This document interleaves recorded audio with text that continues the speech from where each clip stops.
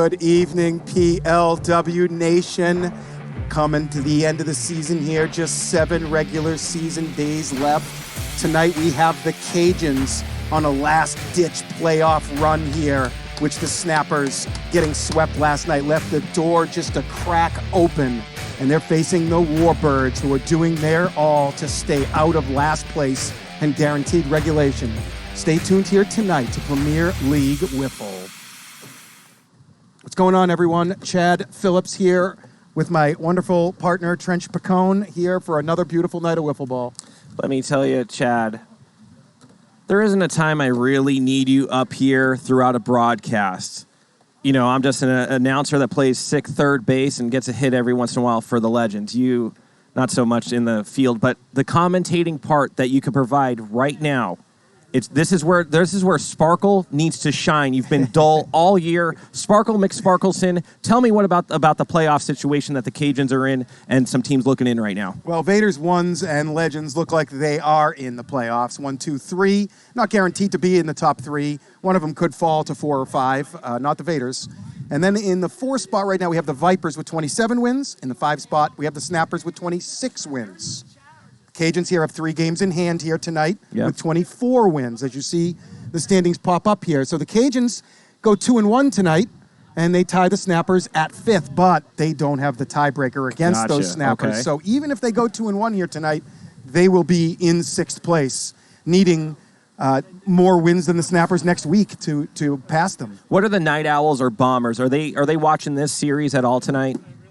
The Bombers are pretty much done. They need an absolute miracle. The Night Owls definitely need the Warbirds to win these games here tonight, and they'll have a chance to sweep next week and maybe give themselves a shot if the Snappers want to falter again. If the Warbirds took 2 of 3 tonight, how happy are the Night Owls? Give me a percentage of If the Cajuns take 2 of 3 tonight, the Night Owls... the Cajuns. The Night Owls are still going to have to get all 3 games next week, and the Cajuns don't really dictate their fate that much.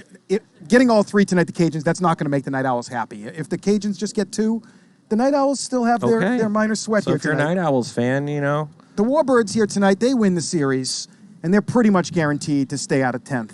If they don't get any games tonight, they open the door for the Lightning to bypass them into 9th place.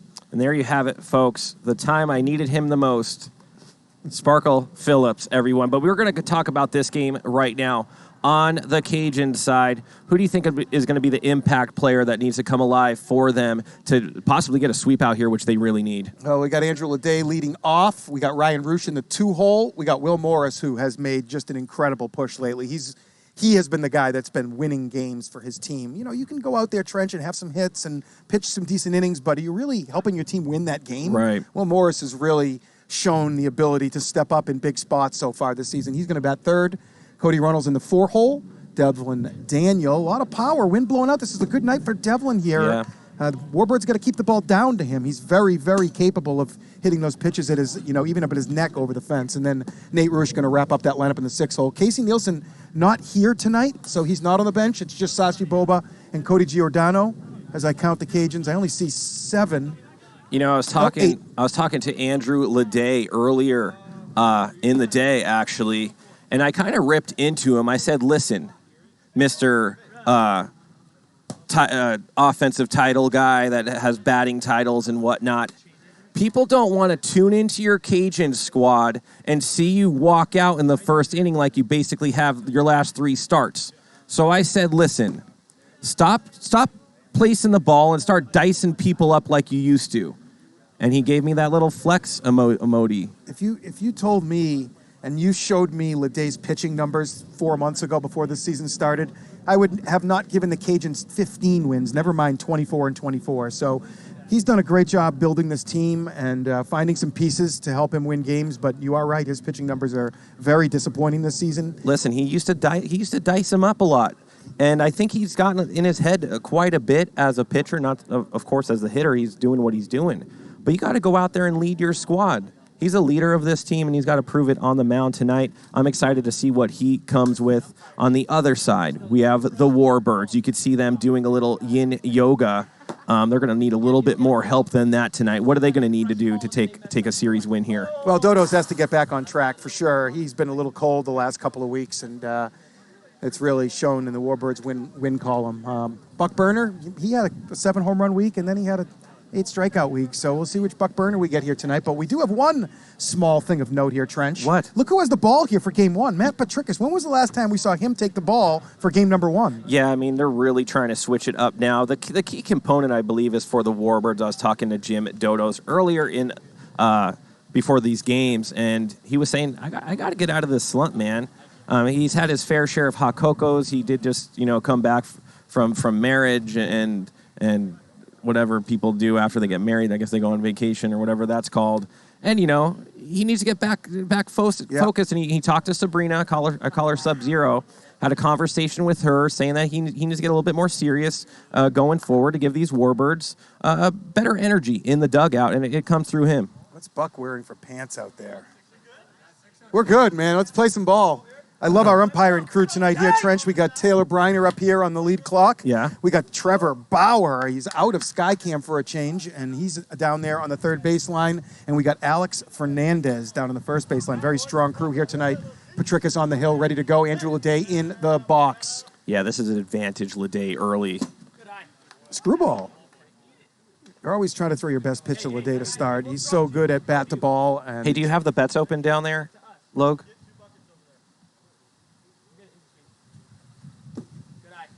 An immediate Leday taking a 2-1 count. It's supposed to be off today, but then the bat signal, I call it the stream signal, went up into the sky. We were really hurting for people. And Leday goes left side. That's not going to stay fair. Clips a tree. Had some stuff to do, but you know what? I know our fans come and love this production, and our volunteers showed up. I put out the signal myself, and we got a full squad. Love seeing that, the response from these guys. A full count here to start. Patricus is going to have to come in with a strike here. He's not going to play around with walking the leadoff batter. Look for a ball in play right now, Trench. He kicks and deals. Merciel, are the bets not open yet? Yeah, let's get some betting. Let's get a market up there. Hopefully we get that betting market up there in the next couple Yeah, seconds they are here. not happy in the chat right now, and you could hear some of these, originals. There you go. It looks like it's up there now. And they have every right to be. Oh, and Ryan Roosh goes right side, and that's going to be a double scoring Andrew Leday from first base. And, Andrew Leday has a 24-game hitting streak. It leads the league right now by far. It's okay to leave those bets up for a while. The bets will just come in on the Cajuns, and that's going to just make a really good price on the Warbirds. You might get 6 or 7 or 8 to 1, which just makes it correct, because with the live in-run line right now would probably be Cajuns minus like 450, 500. I'm sure they were. What's that spread there, guys? Drop that down so we can see it. 1.5, I'm guessing, Cajuns. Here's Will, and he looks at a strike down the pipe. I think maybe the dungeon has their humidifier on strong.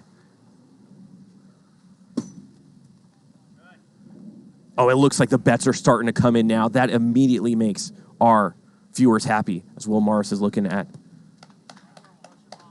something. Do you know what count it is? I believe it's 2-2. That's going to fill it up. Oh, man, Patricus in trouble early. A lot of people, I'm not sure if they liked the sweep last night, as they're talking about the legends. And Will Morris. Patricus gets bailed out there. Yeah, He would he have does. gone walk, double walk is not the start he was looking for. He's able to get Will on a very rare chase. As of the last month, he has been really dialed in on the strike zone. Here's Cody Runnels. Talked to him last week, and he admitted that he's just been a little bit antsy up there and needed just to relax. He's one of the better players out here, so it's gonna get to his game real shortly.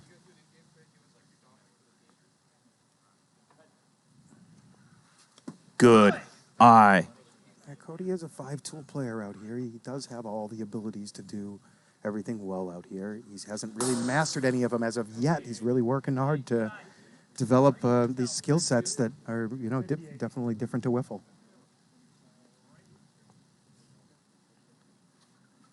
Oh, looks like a curveball coming in. It's going to even up the count. Good change of speed by Patricus there. He's got to start getting ahead in the count. He's been behind here in the whole first inning. It's hurt him. Oh, man. So that was a full count, and he goes walk. Basically, puts runners on first and second, one out. The Cajuns threatening early. Yep, they are. We're going to go Dodos right away here. Yeah, I haven't seen Dodos on the mound in a minute. He's going to be cold and rusty up there, and it looks like he's a little upset at Kirby Bucket only retaining 4 balls as the warm-up pitcher should get 8, and Jim's going to probably file a complaint with the Kirby Society and see if he could get 4 more balls in his warm-ups.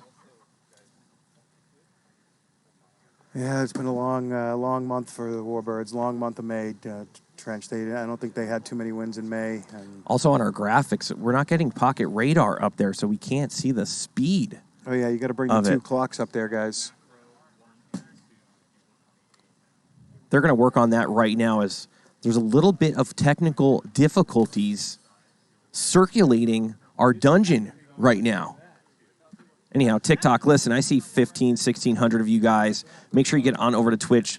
It's a live broadcast, multiple camera angles, sky cams, dungeon cams. Hang out in the Twitch chat. Bet wiffle ball points. You're watching the best wiffle production in the nation on probably the largest field, on the sickest field as well, here in beautiful Las Vegas, Nevada. Hideaway Field. I'm Trench Pacone hanging out with Chad Sparkle Phillips, and there's Kirby right there. Just a little blip on the TikTok phone, but when you're on Twitch, we zoom in. We have a good time. He's got his own Instagram. He was out on the town a few nights ago, pulled in a couple big pots, I believe at the Win. And look at him work those wiffle balls as Dodos is going full Stein right now. Double Stein. Double time, double Stein. Look at the whole infield is tying their shoes. What is going on here? Maybe it's like something that they do. I've been watching on Instagram. Sometimes there's like these dances that they do before pitches. Maybe these guys have like a shoelace routine. It's possible.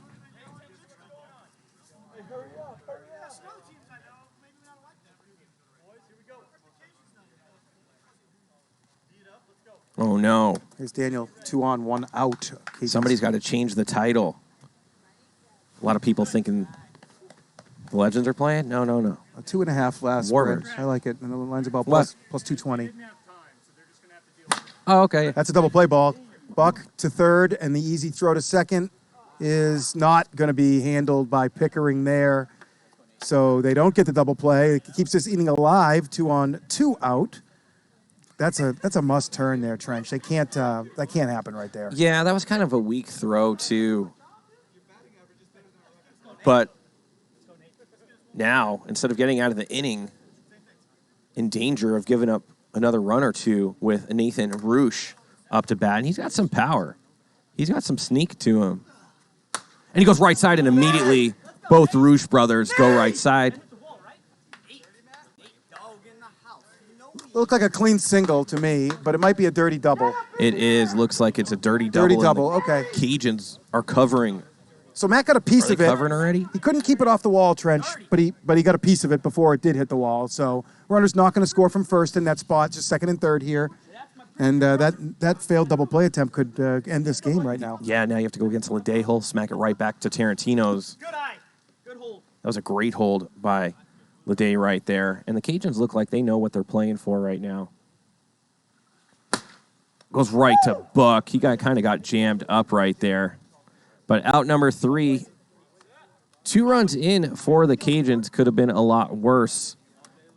But, yeah, they get out of that one, only giving up a deuce as the Warbirds now are going to be up to bat. I haven't seen Brandon Maio. Have you? He's running a little late, I was told, and do not see him, though, and that's a big deal. That's why you see Patricus on the mound, right? That makes sense. Yeah, I'm surprised Jim just didn't take the ball to start, though, again tonight. Yeah. He was at the beginning of the season, early, middle. He was starting game 1. It wasn't really working out very well, though. The Warbirds' defense has struggled. Their offense has struggled, and when you give up a 3 or 4 spot in the first, and it's going to be a long game from there. Sometimes it's not a fun feeling. Yeah, here's Ryan Roosh. I think Roosh is in the hunt for most strikeouts for the season. I think he's like 12 behind or something like that. He'll probably cut that really close. Watch out. What was that? I don't know, dude. There's a ball coming for you. Oh, Jesus. So don't throw the TikTok phone. I didn't. You did. Oh, man. Here's the thing for it. Let me get those strikeout numbers because the strikeout race is really tight here. We need plexiglass.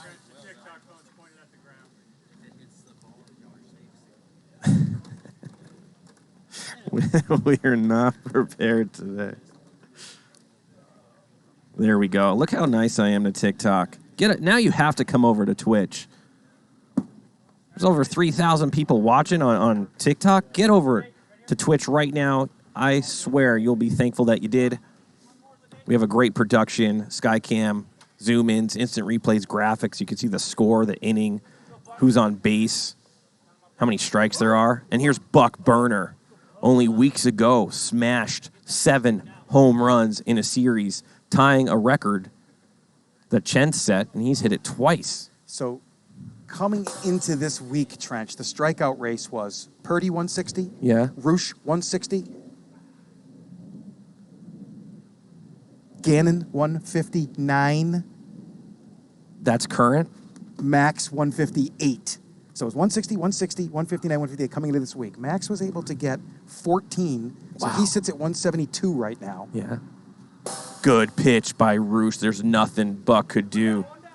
Gannon only got 7, so he's at 166. Okay, So 71, Purdy and 60. Roosh were the two leaders coming into this week at 160 apiece.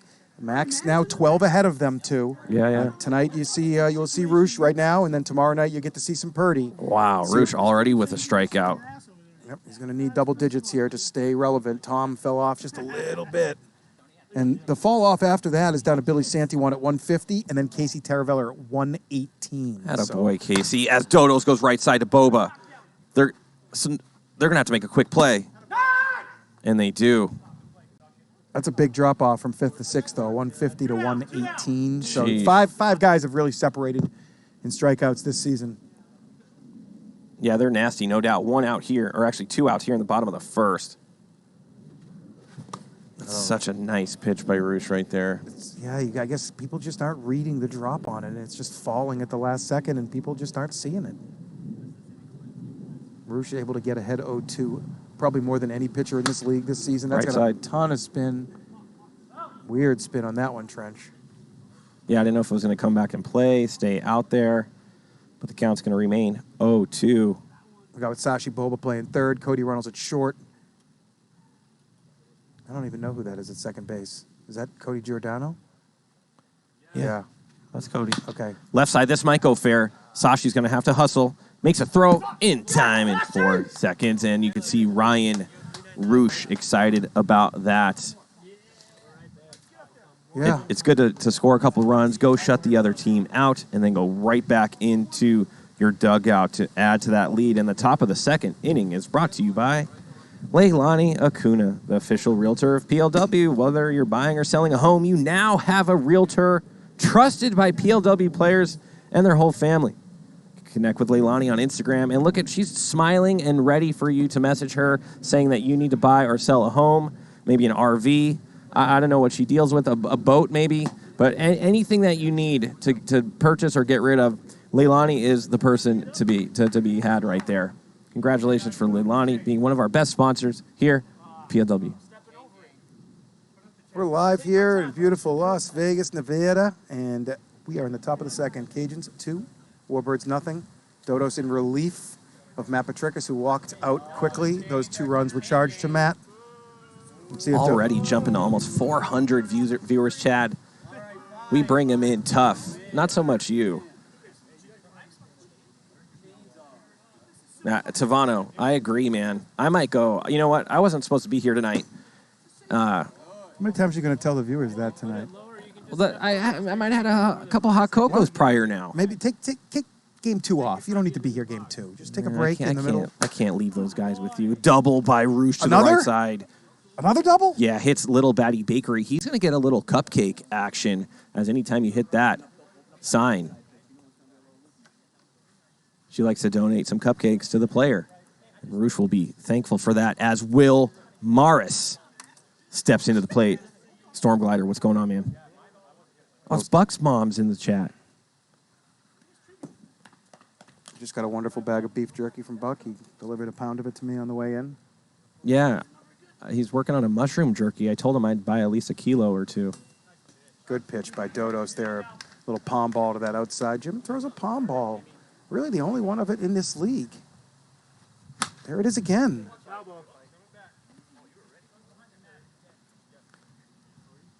Chad's like, or Buck's like your local pharmaceutical dealer now. He walks in with his jerky, and people are like he's a somebody. He is a somebody. Oh, and Will bends his bat. He's gonna have to dip that into something. Yeah, it's a missed call there, but that's a missed What, call. they said no go? Yeah, they said no go, man. No, I think if you bend your bat in half, it should just be an automatic strike. And Jim is going to go for the yellow flag right now. He's going to challenge this play. Yes, we do have a replay. Leave that replay running. Oh, I think he might have gone too.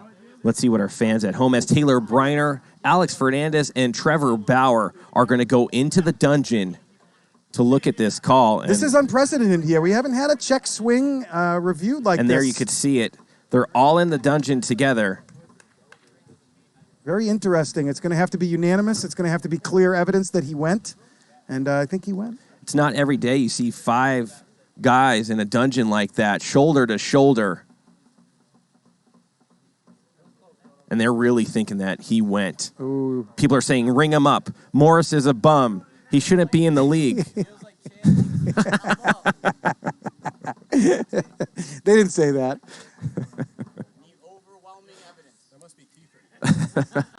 And look at Trevor Bauer. He's saying, listen, I've played some ball in my life. And you can see Logan switching up. They could, when they do the instant replay, they could do it like in slow motion too, so they could go back and forth. So this is a good chance for me to have a little shout out to my parents' 47th wedding anniversary that's yesterday. amazing, man. I missed it, forgot to send the text, so I'm responsible for saying it on air. You know what? I'm thankful that you were considered as a child. They went through with it. Here you are today, Sparkles, alive and well in the PLW, our Bible of rules. You're fun to have in the game. You had a lot of elements to this. And here they come like the Grim Reapers of the 1700s. See if they're going to overturn this. That's it. Not enough to overturn the call. I hate the initial call. I think he missed it, but I like the replay. Not enough. It's got to be clear and a check swing. And it was pretty close, but again, 100%, not necessarily. Dodo's back to work. Morris back in the box. Ooh, just missed. His palm ball's kind of running out of gas before it gets to that zone. Yeah, 2-2. Morris to the right side, and that's going to score a run. Good piece of hitting by Morris. They kind of had that 3-4 hole closed up over there, but not enough. Buck unable to get to that. Hit just hard enough to get through. 3-0. Listen, Sparkles, I'm sensing bad mojo for the Warbirds early, like they don't want to be here. And you got to figure, I mean, they've been down in that 8th, 9th, 10th spot for a long time now. Do you think it just starts to wear on you? Yeah, definitely. I mean, you've been down there kind of all season as well without going into your details of your team, but what's that feeling like in a brief? You just want to play hard. I mean, I think we should have 10 more wins than we have. Like, we just want to compete every night, and we've done that. We just been on the short side of a lot of games.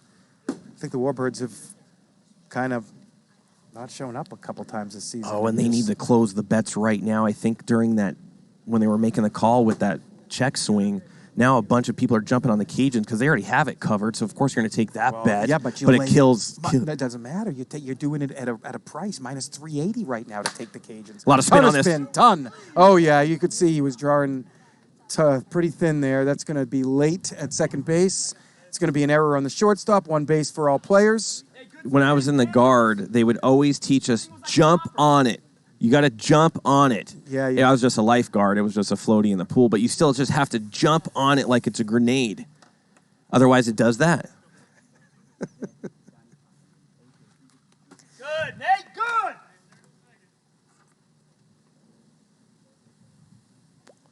Can't be doing that. And Buck's a good player. He knows better. You can't wait for the spin to come to you. You gotta stop the spin immediately. Yeah, well, that was a little different because it started out rolling right away. Usually they're bounding. That was just rolling across the turf with tons of spin. Dodo's struggling to throw strikes here, struggling to throw strikes all the way. I'm going to tell home. you one thing right now, and I love Dodos. I think his energy is zapped out. I see I think it. this season is like 9 games too long for Dodos. Yeah, it certainly is. Especially when you're just struggling as a team and you're like the guy carrying it basically for the whole season. It takes a lot of mental strain on that. You're not wrong, man, and he's been unable to continue that through this later half, and the Warbirds are feeling it. Like, you're just going to try that much harder and expend that much more energy. And, PLW goes beyond the field.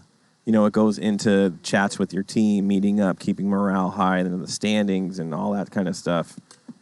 See Lede chase an outside pitch there. I think he misread that pitch from Dodos. Dodos has got some tricky stuff. He hides the ball well. When he can throw strikes, he's very effective. But he's fallen behind here at 3-2. Watch out for Lede going 4 banging right here. Don't do it. No, he's just going to walk back-to-back guys. Going to change the pitcher on that note. Remember, 2 walks here in Premier League Wiffle, and you are done pitching for that game. So, Yeah. we got Dan Pickering coming to the hill here. Yeah. They call him Piccolo. No, Trent, you call him Piccolo. I'm they. Ogden, my skipper calls him the parking lot because one time I think Sansone got one out pretty far. But actually, last time Pickering, I believe I saw him pitch, he did real well. He reminds me a lot of JT Church, honestly. Kind of just has that, low riser sometimes. And if he could get it going, he could really make something happen. I'm going to reach out to TikTok one more time, as I always do. Listen, TikTok, 20 seconds at most, just to see what we're all about. You can see the field's awesome, biggest wiffle ball stadium in the nation. But if you really want to get the impact, the feel, the intimacy, the camaraderie, you got to come over to twitch.tv/Premier Wiffle. Download that app real quick. Get Premier Wiffle League. And come on over. You're going to see 5-6 different camera angles, dungeon cams, instant replays, all the graphics we do. Mercies. You could get merchandise. Pickering's going to shut this thing down. All right, well, let's talk bases loaded, nobody out. Infielders options. Come straight home. Middle panel. Looks like they're doing something to Lede right there. Does he have an injury? Remember, Nathan Roosh is a fire captain. He probably deals with all sorts of... There's a whole first aid kit over here. And they're surrounding Lede. It looks like he might have... So bases loaded, nobody out, okay? That's not good. Infielder, first play, home, hit middle panel. You get the out at the plate. If you miss the middle panel, you'll just get that out at first. Everybody will advance. Infielders also can try and turn a double play by stepping on their bag at third and second and then coming home for that middle panel. That would score a run. It would get the out at the base you touched and first. But if you can hit that strike zone in that spot, you get a tag play at the plate. Roosh already with, I think, a couple doubles to the right side. And this is an advantage Roosh as he, to me, he's the most improved player this year. He has come on so strong. He's right up there in the top 10 or 15 in batting average, on base. He's a 5-star player, a 5-tool player out here. He does everything Defense, well. pitching, hitting. What else? That's it, right?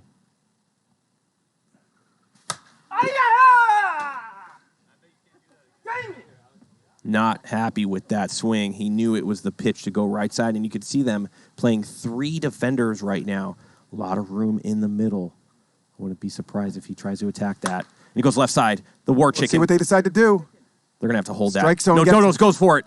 He's got to throw with the bases loaded. It was wide, so they just get the out at second base. Everybody else advances. Batter takes first. He's got to come there. The bases are loaded. If he hits the strike zone there, he gets a tag out at the plate. Middle panel, he gets the double play at first, but he missed both, so it's just going to be a normal fielder's choice. We go to first and third, 1 out. Another run in for the Cajuns, 6-0.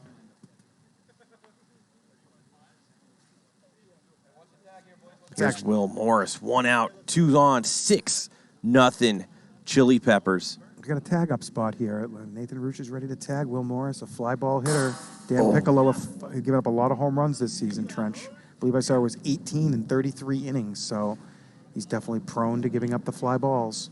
Got Petricus out in right, and we got James Perez in left. Man, lots of room all over the place for Morris. James Perez, no arm out there. That's going to be a free tag up. And Roosh Roosh is going to go. No, but just going to drop It's in gonna for a drop. single.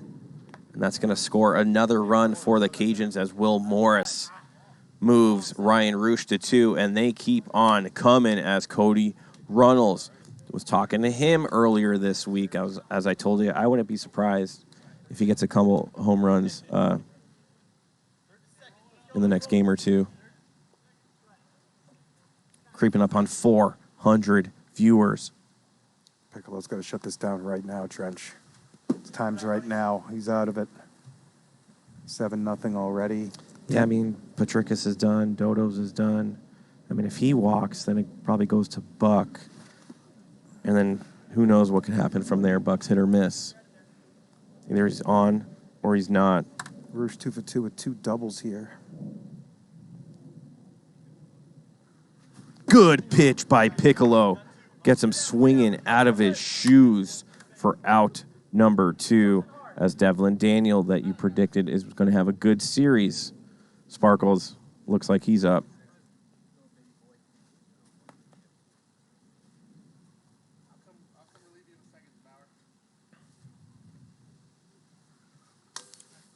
Good first pitch by the Pickering.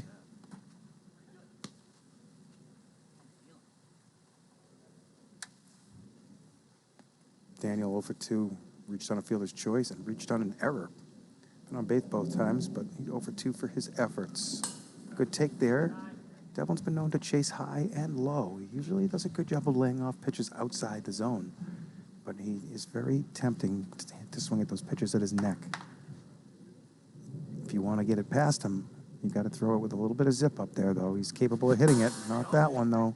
He swings through it. Man, what a great performance right there by Dan Pickering to get out of what could have been double digits to give his Warbirds at least a shot here in the bottom of the second. To cut into this, if they could get 2 or 3 right here and then go shut the Cajuns down and then score another couple, you're in this game. There's 6 innings is a long time in WIFFLE when you have 6-9 outs to go. You know that you could turn the lineup over fairly quick if you just get a couple hits, a couple walks, and move on. Trench, if Brandon Maio doesn't show up here, the Warbirds aren't going to win any games here tonight. They need Brandon Maio. He's their hope. They could win 2 games with Maio as well if they do it perfectly and if he pitches well. And his bat has been pretty incredible as of late, too. He might be their best hitter, and he's one of the 3 best pitchers in the entire league, and there's nobody can deny that. If you look at his numbers every season. Is he the Nolan Ryan of PLW? He's the man. They need him here, and he gets it done pretty much every night. I mean, he's given up some home runs over his days, but he just keeps coming at you. He doesn't give in, and he's won his fair share of games out here. 20-game winner back in season 1. That record may never be broken.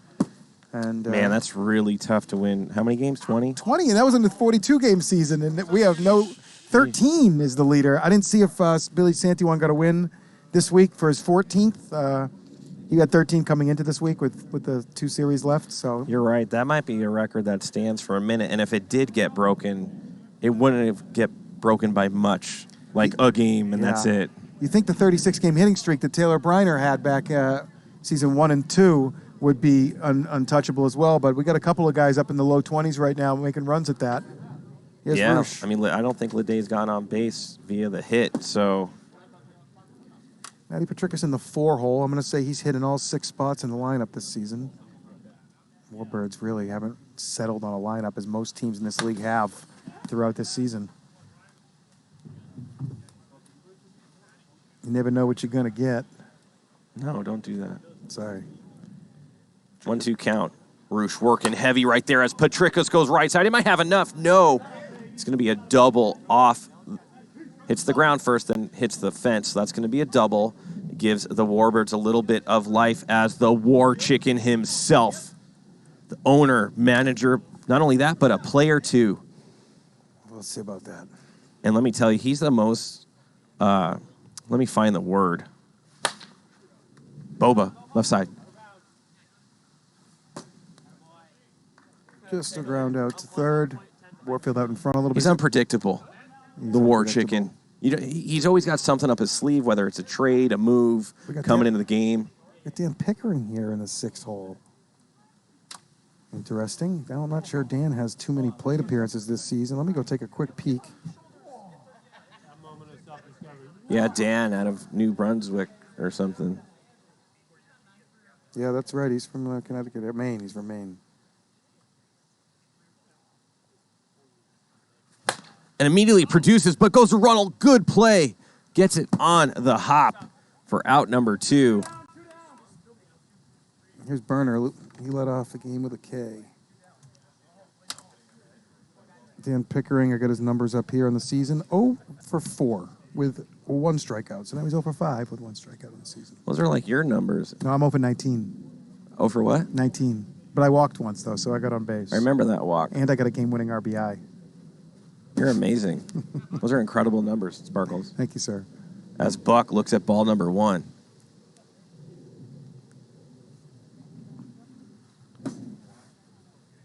Turn off the NBA game, guys. It's nonsense. There's no reason to even watch it. Buck. Good pitch by Roosh. He's got a lot of movement, and it's hard, late, sharp movement that he has on that slider, and nobody's really adjusted to it all season. Oh, man. Oh, Buck man. not happy with himself with that swing, and that's all you could do is just be frustrated and start tossing some of your gear into the dugout. I hope that doesn't signs of how Buck is going to play tonight. He needs to shake that off somehow. He needs to shake it off. Period. Yeah, just be a little bit more patient up there. The Warbirds, they seem all out of sorts right now. And if I'm the chicken, I gotta pump these guys up. Listen, I read in the chat a lot. Yeah, no doubt, sidekick. I just saw that. I didn't play well, but they're one and a half pieces away. Imagine like a Tavano on that team right now, how much of a difference that could be. They need a caliber player like that. Of course, he's like leading the league in RBIs or whatever. I'm saying the mechanics, the playing, the savviness of wiffle ball. He's translated it well coming from baseball. They're missing that one player. Looks like Maccabee's done for the season as well. Yeah, they need the Maccabee coming. They're not gonna and have Maio. Imagine Mock and Maio in this lineup. Well, it changes Trench, it up. They've had Mock and Maio in this lineup the past month many times, and it hasn't got the many wins. So you think, and it looks on paper like this Warbirds team is going to be really strong and effective, but they just haven't been at this point. I don't know what it is, Dodos was carrying them for a while. And he's the only power hitter on the team, though, really, like, consistently. Buck's a power hitter. No, man. I'm just saying, like, consistent, though. Buck should be more consistent, but you're right, he hasn't been. If you're looking at teams that are in contention right now, they have, like, 3 guys in, like, the mid-350s, low, 330s or whatever. But then there's Dodos hitting, like, close to 400 or something like that, and then nobody really close after that. Somebody says there I need to try to trade for Buck or Jim. I didn't do it myself. I had the chance to trade Buck for Kyle Lohman a month before I did trade Kyle for Jake Slusher. So I wish I could have got that deal done, to be honest with you. Buck hit 7 home runs a couple nights later, and that was never a talk again. That's an anomaly. Like, of course, but I was going to get, I had a chance to get him, but once he did that, it was never happening again. He showed that he's a deal breaker, and he's got to find that rhythm out here more often. Man, Piccolo really dealing right now. Here's Leday's 5th plate appearance? No, 4th plate appearance. Here's Leday. He's going to need a hit because who knows what the Cajuns could do. He's 0 for 1 with a line out and 2 walks. Yeah, he just gets on base all the time. And there it is. Is he going to extend it? No. Trevor Bauer down there. How does he do it? He just places it. Yeah, he really does. He's fantastic. He's probably hitter. the best player in the league right now of just placing the ball where defenders aren't. I've mentioned it before, too. His approach when he gets in the box is different than his approach when he gets the 2 strikes. That's a great play by Petricus, sticking his thigh out there, knocking it down. Man, he really hammered that. but couldn't get on base as Ryan Roosh up to bat right now. Roosh is 2 for 3, 2 doubles. Fielder's choice last time up.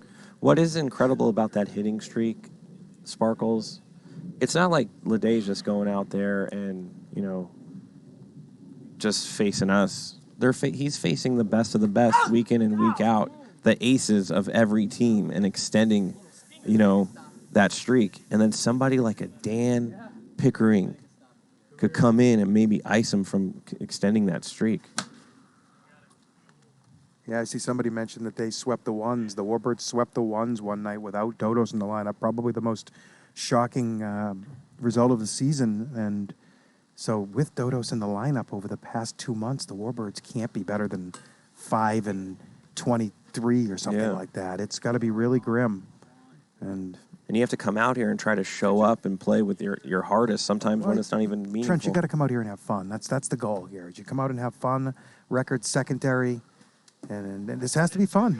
And if it's not fun, then you need to take a night off. And it's not about winning and losing. It's not about angling to do so. It's just about coming out here, having fun, let the chips fall as they may. And it's about Dan Piccolo dealing right now. It's going to be a walk for him, though. It's only his first. And this could spell trouble as he's going to have to tread lightly as they don't have many people behind him that could pitch. Only Buck Burner. Yeah, Buck is all they have left. Who do they have on the bench over It looks there? like Brandon Maio has just showed up, and that's big news for the Warbirds. Yeah, he's not going to get into game one to pitch. Don't expect that at all. I don't want to waste any of his innings here in a sure loss right now. Look at this. Leday has 93 hits with 6 games to go. Wow. That's pretty good, yeah? Yeah, he's got none right now. He's 0 for 2 walks. So to keep that hitting streak alive, he's got at least one more chance. Maybe 2. As Pickering throws a heavy drop that Morris does not read. Swings through it, 3 outs. Good inning by Piccolo. He's come in and really stopped the bleeding. The Warbirds look like they had no hope. They found an arm here. It looks effective. Still 7-0. Warbirds get another chance here to maybe get a couple here. Get their nose back in this one. Listen, you just never know when a Drew Bledsoe goes down who could be behind him. And maybe Dan Pickering is the Tom Brady that they needed to see come out and have the chance to pitch on the mound. What do you think about that, Sparkles? Well, let's go back into what I was just talking about, that I traded Lohman for. I could have done, for Buck earlier, and I could have done, for 4 pitchers I had the chance to get. It was Slusher, Church. Can't remember the third one, but the fourth one was Dan Pickering. So I could have sent the Lohman to the Warbirds for Pickering instead. I chose Slusher. Pickering threw a shutout the next night, and maybe I made the wrong choice, but Slusher looks okay too. He's got to develop still, and we'll see how that turns out. We're going to see a new pitcher out on the mound for the Cajuns. I like this move with the 7-0 lead. Devlin Daniel. He's the guy you got to get more reps, because he's either nasty or he goes walk. It seems like his two methods. Who did I criticize, Jim? Yeah, if he could get warmed up. I like getting Devlin in here right now.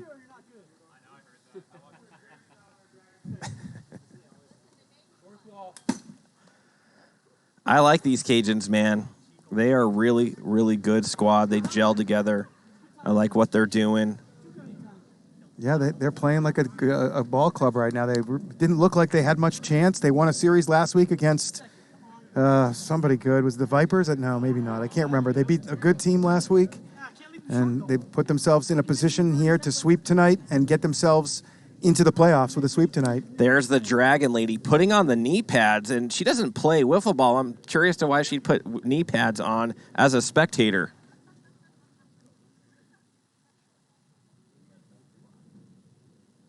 I have to talk to Trevor Bauer about that. It's Dodo's ropes one to Tarantino's, and I love that they're playing our games in his restaurant, and he's going to get some zucchini sticks for that one, and he loves those zucchini sticks, man. I seen him one time, mouth through about 20 of them in one sitting. Well, he's going to get a free order of them next time he goes to Tarantino's, so go check that out if you haven't. Sabrina's going to love that. No better way to come home to your lady with zucchini sticks in your pocket.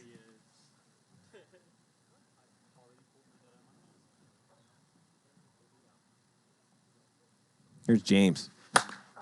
Oh, he gets rolled over on that one. Bobes is going to have to make a play and does for out number 1. Matt Petrikis comes up. He doubled his first at bat. Right down that right field line.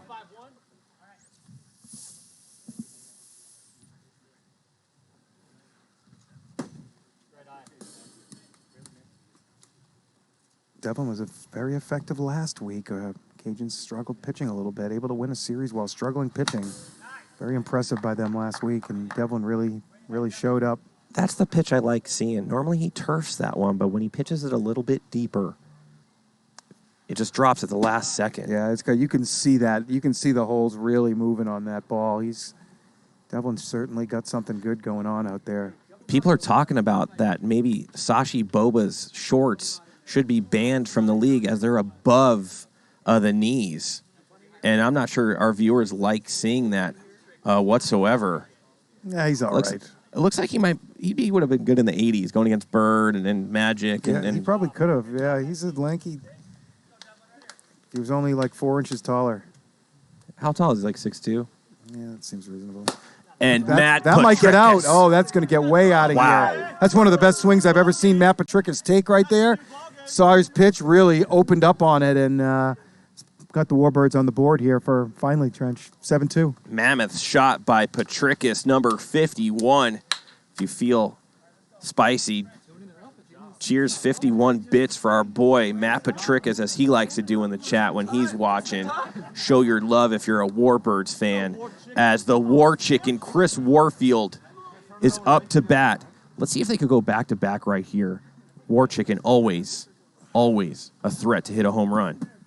If you're a new viewer, Matt Petrikis back in Season 1 into Season 2, he was a monster. Yeah, you didn't like facing him all that much. He did not at all. Season 0, he was one of the best players out here. And the chicken.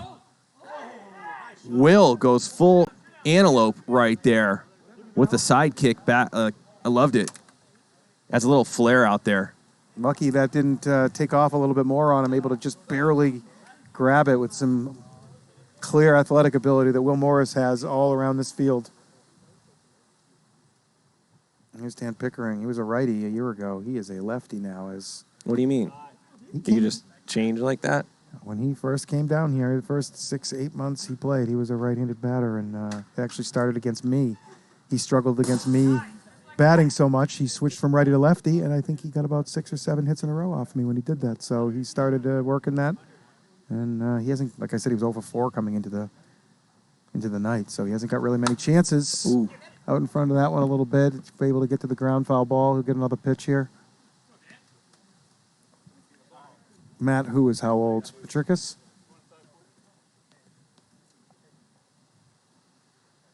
How old is Petrikis? He's around 32. 32? Yeah. 32. 1-2 count to Pickering. Bottom third, 2 outs. Warbirds threatening. Good take there. Pickering, an OG of this league, he did leave and move away for about 9 months, so he wasn't around for seasons 1 and 2. He was picked back up for season 3 and into season 4 here, but he was in season 0, I believe, and then he played in the prior leagues before. Freezes him, though. Is that a 7 or a 1? Wow. Good pitch by Devlin Daniel. Does give that 2-run jack to Petrikis as the Warbirds do that cut into that lead, but the Cajuns are going to be up once again in the top of the 4th, and they're going to look to do some damage to make this game far-reaching for the Warbirds. I believe they know that the Warbirds might not have the offense to catch up to a lead like this. And the Cajuns, they look like they know what they're playing for tonight. They feel like they need to sweep. They do need to sweep, Trench. They do. do. If they sweep, they're in 5th place. They're in a tie with the Sandvipers at 27 wins if they sweep. They don't have the tiebreaker, so the Sandvipers would take 4th, and they would be 5th, 1 game ahead of the Snappers. If they can go 2-1 again here tonight, they'll be tied with the Snappers for 5th. But the Snappers have the tiebreaker over the Cajuns, so it wouldn't be good enough at 2-1 here. It would put them in position to give themselves a shot next week. But a sweep here tonight realistically gives the Cajuns a better than 50% chance to get into the playoffs with a sweep here, which is pretty wild. Nobody really gave this team any chance before the season started. I liked the Cajuns prior. Oh, Trench, God. Why? All right, Trench, you gave the Cajuns a chance before the season. Nobody else did, What? though. Morris, Ledet? You didn't even know who Morris was when this season started. He was drafted this season. But we knew what he was all about. We knew he was going to put up some numbers. Nobody thinks any rookie is coming into this league to make an impact at any point. But he has. It took him a few weeks to get rolling. You didn't think that like Kyle Etter or Tavanos of the world weren't going to be good sparkles? Tavano had a pretty slow start to the season. It's not about what you see initially, Sparkles. It's what you could I see in the understand, future. of course. And I knew when I saw the Etters and Tavano, I knew they were going to amount to something. Right. You're judging a book by its cover, a typical move that you do, not even giving somebody a chance. I give everybody a chance. It's just tough to make an impact out here as a first-year player. So when this season started, nobody gave this Cajuns team much credit. They didn't really have anybody other than Ledet that we knew was going to be able to step up. And he's made several trades. And they had Kiefer at the time as well. We didn't know what he was going to be either. We still don't necessarily know what Kiefer is. He's on my team now. I'm happy to have him, and I hope he's going to grow into, a great player. But as of right now, he's just an average player. Here's Runnels taking a sick pitch. Dan Pickering looking like a great player at this moment in time. Cody's Runnels switches over to the left side. He's 1 for 2, walk, strikeout, and a single. He hits that one hard. That's going to be a base hit. No, Dodos stops it. Good start for Runnels in the 4th inning as Devlin Daniels comes up. What were you going to say, Sparks? I don't know. That's it. Hope a good series can develop here. Warbirds trying to stay in at Pickering with a couple shutdown innings, giving his team a chance to put a 2-spot up there and give him a little bit of hope with 9 outs still remaining. Yeah, you cannot afford another runner coming across as Devlin Daniels. Pickering doing a great job of keeping the ball out of the middle of the zone. Everything he's thrown has been down below it or up above it. Let's see what he comes with here. He's got an 0-2 pitch. Maybe the Piccolo Trench. Has to be careful if that comes any more outside of where it was right there.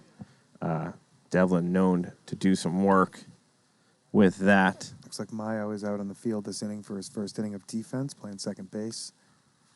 He's going to get some action early, and he does. Oh, he does. He gives it to Petrickas, who's got to throw it home for the double play. What a play. Immediately, Maio's impact felt as he makes a good play. Petrickas squares up, also makes a play. Great job by Maio there. That ball looked like it got deep on him. It almost got by him, but he was able to put his hands on it. Really smart to flip that thing to Petrickas. Obviously, Maio has more than enough arm to make that play himself, but Petrickas had a little better momentum. Roosh gets hit on the elbow. Ball 1. Two outs here. Top of the 4th. Cajuns all over the Warbirds. Oh, man. I love that pitch right there, Sparkles. Yeah, what is it, buddy? I don't even know what it is. The Piccolo's throwing stuff we don't even know how to call. Let's see that replay. Let's see what it looks like here.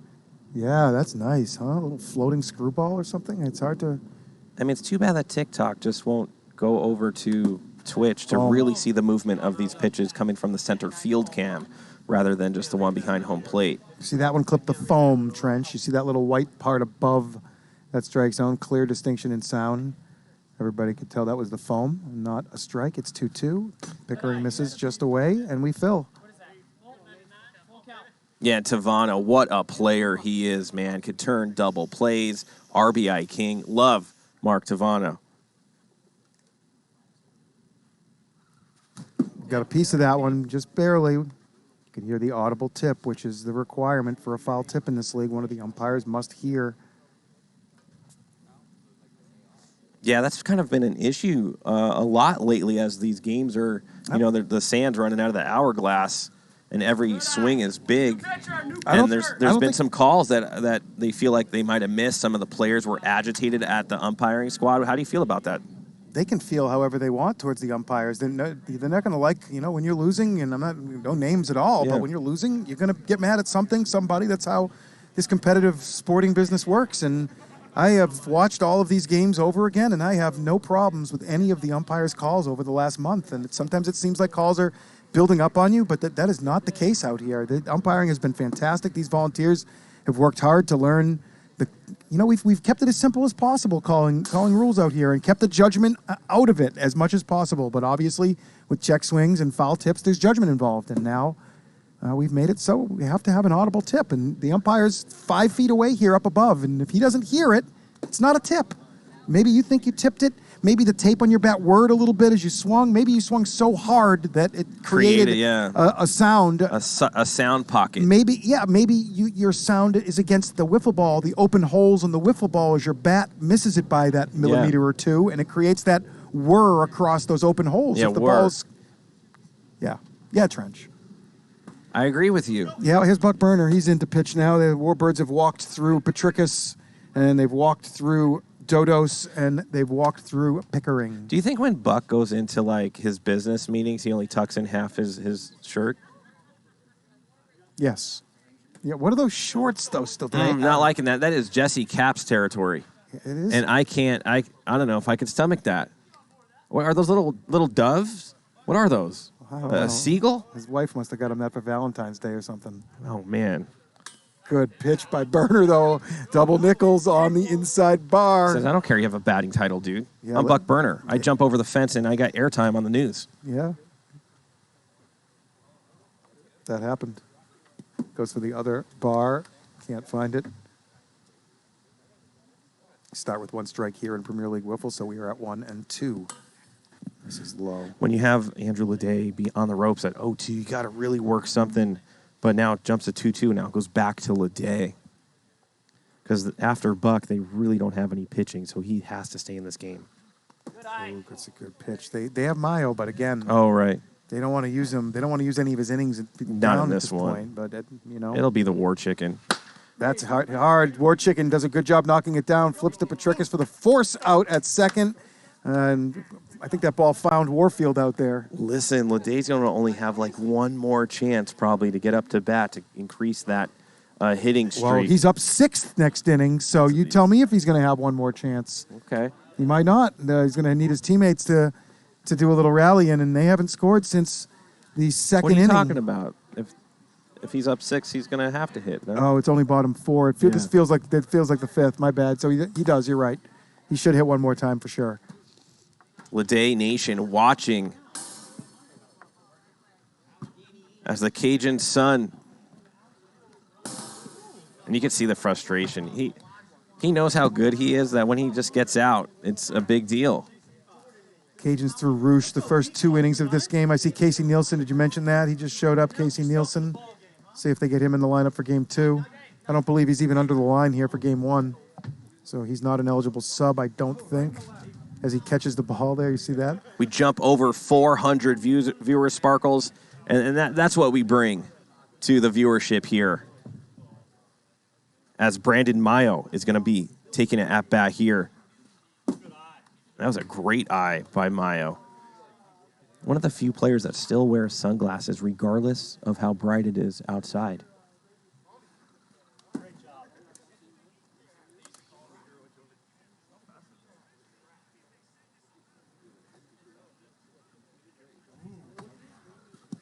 Daniel losing that release point a little bit, starting to spike them a little. We've seen this before. And when he spikes them like so early. Yeah, and Maio does a good job of getting the leadoff runner on here. Yeah, watch out. The Cajuns pulled Roosh awfully soon with that 7-0 lead. I would have had him throw a 3rd inning personally. The 2 seemed a little light. I feel like this game is in the 5th because of that as well. A couple of reasons why I feel like this game is later than it is. But the Warbirds still right in this. That's in the air, and boom! Oh, my God. He goes full fish out of water on that one.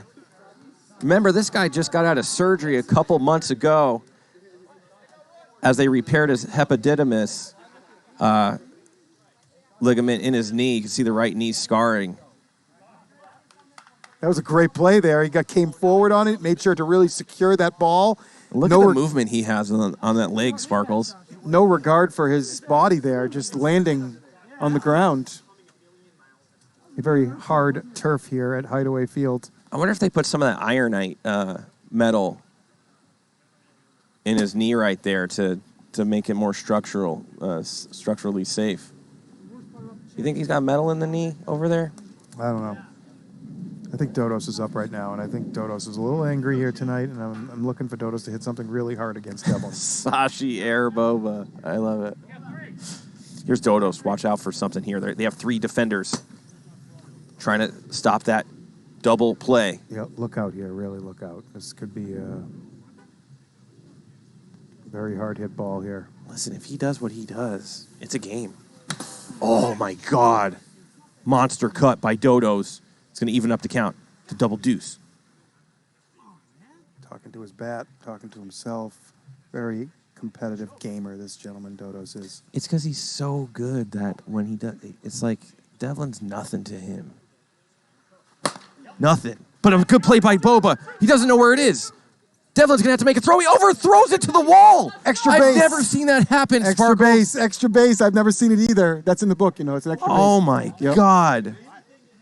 After a great play by Boba, he couldn't find the ball. Devlin Daniel picks it up and decides to throw it to the left fielder for no apparent reason. And nobody was there, and it rolled to the fence. Sparkles?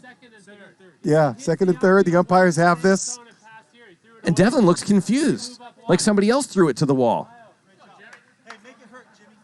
Oh, my God. This could really open up the game. I don't know if we've ever seen it, Trench. That might be the first time that rule... Because you never throw it that hard. Yeah, you're right. That rule has never been activated into the rule book before where the ball actually hits the wall. I mean, the wall is 55 feet behind second base. Unbelievable, Sparkles. They get the extra base on the error.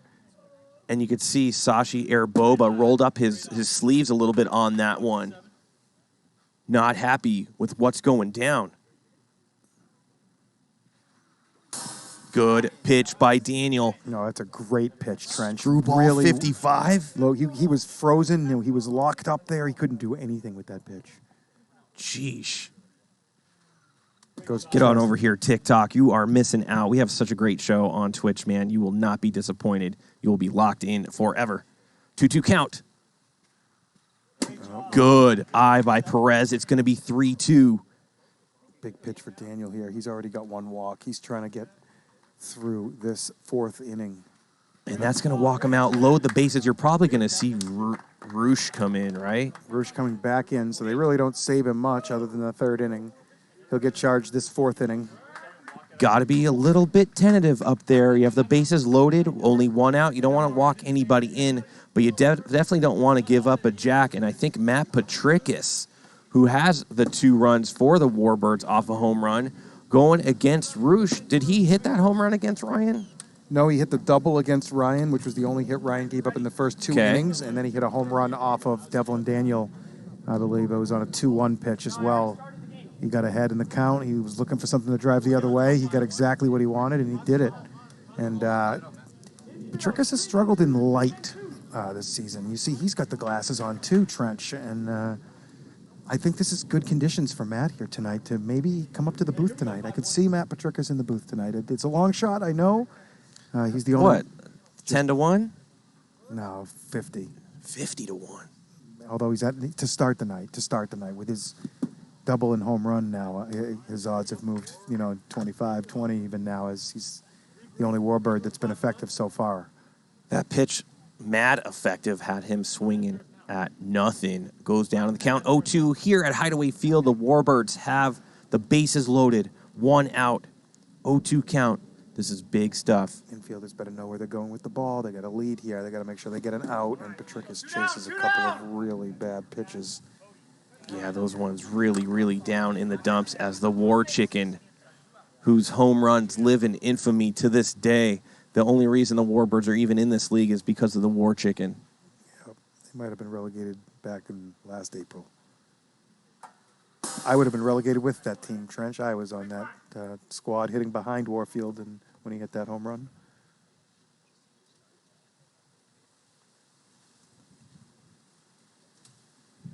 Very quiet here at Hideaway Field. Good take there. Roosh has a ton of movement on his slider right now, Trench. I mentioned that earlier when he was in there. His slider is just bearing down and in and very difficult to square up. Warfield's got to have a good approach here. That's good, 2-2. The War Chicken not phased at all. Roosh, really difficult to see. I wouldn't be surprised to see a screwball go low. Good Goes take there. outside 3-2. This is for all the marbles. And a walk here by Roosh would be huge. Oh, what is chasing there? Wow. 4 balls in the dirt. Gets bailed out right there. Yeah, that's a couple times he's been bailed out here, and you only get a couple of chances out here. 6-inning games, they go by fast. Trent, you get a couple of chances to get some of these good pitchers out, and you can't miss. Well, I heard what he said after he exited the mound right there. He goes 4 balls in the dirt, and the Warbirds swung at all 4 of those. That's who knows what happens if you could just have a tiny bit better eye. Of course, your team's down. You want to make it happen, be the hero or whatnot, or just keep the train moving. But, nothing going for the Warbirds there. The Vipers have, the cream of the crop in this Premier League WIFFLE. They're, a team that's always going to find themselves in the top half of the standings. Seemingly, like a Manchester United, like a Chelsea, 20, 30 years now, they're just living at the top of the standings. Whatever. Well, there's a few teams in English Premier League, which is pretty much the number 1 soccer league, and where we've got a lot of our, the way we filter and relegate, and those teams they're never going anywhere. They're the cream of the league. They got the money, and they got the best players, and they're always going to be good. And anyways, the Vipers have attained that. I got my point coming. The Vipers have attained that by their eye at the plate and by making other teams work and by getting to teams 3rd, 4th, 5th, 6th pitches where batting practice starts to, by the 4th inning, it's over, man. And you got to tip your cap to them for the way they approach and the way that even a guy like Tavano comes to that team and immediately, falls into place with their... Do you know who has a better record than the Vipers? My legends. The Vaders. What does that have to do with the anything? Ones? That's not the case, though, for 4 seasons. 5 seasons, if we count season 0, the Vipers have been up there. So that was a point of longevity. It was a different league back then. It was, but it was still the same. Like, all you needed was 1 Tannic and half a Gannon, and you were going to win a lot of games. That's about all they had was a half a Gannon. Okay, but now you need a full squad. So your talk right there just wasn't doing it for me. Where is Gannon tonight?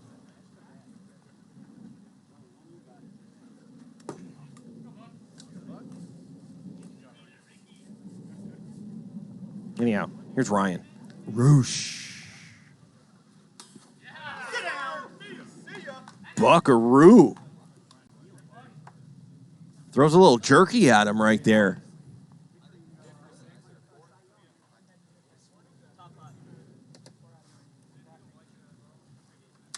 As Will Morris up to bat right now. 2 for 4, 2 singles, 2 strikeouts.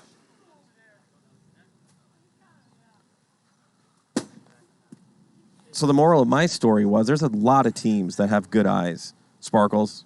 Vipers a little bit better than everybody else, it seems. Really don't swing at any bad pitches. As a team effort as well. Like other teams have a few guys that are like that, but I feel like once you get to the Vipers, it just becomes your approach as well. And I think it's a great thing to have, and I'm trying to preach it on my team. Yeah. It really hasn't worked. Nobody wants to face the Vipers. I know this for sure, as they're the most explosive team in PLW. Yeah, we were able to hold them down for 12 innings the other day, and a couple weeks ago, able to get 2 wins, and then they exploded Game 3 for 15 runs before we could blink. Before the Warbirds swept the Ones, I thought that was the most epic underdog story. Is Cody Runnels destroys that one. Sheesh. 2-run shot. And when Cody's cool, calm, and collected, that's the type of stuff that he could do. He is a baller. 3 for 4 with a walk and a homer now. Good game for Cody here to start the night off. I'm going to have stats for you guys tonight when it's time to vote for who's coming up in the booth. I'll be able to give you guys, for the first time ever, I'm actually scoring the game up here. I've been scoring games since I was little. I never wanted to up here in the booth, but I realize how much it helps to have this information for you guys on how these guys are faring tonight. We got Devlin Daniel. He's over 4 right now. Strikeout, double play. Reached on an error earlier in the night. Cajuns jump out. 7-run lead. Should be an easy play for Patricus on the short hop. Makes an easy throw for out number 2. It's going to bring up Nathan Rouge, who is 1 for 2 with 2 walks. Having a good game here, rolling the lineup over. He's been on base 3 of his 4 times up. Let's see if the Cajuns add somebody to the bottom of their lineup. They got Sashi over there. They got Casey. That might go if it has enough. Off the pink box sign, the top of it. Nathan Roosh kind of fists one out for a triple off the wall there. Yeah, sometimes those fist balls kind of go wherever, as Andrew Leday's going to get another shot to increase that hitting streak. Guys at home, what do you think? Is he going to do it? Is he going to hit it out of the park? 0 for 3 with 2 walks. In a single or something, right? No, he's 0 for 3 with 2 walks that's right it? now. Yeah, he's got no single. All right, he's got no hits. And he couldn't do it, and that might be it for Leday's hitting streak. Well, they batted 6th that inning. They can bat 6 again next inning and give him one more chance.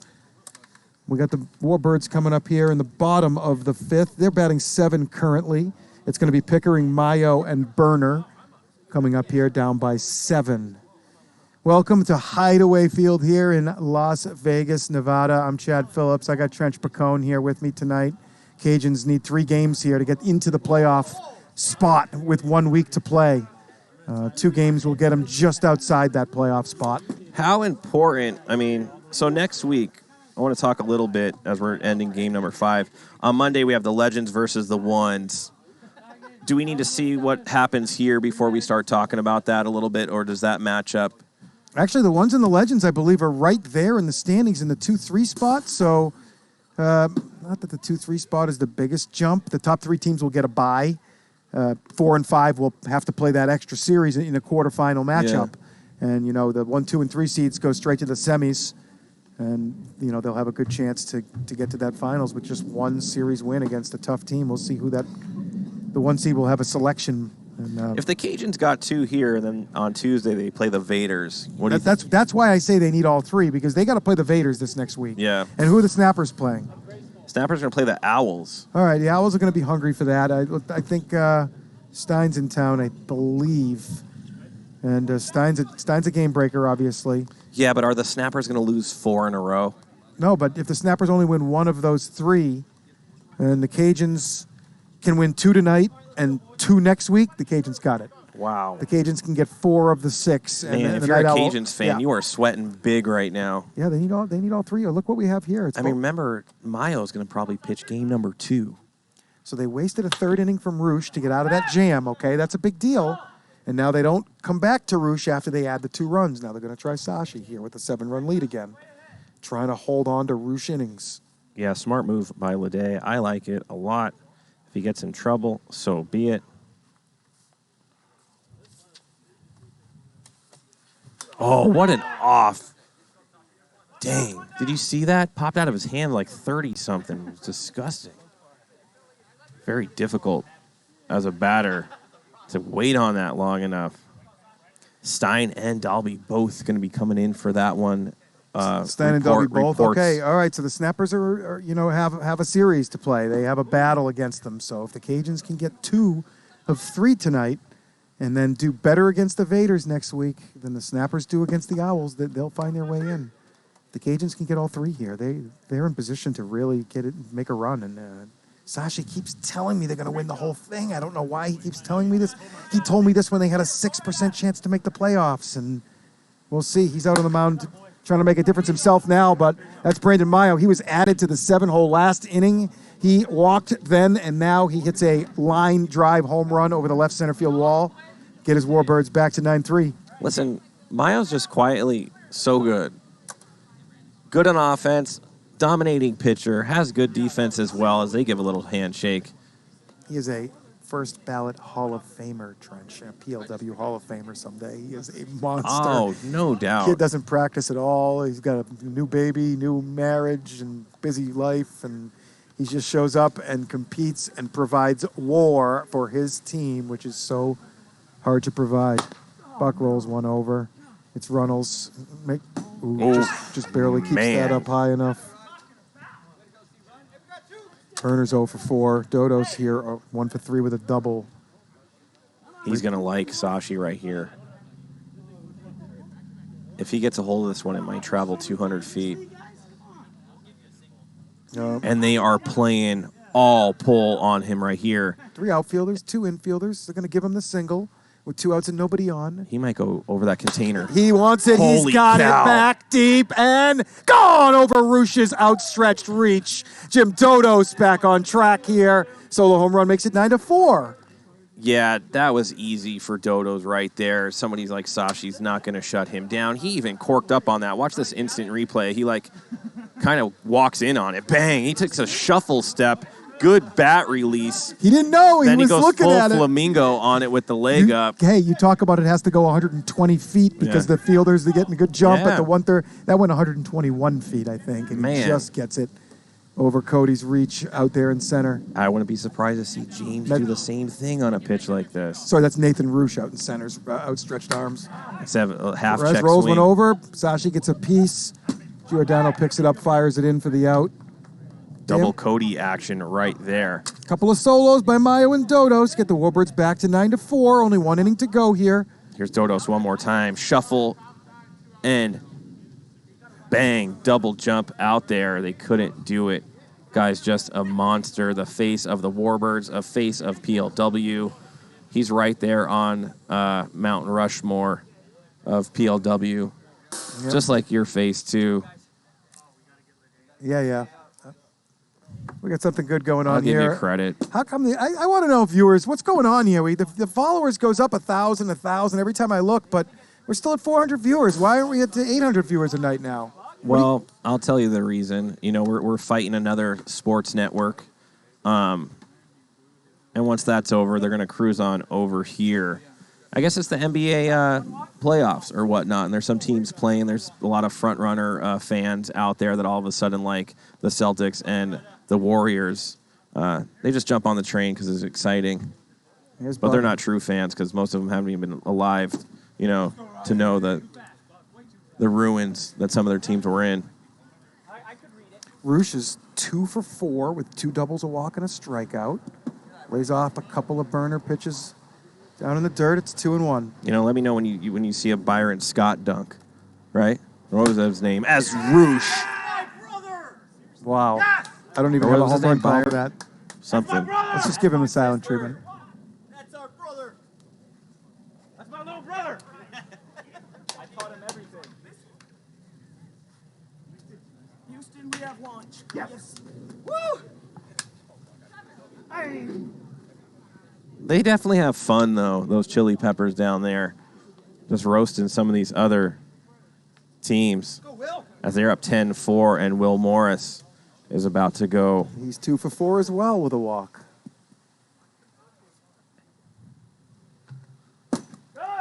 Buck with a good pitch right there. And old Mama Roosh, Wifey Roosh is in the chat, cheering on her men, the Roosh brothers. Pitch by Buck, sneaks one past him there.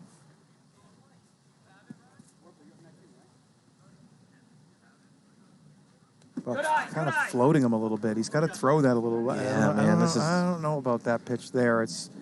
Even flirting with that. Yeah, Will's going to go out there and get it. Yeah, he's lucky that wasn't close enough for him to go get. Now the count's full. I'm really curious to see what happens if Buck walks out, Trench. They're not going to go to Maio down You'll see 6. the War Chicken come in for sure. All right. Then maybe I don't want to see that happen. It's got to be the War Chicken next, doesn't it? Yep, there's ball 4. And the War Chicken's going to come in and throw that finger ball. The last time I saw him come in, I think he's looking for anybody. Anybody?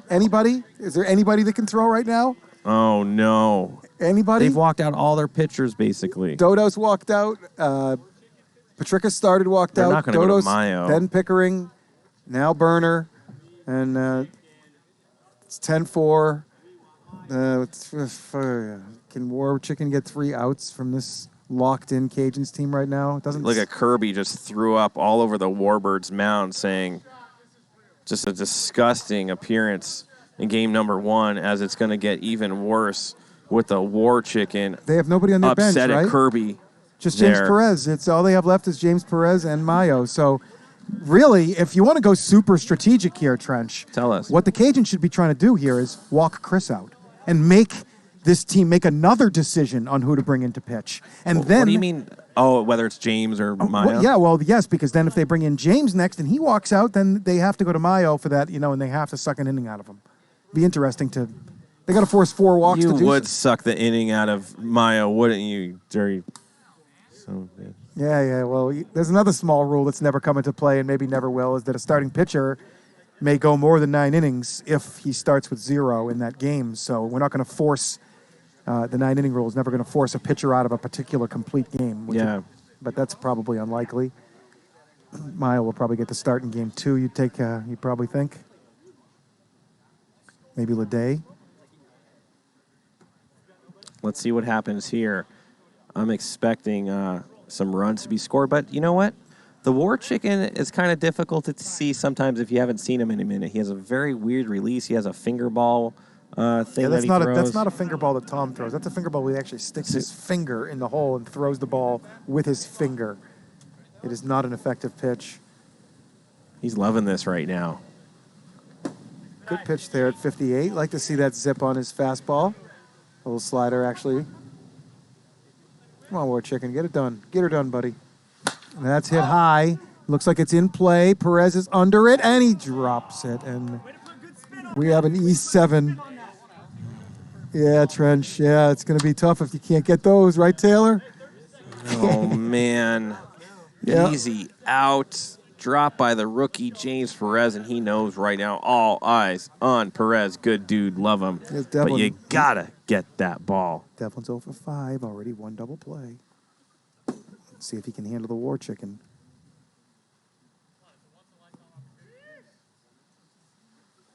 Good take in the dirt there. He's offered at that one many times. Alex Fernandez, first base umpire, hustles in, clears that right out of there. Good pace we got going here tonight. War Chicken to Devlin on 2-1. It's another double play ball. He flips it for the easy one to third and to second. And Maio could go. Ooh. They tell him no, but that doesn't make much Wow. sense. And look at the chicken on the ground down. modeling for PLW calendar. They're down 10-4 trying to save a base. He can't believe it. Oh, man. I don't know who said no, but they had a chance for 3 there, I think. Taylor, you stopped that right on second? Well, that was, I don't They know had if we a second and a half to make that throw. It would have been close. You know, That's- Miles liable to hit that strike zone to make it even closer. Yeah, he's got a cannon. Oh, man. Now all of a sudden it gives Nathan Roosh a chance to extend this lead.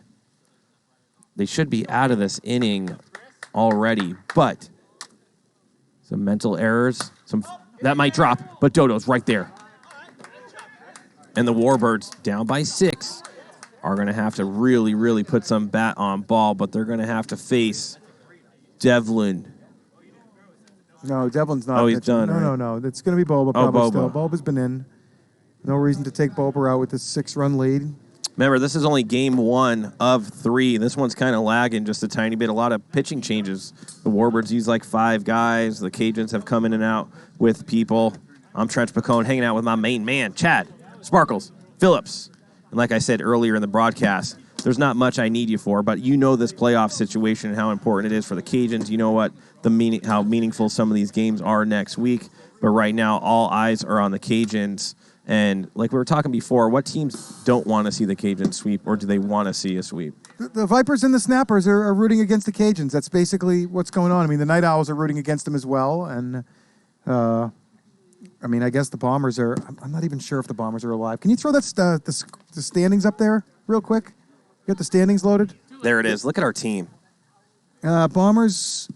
The Bombers. the need Bombers help. need to sweep. They need to win all 3, and they're going to need the Snappers to lose all 3. And the Cajuns, it's possible, actually. It actually is possible. The Bombers have the Lightning, and if they can get all 3 and the Snappers lose all 3 to the Night Owls, that ties the Bombers and the Night Owls. I don't understand who has the tiebreaker there. So as Patricus deposits his second home run of the game off Boba, and they only need 5 now. No outs here in the bottom of the 6th. Cajuns all over the Warbirds, but pretty much it's been Matt Patricus, and you said he was going to be in the booth tonight, but they're going to have to win a couple games, I think, to give him the nod, because if the Cajuns do win 2 or 3, there's going to be some studs on the Cajuns that are deserving as well. Sashi Boba, interesting little scoring decision here. He's in a save situation. It's the scorer's eyes decision of 2 innings, quality innings to complete the game. And he's going to get 2 innings here if he completes this game. He's given up 3 solo home runs now. Is that quality? Maybe we need to put a poll up. Should Sashi get a save here? I think right now, I think maybe we give it to him. I think if another hit or two or walk happens, I think we don't give it to him. But 3 solos with a 7-run lead, not the end of the world. And Tavano's saying that handshakes are kind of lame. I don't mind it that much. I think the Viper signing of the ball, they could do better, and here's why.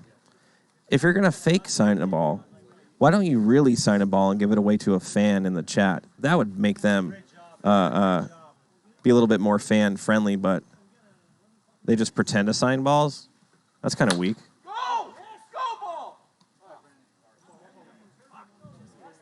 Pickering 0 for 4. It's going to bring up Maio. He's 1 for 1 with a... You know what, the next game they're going to have Maio on the hill. Is Sashi going to get the save? Not if Maio says. Not anymore. That's enough for me to not give him a save. 4 home runs in 2 innings is a couple too many home runs in 2 innings. I kind of lean with the no the more I think about it, with 3 home runs in 2 innings to close the game. But 4 is going to remove his save there. Even though the Cajuns are going to win this game more than likely, it's like deflated. You wanted this game to be over. Yeah, Trent, right now, though, next game, let's see what they do for their lineup. Right now, they got Patricus looking really good right now at the plate. They got Maio 2 for 2 with 2 homers and a walk, having a monster game. Okay. They got Dodos. He's a monster himself. That's 3 guys that seem like they're locked in right now. Let's see if Warfield's smart enough to get those 3 guys together at the top, get Burner behind them. Got to get Burner out of the leadoff spot, I think, next game. Take a little bit of a pressure off of him. He can fill in that 4 hole, and all of a sudden they got a really good-looking lineup. I just lead off Maio. I think, honestly, I'd go Maio, Dodos, either Burner, Patricus, or Patricus, Burner. Really going after Buck right there. Then you get either Perez or Warfield in the 5-6 hole. And that's a walk for Sashi. TikTok, get on over to Twitch. This is only the end of game number 1. We play 3 a night. You're going to see a lot of camera angles. You're just watching 1. It's kind of a teaser. Get over to twitch.tv/Premier Wiffle, and you're going to see a full production as hundreds and hundreds of people every single night, Monday through Friday, tune in to watch these teams. Been going for 4 seasons now. A lot of veterans out here, mostly college, semi-pro, and a few major leaguers, ex-major leaguers have come, and they play right now for certain teams. So make sure you tune in, and you get to see all the cool graphics. Our Sky Cam, you get to see Dungeon Cams. You get to see the pitch move from the center field cam, which you can't see from the home plate. And all these things make it a absolute superb production, like you're watching any other big-time sports network. But we're interactive, Chad. So That's the difference. So this is not a save situation. Oh, you don't here, care Trench. about people? Go ahead. Not a save situation. Tying run not in the on-deck circle. One more runner on base here. This would be a 1-out save opportunity for Will, but just shy of that. I care about people, Trench. If you cared about them, you tell them about Amazon Prime, and that if you have Amazon Prime, which most Americans do, you get a free subscription every single month on Twitch as they are affiliated. And why not? You don't get those annoying ads anymore. You get what? No more ads anymore. And you're just pimped out. You're like, listen, I subscribe to PLW. J-Dub is the worst Kirby driver in PLW. Yeah, he's not even supposed to be down there with the remote control right now. I thought he was revoked and suspended. Listen, I think we were short a little bit of volunteers tonight, and he might have his, 1-day pass. Well, we could give the remote control to Dragon Lady up on the container, and she could run Kirby from the container. And it looks like her friend's doing a little dance up there. As Dodos goes to the right side. And all of a sudden, they're just a single and a smash away from tying this game. Patricus is on deck, and he's got 2 homers this game and a double. And see if James Perez can find his way on. He's 0 for 3 with a walk. Good take there. That pitch looks hittable. Man, that was a great take. Can't be worse. Look at the numbers. Who put no in there? They should be removed. Good eye by Perez. Could you imagine Patricus up with the bases juiced, bottom of the 6th? Amazing. A little out in front of that. Gets a piece. Might have been up. Count goes 2-2. Cajuns 1 strike away from nailing down game 1, keeping their playoff hopes alive. I'd watch for something high and tight, right around 58. Long pause by Morris. The kick, the deal, and it's down. No, he goes down 47 as the Cajuns take game number 1. The Warbirds were threatening. A little life came out of the Warbirds towards the end right there, but the final score is going to be 10-6. Nice job by Trevor Bauer with Kirby right there. Angela Day's hitting streak broken. Wow. 3 hits and a walk for Roosh. 2 hits and 2 walks for Morris. 3 hits and a walk for Runnels. Okay. 2 hits and 2 walks for Nathan Roosh. So a team effort there. They really, churned some base runners, hit a few balls out, and a great performance by Roosh on the mound. They were able to only throw him 3 innings, get him out of there, and they'll have him available for game 2. Yeah, so before you get your wiffle ball points in for game number 2, we're going to get the starting pitchers, and we'll be back in 15 seconds.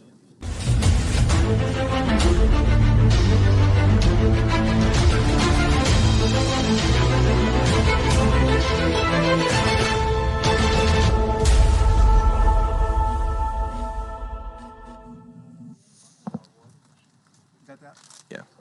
And I'm just getting word from our fellow commentator, Sparkles, that it's going to be Will Morris versus Brandon Maio, and that's a good matchup of a couple of the best on the mounds. The Warbirds really are going to try to play spoiler here for the Cajuns. As a couple teams, as you heard Sparkles talk about, saying that they don't want the Cajuns to sweep right here. They need the Warbirds to show up, and what better pitcher to do that than Brandon Maio, who I think he has 500 strikeouts. Is that right, Chad? Yes. Over 500 strikeouts. Brandon Maio, just a competitor, a veteran, a workhorse. Also, season 1, I believe he had 20 wins. Just incredible stats out of this guy, and they're going to need a lot of him. Taylor Briner, what is going on, man? Are we okay being this close after last night's matchup? You know what, Trent? It's all up for you. Yeah, man. I'm not mad at you at all. I'm mad at errors that were made by a few of my teammates, if anything.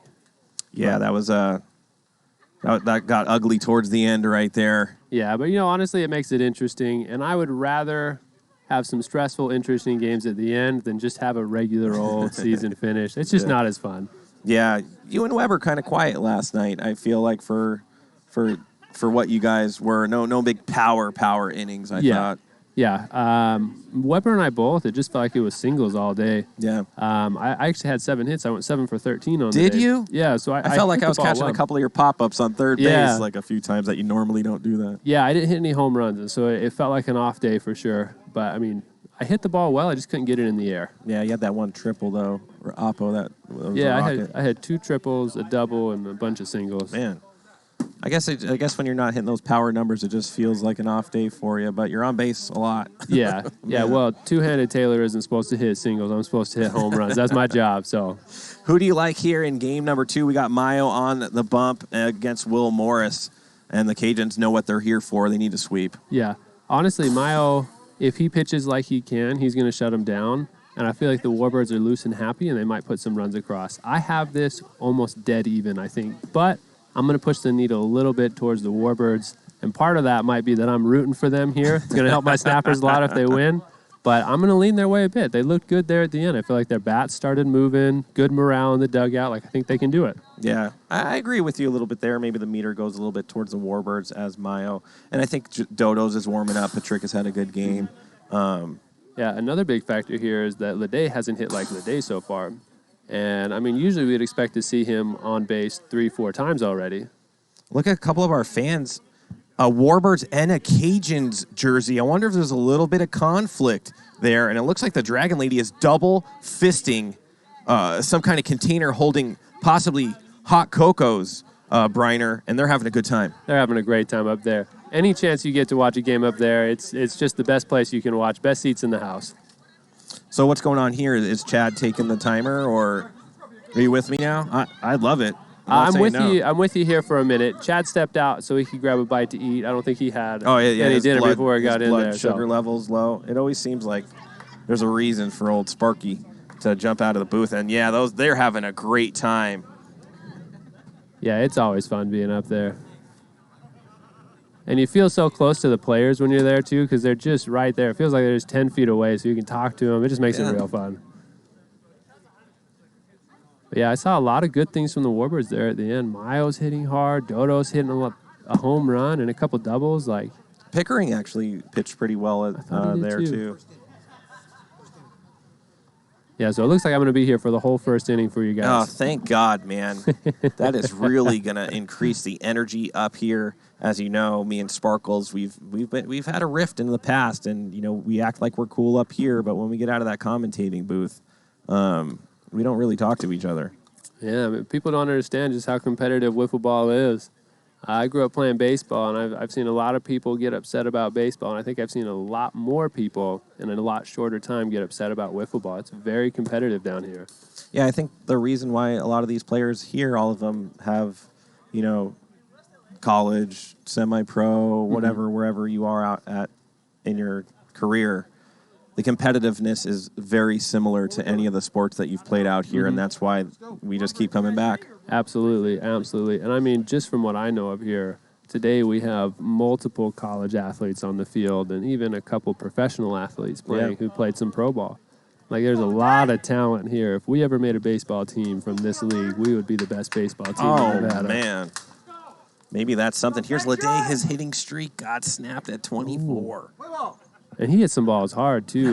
He ran into some bad luck there. But that's the hard part about running that hitting streak that high is one day with bad luck, there goes the streak. Yep. A lot of spin on this, but it's going to be an easy out. And when you could get that first out, especially against somebody like Andrew Lede, it takes immediate pressure off of you. Yeah. And I like that Maio went right over there to go get that ball, but I would have preferred if he'd let that go to his fielder. I've seen a lot of pitchers try to range for something and then tip it into the outfield. And so I feel like he should have trusted his fielder, known where they were, and let that trickle through to them. Their job is to make those plays. His job is to pitch here. A lot of wiffle ball points coming in on the Warbirds, plus 2.5. Like you, I would take the Warbirds plus 2.5 right here. You never know with Maio. It might be a 4-hit shutout, or 1 run or 2 runs, which might be enough. Yeah, and he is known to throw a lot of shutouts.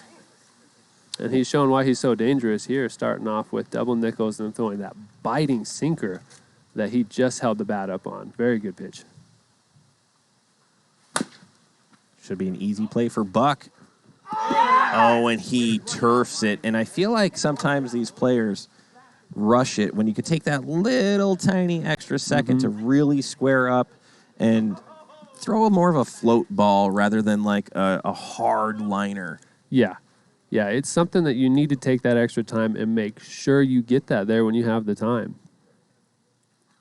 On some of these that ricochet, I understand, you got to hustle and try to get it in quick. But when you have time, you need to take the time and make sure. You know what that means? The wiffle ball gods immediately wake up, and Will Morris is going to try to take advantage of that. And his bat looked good in game 1, too. Oh, man. Big cut by Morris right there. It's going to even up the count, 2-2. If there's anyone here who could silence the wiffle gods, it would be Brandon Maio here, who might be able to shut him down either way. That's a good take by Morris right there. Now the count's 3-2, and Maio's got to be careful. He does not want to get an early inning walk. Oh, and he barely misses right there, and that is big for Cody Runnels, who I said prior to the broadcast, I had a conversation with him, and he knows he was just a little too antsy the last few weeks. It was involved in kind of an unusual trade, got traded mid-game. Kind of took that to heart, and he was really trying to prove himself weeks later. But I think he's settled down now, understands what he needs to do, and it's really made his game transform. Yeah, and Cody really has a very pure hitting swing. I mean, he can go all fields, and he can go all fields with power. When he's on, there's nowhere you can pitch him safely. He can hit the ball out from anywhere. Yeah, and he goes oppo quite a bit. If you pitch him outside, he'll send it that way. He just hits it where you pitch it, and he hits it hard. He was going to take a look at that one no matter what, and he goes double nickels. Cody gives him The head nod right there.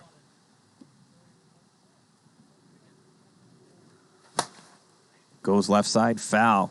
Listen, TikTok, I know you're not happy with the view. It might be a little blurry, but you could easily come over to Twitch and watch the sickest production you've ever seen. And Runnels, that's going to be tough to get, but Dodo's on the run. See the movement on that ball, but Dodos covers a lot of ground right there. He does. I always forget how fast Dodos is until I see him running on those. But he's just so relaxed up at the plate and running around the bases on his home runs. And you forget he has so much speed moving to the ball. Very quick outfield. Yeah, his acceleration is, I believe, what makes him so good. He just, from 0 to 100 fast. Yeah. Yeah, and those hands, he doesn't seem to drop anything either. Really an excellent outfielder. Here's Casey Nielsen entering the game, and he's going to look at 57 outside and for a ball, 2-1. Yeah, and he's going to come with something here. He has to throw a strike. He can't fall behind 3-1 and risk a second walk here in the first inning. And there it is, right in the middle of the zone. I know TikTok, but we have like a special lens wiper, and I don't want to do it with some tissue or something. My luck, it'll scratch the lens, and then my phone will blow up. As Nielsen goes right to Dodos for out number 3. Good inning by Maio. Does give up that early walk, but he's the type of guy, just like you are, you could get an early walk and not walk somebody again the whole game. Yeah, and I wouldn't be surprised at all to see that from him too. Give him an inning to find his bearings, but once he has his bearings, I don't really expect him to walk out unless you really run into some trouble or some wind or something. Yeah, speaking of wind, there's a little bit of tier 2 out there, but it's kind of swirling around. I don't know if it's an advantage anybody. It might be coming in, it might be coming out. You can see the big tree over in right center just really, really whipping around. So we'll see how that plays in, if pop balls are really going to go out there. This TikTok. Love it. TikTok wants it, they get it. Getting cleaned up just like that.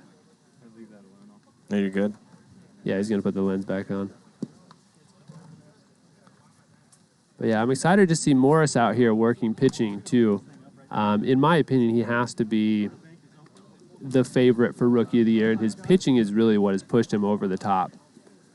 You've got a couple other bats in the league, Kyle Etter, you've got Tavano, Ryan Murphy, that are all hitting at about the same level he is. Yeah. But he's the only one who's really stepped up and become a pitcher who's pitching effectively in his first season out here. Yeah. You mentioned Ryan Murphy. I didn't know how good he was till I saw him hit a couple balls, and his exit velo is really, really fast and powerful. It's difficult to defend his balls in play. Yeah.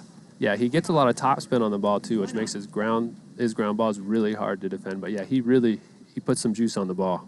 Here's Buck Burner. Oh, man, he throws an off-speed right there at 47. Bird, welcome. Thank you for the subscription with Prime. You have done the right thing. That's how you do it, TB. You follow, you subscribe with Prime. It's free, and then you're locked into PLW Nation from here into beyond. Yeah, that's the way to do it any way you can. I think I actually just paid the $5 to subscribe. Nice, man. I want to try to support PLW any way I can out here. I got to tell you, just being in the league is support enough, as you have a lot of fans. One of them being Jennifer Lohman over there on the Night Owls. She's one of your favorite. She has a Taylor Briner jersey. She does. I guess on their ceiling. Oh yeah, in the bedroom. I love it. Yeah, she ordered that jersey a long time ago. And we tried to send it in, and they actually messed up the order twice on us getting it to her. So it took us way longer. I felt so bad because she's just wonderful. You can't say anything wrong about J-Lo. She's as perfect a person as there is. Oh, and Dodos misses right there. I'm surprised again that they're going with 3 outfielders in this situation. Dodos loves to go the other way, and they are just giving him that backside ground ball that he can just poke that way at will. Would not be surprised at all to see him just punch one that way, right where the shortstop should be. And he does. Just like that. Too easy for Dodos right there, as Runnels can't do anything about that as he's an outfielder. And he gets on as Brandon Maio, who hit 2 home runs on about 3 pitches. is up to bat, and the Warbirds threatening. Yeah, I think he's only swung the bat twice today. He watched 4 straight balls, and he swung at 2 first pitches. That's his third home run. The third on 3 pitches right there. Sheesh. Brandon Maio making himself known here in the league. And if you're the Warbirds, that's exactly what you traded to get him. You wanted the pitching, you wanted the hitting, and he's showing it. Yeah, he is having a night today. 3 straight pitches, 3 home runs for him. At some point, you got to think they're going to stop throwing him strikes because that is scary to pitch to. Here is Matt Patricus. That was a nice pitch on the inside, TB. It was a very good pitch. Those are real hard to do anything effective with besides just roll over. Very well located. 56 outside as we eclipse 400 viewers. We're at 410 and growing. Make sure you go to twitch.tv/Premier Wiffle. Get in on all the action. Get to see a ton of different views, instant replays, all the good stuff that you'd see on a regular sports cast. As Patricus fouls that one off. Just got a piece. But yeah, if you want the real deal, this is as good a wiffle ball as there is on the planet right here. So come on over to Twitch. And Patricus is going after Cheers Beauty, and he hits a double. And the Warbirds are just seeing Morris real well right now. Yeah. Yeah, Morris definitely getting seen. He's going to have to make some adjustments here, but I've seen him get in this situation before and make those adjustments. So I think it's a matter of time. They need to get him now. Yeah, we need to close that those out. bets, I think, as well. And the Sparkles is saying not yet. Yeah, a 2-run lead's not enough for Sparkles.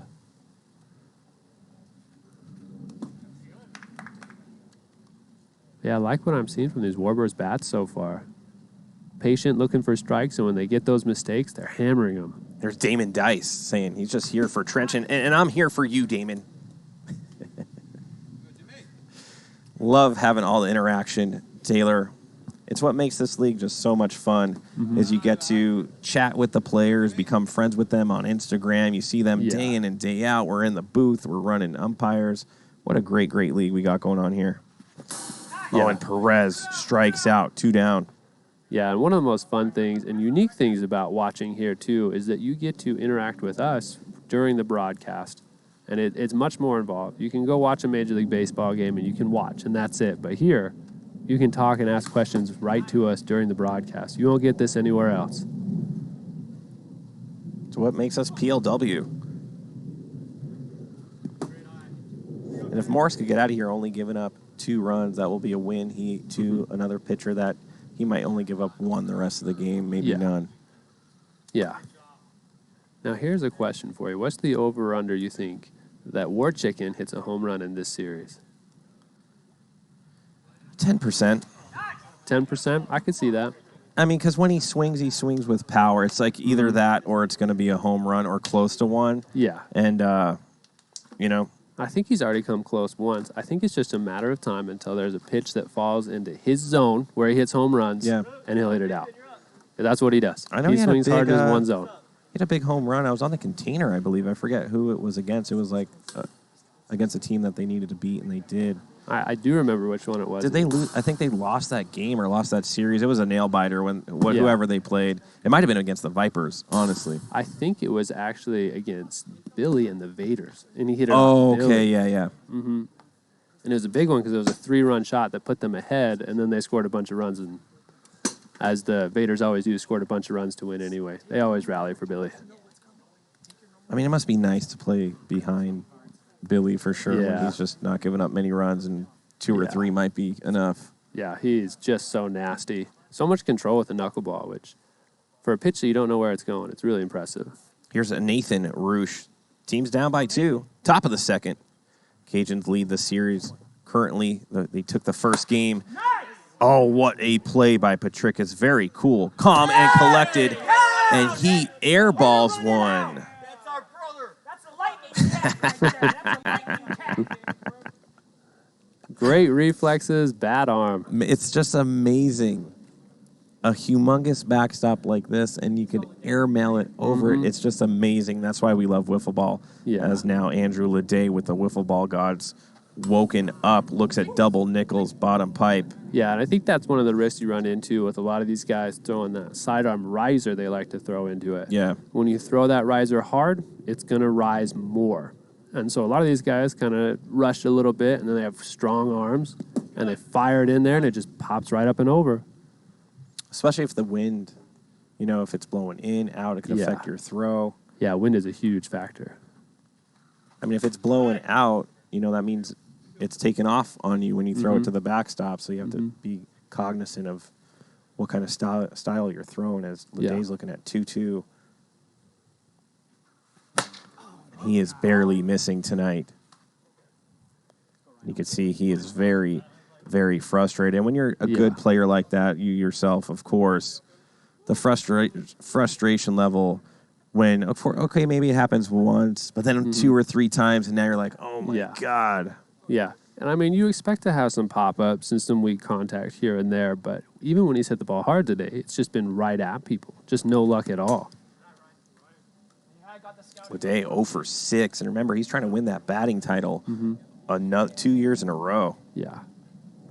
And if he doesn't come alive here, it's really going to open it up as Ryan Roosh is going to be the second out of the top of the second. Yeah, and that's Brandon Maio doing Maio things right there. Just carving up these hitters, getting a lot of weak contact.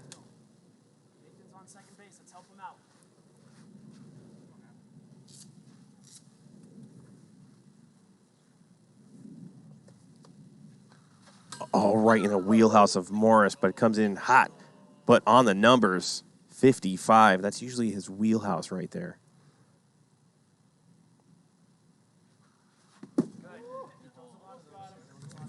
Carinks, first-time chat, welcome. You're part of PLW Nation. If you have Amazon Prime, get that free subscription. Or just subscribe. Do a lot of fun stuff here. As Morris... Just foul right wow, there. he turned on that one big time. Bang, Rodu subscribes with Prime. That's exactly how you do it. Another person listening, taking the knowledge they've learned and applying it. And that's what makes you smart, TB, when you apply knowledge. And Maio goes 5-5 on Morris to sit them down, and he is doing Maio things, man. Wow. As a lefty, I don't think there was anything he could have done with that pitch.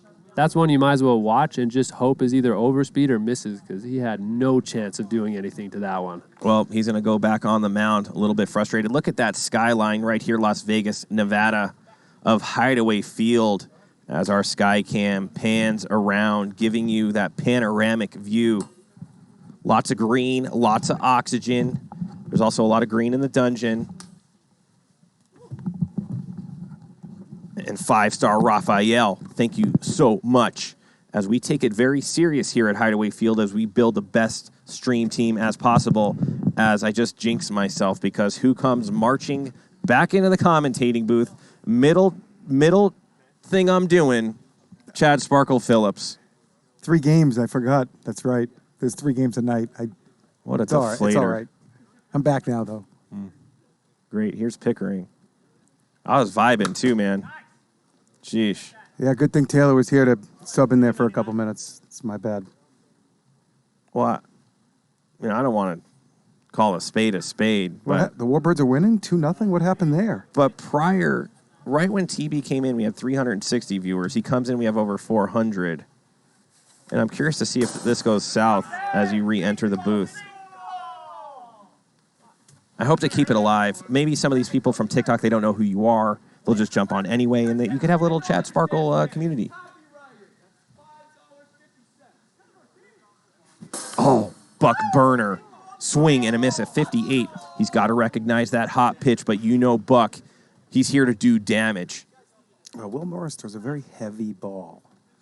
It seems like he's very hittable. That's a heavy pitch, but Buck. That almost hung on. Listen, if I was the umpire right there, I would have called it a home run. It's a good thing you're not umpiring, Trench, huh? Whew. I think we should punish you to Skycam one night. Oh, man, I don't know if my back could take it. Yeah, the people wouldn't be watching a lot of the close-ups either, I don't think. What are you saying? Saying it wouldn't be a very good Skycam. 2-2. Bottom 2. 2-0 Warbirds. Oh, Buck, he also misses that as Will flashes across the infield for out number 2, and Jim Dodos is looking for a bat. And I wouldn't be surprised that he makes full contact right here. Morris has looked really good catching those spinners several times this season that I can recall. That was a tricky play. That ball was spinning a lot. He attacked it. No problems at all for Will Morris. Here's Dodos. He has such a great eye, man. One of a couple players in the league that has more walks than strikeouts. And that is not easy to do. So this Warbirds team on paper, they look like I know. They look I know. great. And this betting plus 2.5 was a bad line this game with Maio on the mound and the way he looked and the way Petricus looked in game 1 against a rookie here, Morris, with some great numbers. Came in with let's get his ERA so I don't misquote it.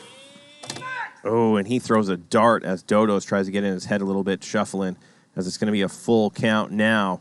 Let's see what Morris drums up right here. Looks like Dodos is focused. And he gets him on an outside pitch as that bat is going to go to sleep behind the dugout. Morris came in with a 2.72 ERA. That is really good as a rookie. 46 1/3. Okay. 71 strikeouts, only 18 walks, and at the plate, he's walked like 30 times himself. So I actually have that number as well.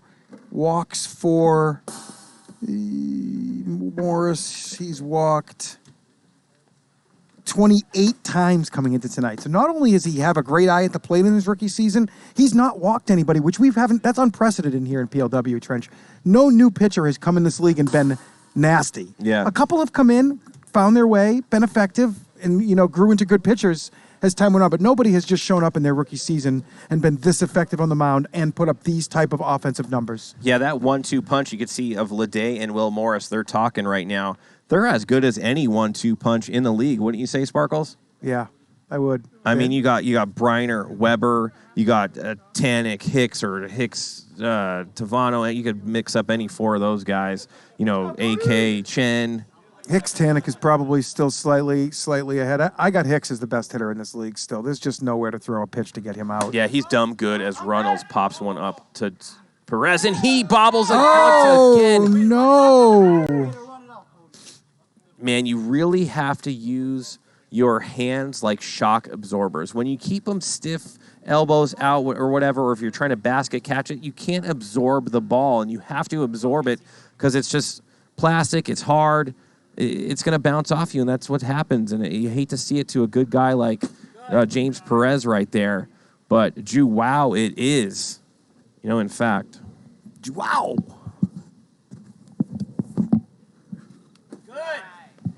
Nielsen. Instead of it being 1 out, good pitching by Maio, you got 1 runner on, no outs, and just a dangerous Cajun lineup. And all of a sudden you get behind the next hitter and come back with a nice little strike. Needed that bad. Maio might be the best 2-1 pitcher in this league. He always seems to find a way to come in with a strike.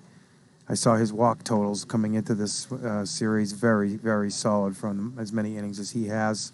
Oh, what a pitch. Easy play for Petricus. I'm going to say that he caught that. Taylor always leaned towards catching that spot.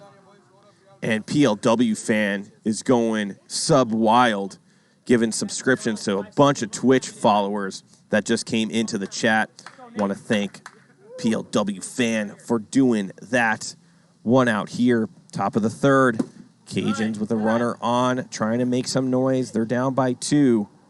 You see Petricus thought about dropping that. He'd already caught it, though, but if he could have dropped it and turned a double play, he could have done it himself, potentially. You think that's a smart move? In baseball, it would have been illegal. The intentional drop ball rule comes into play. We don't have that rule in this league. You think you'll add it? We got to talk about that again after the season. Put that on the list, guys. We got to talk about that one. Make sure we know what we're doing with that, because Petricus could have dropped that. It would have been legal if he batted it down to begin with, but he actually got his fingers around it, and we have to call that a catch real quick there and not give him the chance to. But if he did it a little better, maybe take it off the chest or something if you're confident, kind of just walk it down, go pick it up, take it yourself. OB, thank you for the bit donation right there. 100 Comes bits. a cookie. Nope, and this is low. He's done. It's 2 walks for Maio. Oh, no. 3 innings. He'll have 6 left. You'll probably see him in game 3 again, buddy. Here we go. It's going to get very intense now. Runners on first and second as Kirby Bucket is swaying out there. That wind really pulling him around as Dan Pickering. What do you think about this pitching move, Sparkles? This is the right move right now. He's been the guy that's been able to put some outs behind him real fast, and Petricus has no confidence on the mound right now. Dodo's never really has had confidence in the mound. He stepped up when he had to, but he wants, Pickering is a pitcher. That's what he's here for. They got to keep working him, keep developing him. They're 16 and 33. It's time to just let him pitch, let him get good, and he's getting better every time out there. So I'm telling you right now, I'm looking at Andrew Leday, who's going to be up right now, and he is licking his chops. Watch out for a big-time hit. And there's a bunch of subs happening in the Twitch chat, but the number one, the person that gives the best sub in the world, she's on the container, and she's on the right there wearing a Cajuns jersey. And let me tell you, she gives the best sub I believe that any sub producer could give. She really, really gives it her all to make sure you enjoy every subscription that you get. It really keeps you locked in for a long time, at least for the night. And there she goes, straight to that canister, that container. And let me tell you, she's going full hydro flask on hot cocoa. Very composed as well. Here's Leday. Sniper, welcome. You're part of PLW Nation now. You were locked in. Did Leday get a hitter in this game already? Or No. No? He Is he 0 for the night? he struck out last at bat, I believe. He said this is his third at bat, I believe. No, maybe it's only his second. No, it's got to be his third. It's got to be his third. Good eye, good eye. I'm telling you right now, if he makes contact, if this ball hits the bat, it's going over the fence. I could just see he's just going to will it out there.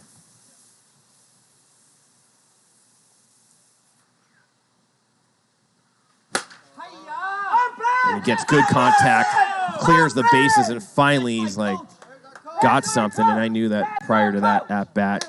I saw him timing his swing with Pickering as he was warming up, and that was going to be the result. Barely misses as far as the arch that you need. Yep, good job by Leday. Not quite the home run Trench predicted, but pretty close, actually. It ends up going off the wall on a bounce, and the Cajuns find a way to tie this up. Even big guys like Leday, who just lead the league every year in on-base percentage and hitting, that was like a slump buster for him. You know what I'm saying? 0 for 6, 0 for 7. He knew he needed to get a hit right there to start feeling it, and that's what they needed out of the Cajuns. Yeah, look out for him the rest of the night too, Trench, and just ripping off like 6 straight doubles here. That's kind of what he does. Here's Roosh. Look out for a double here as well. Forever BMW. Welcome to the chat. Locked in. Make sure if you have an Amazon Prime subscription, you get a free one every month. Twitch. No more commercials. That's a big deal. Ryan Roosh goes down 0-2 here. He's going to be looking at something probably pretty sick and unhittable. But he kind of throws a floater in there, and that's going to score Leday. And when Leday and Roosh kind of get it going, that's going to produce big things as Will Morris up to bat. Man, I really love this 1-2 punch of Leday, Morris, even Ryan, who's just doing fantastic this year. Yeah, Roosh is really, he started off terrible, too. He was 3 for 30, or, he was just really bad for the first 2 or 3 series. And he's hitting like 370 or 350 now, and I could probably get that number real fast. He's just had a big second half. Watch out for something big out of Will Morris here. He might elevate it a little bit higher than Leday did. I wouldn't be surprised to see this one go for a ride. Roosh came in 361 batting average, that's insanity. 404 on base, 598 slug, OPS over 1,000 there, 1002. He Very is probably strong. the most improved player this year now. He's probably 3rd or 4th in the Cy Young race. He's probably 3rd or 4th in the MVP race. His Gold Glove, he's probably going to get one in left field. He's been really good this season. I've seen every Gold Glove candidate falter this season. Nobody's had the 18 weeks of wow. That's perfect. Yeah, I mean, Hollis Hales had a monster season at 3rd, and Roosh has had a monster season in the outfield. After that, it's, there's a few other guys that have been good, but at the same time, they haven't been. Are the Cajuns going to sweep? That's what people want to know.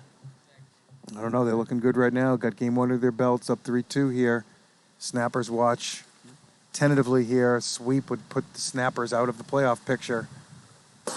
Ices them right there on a 3-2 pitch. Good selection by the Piccolo. I got to look at the tiebreakers more. The Snappers would be, if the Cajuns do sweep here, the Snappers would be one game behind the Vipers and the Cajuns. But I don't know the tiebreaker scenarios of first of all, a three-way tie, which creates all the head-to-heads, or just any two-way tie. I do know the Cajuns lose the tiebreaker to both of those teams. So if at the end the Cajuns are tied in fifth, they're going to lose. So they have to get ahead of somebody. Here's Cody Runnels coming from the left side. One of the few switch hitters, and he goes after something way out there.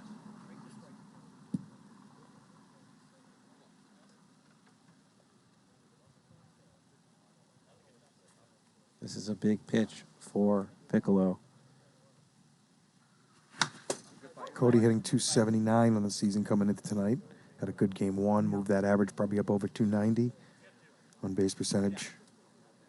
And OPS looking at about 950 right now. Definitely very solid numbers for a rookie. Was a net rookie of the year chase for a while. A couple of guys have kind of gone off, including his teammate Will. SWL WIFFLE in the house asking some questions. Welcome to the chat as you're watching the sickest production in the nation as Cody Runnels swings and misses. I don't like him coming from the left side sometimes. I think he's a little bit better on the right. I agree with you, Trench. I agree. I don't want to pick on Cody. He's been a good sport since we traded him away, and he's played hard for these Cajuns. He's got them in this playoff race that I didn't really think was possible, so I'm going to give him all the props, all the nods. He's had a good night at the plate so far. He had a home run in game one. He carried his team. He's been taking pitches, getting good counts. Tough pitch there against him, and he'll bounce back next at bat. 430 viewers. Get that NBA game over with. There's like 8 minutes left. They'll all come here after that. Turn that nonsense off. Look at that. Steve Bax is saying this is the best production, period. And of course it is. We wouldn't put so much effort in some subpar production. Our boy, executive producer, GK Rabbit, make sure that everything you see here is just like pinpoint, top production, sets everything up. And, of course, we have our volunteers down in the dungeon. Sean Merciel, Mr. Three Flags himself, coming from all sorts of countries. And we got Logan Christie repping out the Golden State Warriors, who are finals favorites, I'm sure. They're making sure that you see all the different angles. And then we have someone on umpire, and we have Bauer. Yep. We have Alex Fernandez, and we have Taylor Briner. And then we just have a person there on Skycam. I want to thank. It's the ghost of Christmas past. There's J-Dub, a snapper, watching it. J-Dub is the emergency umpire. He's on call in case something happens to one of the umpires. Very important position. Yeah, I mean, some of these guys get chippy. You never know. There could be some chest bumping. And an umpire might get thrown out. And then I guess J-Dub would have to come in with his Crocs that he always wears. Yeah, throwing his weight around out there. Maybe really doing some damage to one of the players if needed.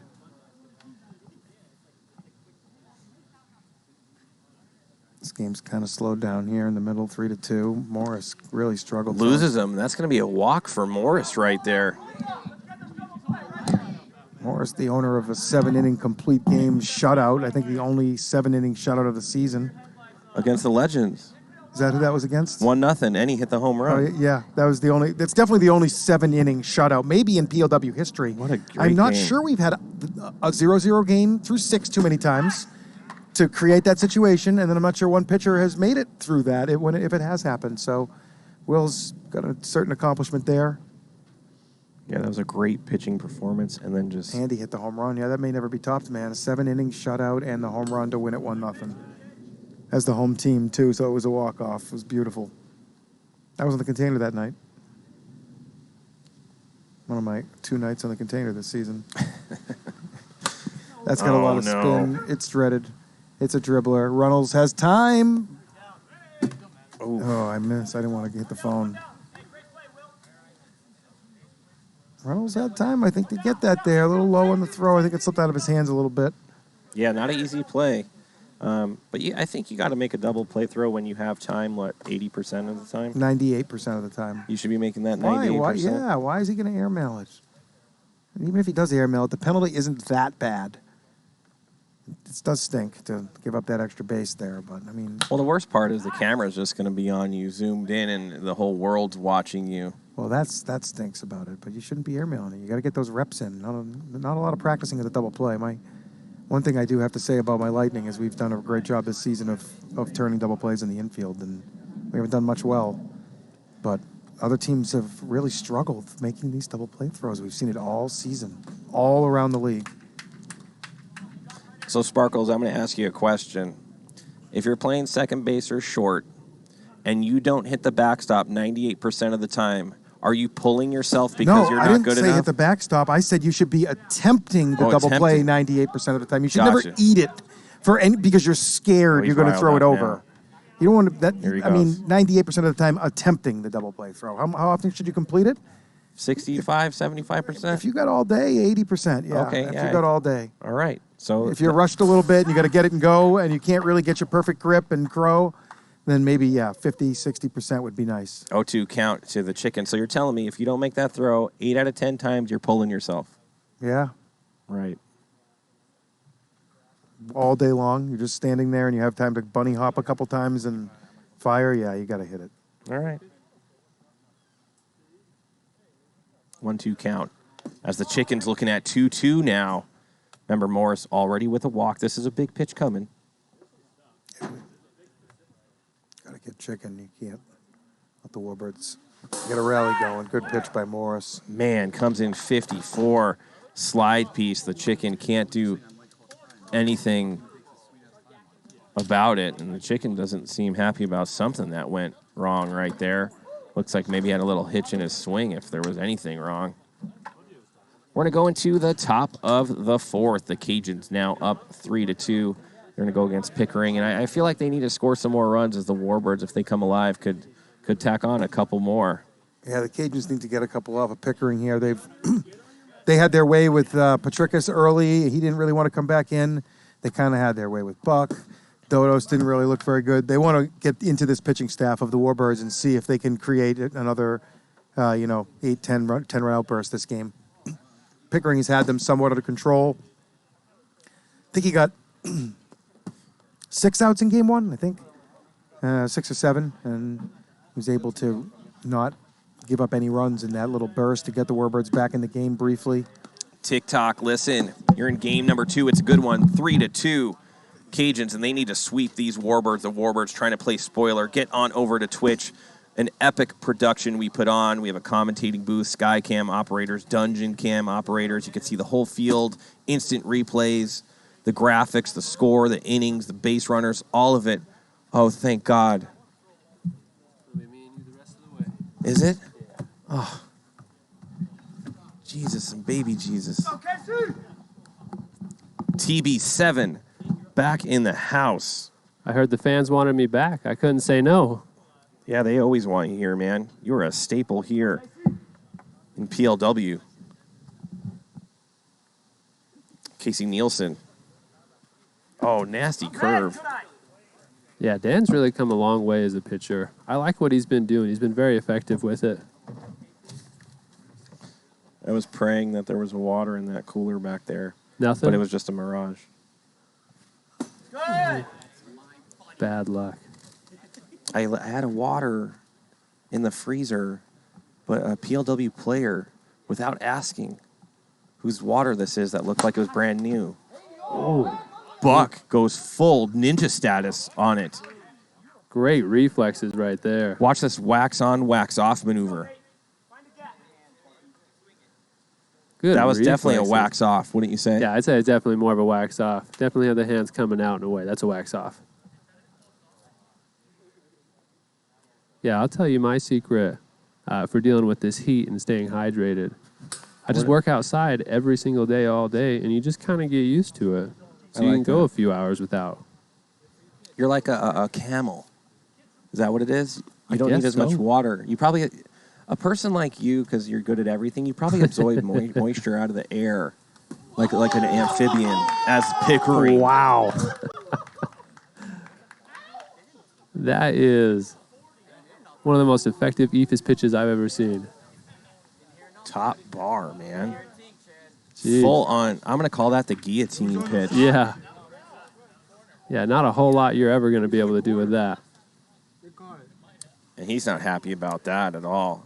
You can laugh all you want, but you just got smoked on a vertical pitch like that. Yeah, that's a tip your hat to the pitcher and take your seat kind of pitch.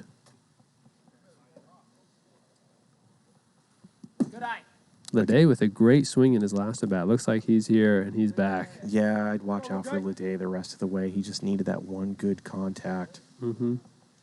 Just needed something to fall, kind of get that confidence going. Oh, he gets under it once again. He is not himself tonight as far as making solid contact. Really dipping his shoulder, it looks like, rather than driving through. Yeah, definitely getting under it. And I think more than anything, a lot of it's been bad pitch selection. He's swinging pitches out of the zone, where in the zone, he knows that he can dunk it anywhere from the 93 to the 91 side. He can go pole to pole. But when you swing at pitches out of the zone, it reduces your chances of making good contact a lot. Yeah, they need him to perform. I mean, imagine if because what does he hit, like 4 something? Yeah, like 470 or so. So he'd probably already have 3 hits already on the night, and he only has 1. So that kind of stops the Will Morrises and Cody Runnels and Rooshes from getting their at-bats as well. Yeah. Mm-hmm. So definitely. He turns the lineup over. That's what he does. He hits in a lot of runs when the bottom of the order gets on, and he just keeps that lineup moving. Yeah. Just hasn't been himself today. The bottom of the order is the bread and butter of this league. You got to get back to the top. We only bat 6 people usually, so it comes around fast. And when you can make it go even faster, it means you're going to score more runs. Yeah, and when the top of the order can get runs across by pushing the bottom of the order home, when they get on, it is huge. That's how teams win series. It's when the bottom of the order does their job, the top of the order should bring them in. Pickering coming from the right side. Swinging. Big cut. Yeah, swinging hard. He's here to do some damage. Right, Lede so far 1 for 8. That's usually about. He's going to hit 4 for 10. Yeah, yeah. I mean, if he's averaging about 400, he should have at least 4 hits or 3 hits so far, probably with a walk. And he has the walk. Yep. Just missing a couple hits in there. As Will dicing him up. Yeah. Definitely looked like he swung a little late on that 53 too. Got to buy him. I mean, we were talking earlier. I mean, Will he's tier 1. Mm-hmm. He's a tier 1 pitcher. Not quite the elite yet, but he's up there and he could do significant damage. Yeah, he understands how to pitch to people. Right. Which is incredible to me because from what I understand, Will Morris was always a position player when he played baseball. And so his pitching experience was limited, but he just understands how to get people out. Even when he doesn't have his best stuff, he's changing speeds, he's locating, like right there. Leaves a pitch up, gets him to chase it at the eyes at 58. I mean, just smart in every way. Yeah, I guess I never really noticed that. It's not that he has nasty stuff like, the Steins and you and all that. He just, the location, the different speeds, and he knows where the weakest point on the batter is. Yeah. You do that a lot. You kind of know where the weakest point is to go. Yeah, he's just smart about it. Really impressive from a rookie. I guess he was a pitcher, though. He was? Yeah. I thought he was a big old bat. Dodos. It's just the way that he hits makes me think that he was a hitter out there. That swing is too clean. Dodo's a complete athlete. Mm-hmm.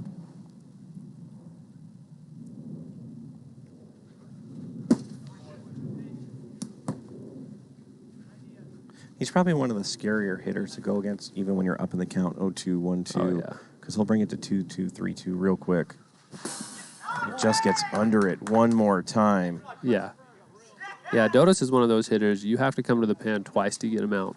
You're not going to strike him out swinging at something in the dirt. You have to come back to the zone. He's patient. He's going to make you throw a strike. Going in the top of the 5th, a very tight ball game, 3-2 Cajuns. They got to tack on a couple more as the Warbirds know that they're going to be in desperation mode when they get in the bottom of the 5th, bottom of the 6th, of course. Mm-hmm. Yep, they're going to need him here.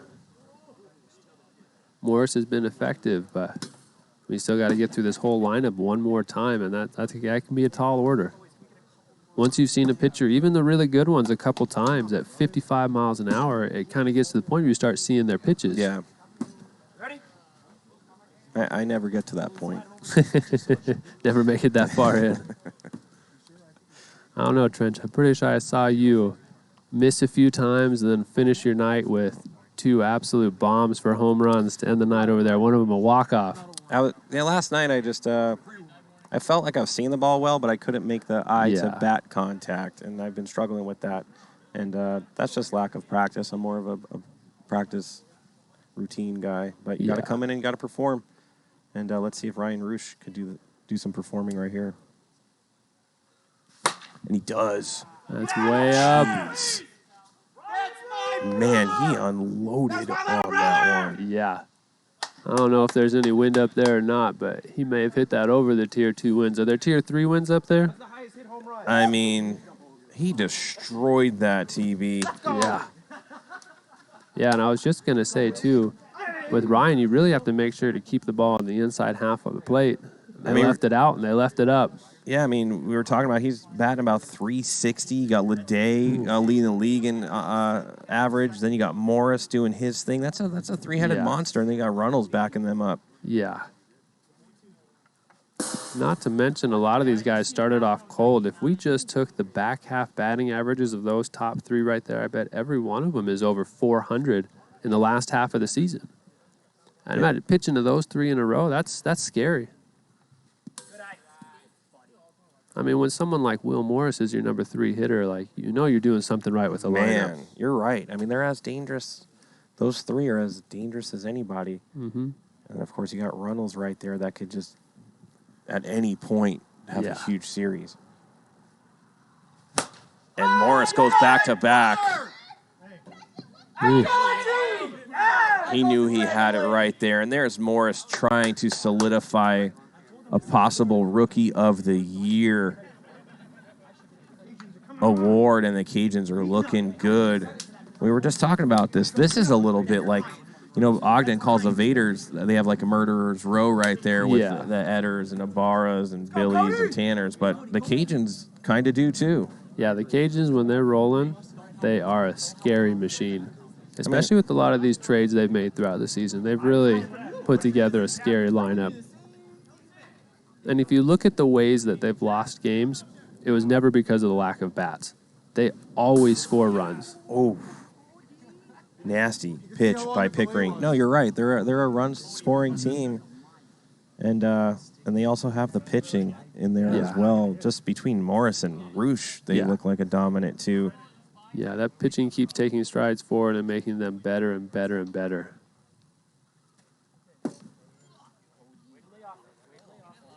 I mean, they also have Nathan Roosh, who could pitch as well. Mm-hmm. He's really good, kind of under-the-radar type guy. Yeah. And Nathan Roosh especially is... Oh, man, he corked that one. Jeez, and there's Murderer's Row right there. Roosh, Leday, Morris, Runnels. Holy cow, these Cajuns are pumped up. 3 no-doubters in a row, too.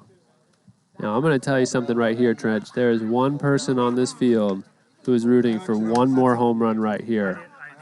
Who is it? That is Jonathan Wilson. Oh, yeah, so they could tie Yeah. He doesn't want to be the only one with 4 in a row. And listen, Casey Nielsen has power, and he could hit one out, no doubt. Mm-hmm. Let's see what happens here. Let's see if we can get that 4th. Back to back to back. You know he's going to be going for it. Ooh, he's going for it. Man, that was the pitch, too. That would have been dead center and gone. He didn't miss by much. Maybe a little bit early on that swing, but other than that, right on it.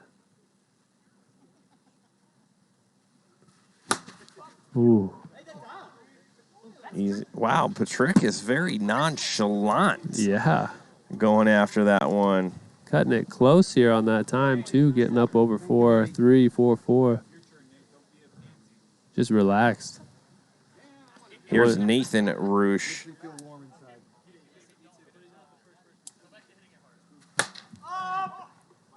That's going to be easy for Dodos as people were flaring all around him. But out number 2, as it looks like Andrew Leday is going to be up to bat right now, and I wouldn't be surprised to see something possibly leave the yard with this matchup.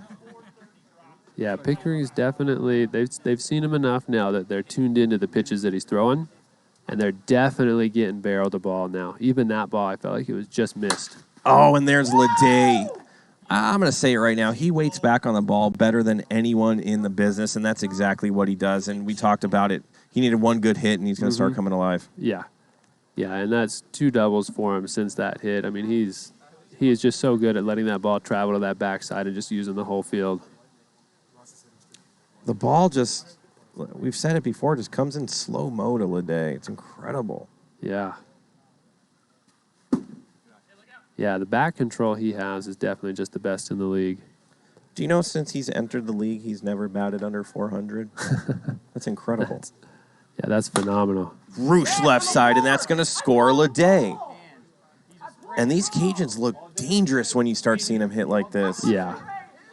But at the same time, love Pickering, but he's not a tier 1 pitching guy. So this is kind of what we would be seeing from the Cajuns right now. And what you expect from someone like Dan Pickering is to come in, get through the lineup once, and then I like to see these like tier 2 pitchers kind of get pulled out at that point, and you put someone else in to keep their eyes changing so they can't just adjust.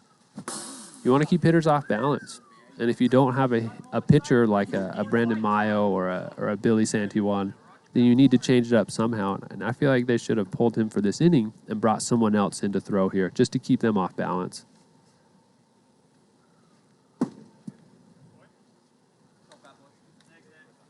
Yeah, Will, always patient here, waiting for a pitch he likes.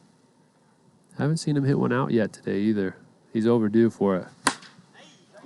Taylor induced home run right there, and you knew that was going to happen against Pickering right there after they got to see him a couple times. It was just batting practice at that point, and they left him in just a little bit too long. A little too long there. And Morris, he's just not someone you can get away. You can't use the same trick twice on him. He just really loads it up like in his hips and whips, man. Yeah. Just a good player. Is that it? Actually, that's his second home run. He did hit an opposite field just You're the right. one before, he just barely right? did just earlier, last inning, I think. So, that was this inning. That's his second of the inning. As now, I believe, who's up? Roosh now, More Ryan? chicken coming up, I believe so. And the Cajuns. No, I think we're going down to the bottom half. It's Cody. Cody's coming in here. Cody Runnels last time his wiffle ball touched a wiffle bat touched a ball. It also went over the fence as he was part of that back to back. As we're hovering around 420 viewers, some of our favorite numbers. Make sure you get on over to Twitch, TikTok. Love having you come on TikTok and seeing kind of the appetizer to our production. But the real entree, the real buffet of wiffle love comes via the form of Twitch. We have Sky Cam operators. We have commentators, dungeon cams, center field cams, instant replays, zoom-ins, hanging out with us. You can see people on the container. Yeah. You get to see the whole field and really good quality as well. When you're coming to TikTok, you're like, this is like coming from one of those brick cell phones back in the early 90s. Yes, it is. And it's a whole different production. I mean, we're going to have player interviews. Like, people are going to come up here and talk to us about how they did during the game. Like, it's just different. This is the real deal here. 9-2 Cajuns. And watch out for Runnels going 2 for 2 here. Good eye. That was a good layoff by Runnels right there. Yeah. He would have got jammed up. He's going to look for something better than that. Yeah, you're looking for a pitch you can hit a long ways here, and that wasn't it. Oh, what a pitch by the chicken to hit that bottom outside bar, and Runnels is like, you got me, dude. Yeah.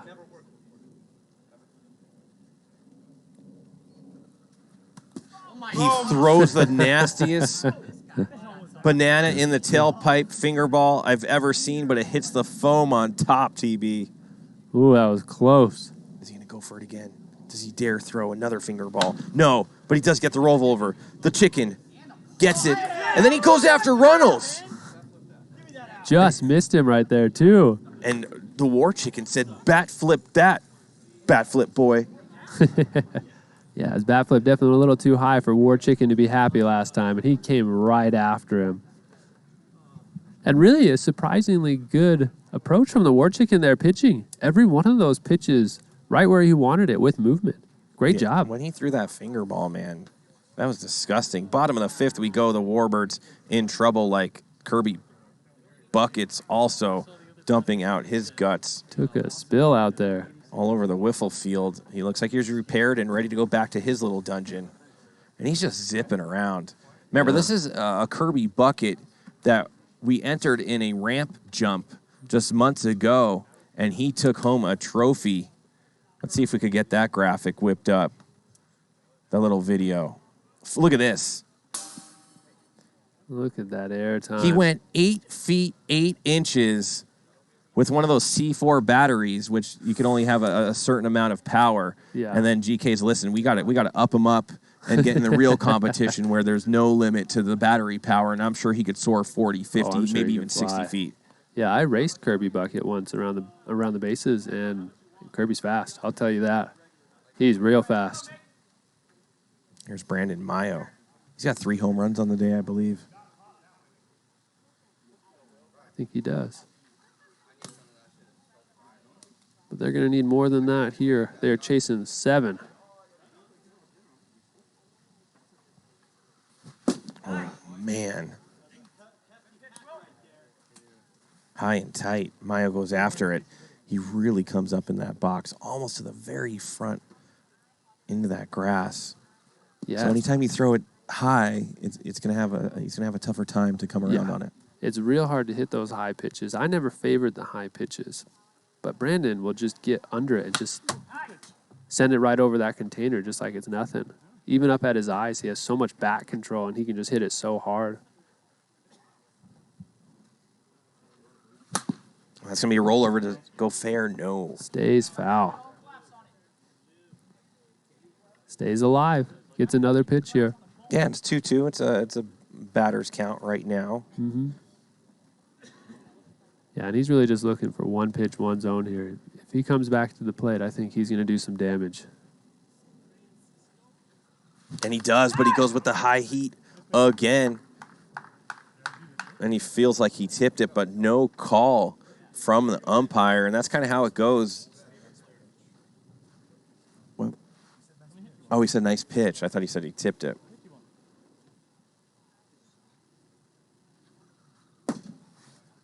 Ooh, good take. That was very close. Yeah, Will Morris, just like we said, had a rough first inning. I told you I was going to hit you, boys. I'm not sure if Sashi touched that or not. If he did, that's a fair ball. If he didn't, it went foul, you think? I think he touched it. It landed in foul territory from where I am, but I believe that Sashi touched it as it went by, which is why it's a fair ball.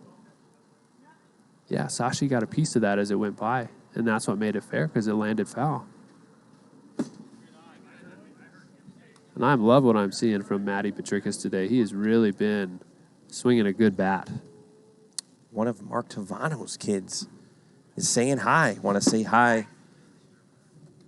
I don't know if he just named his kid or if this little human has a name, but I'd reach out personally with a name, Mark.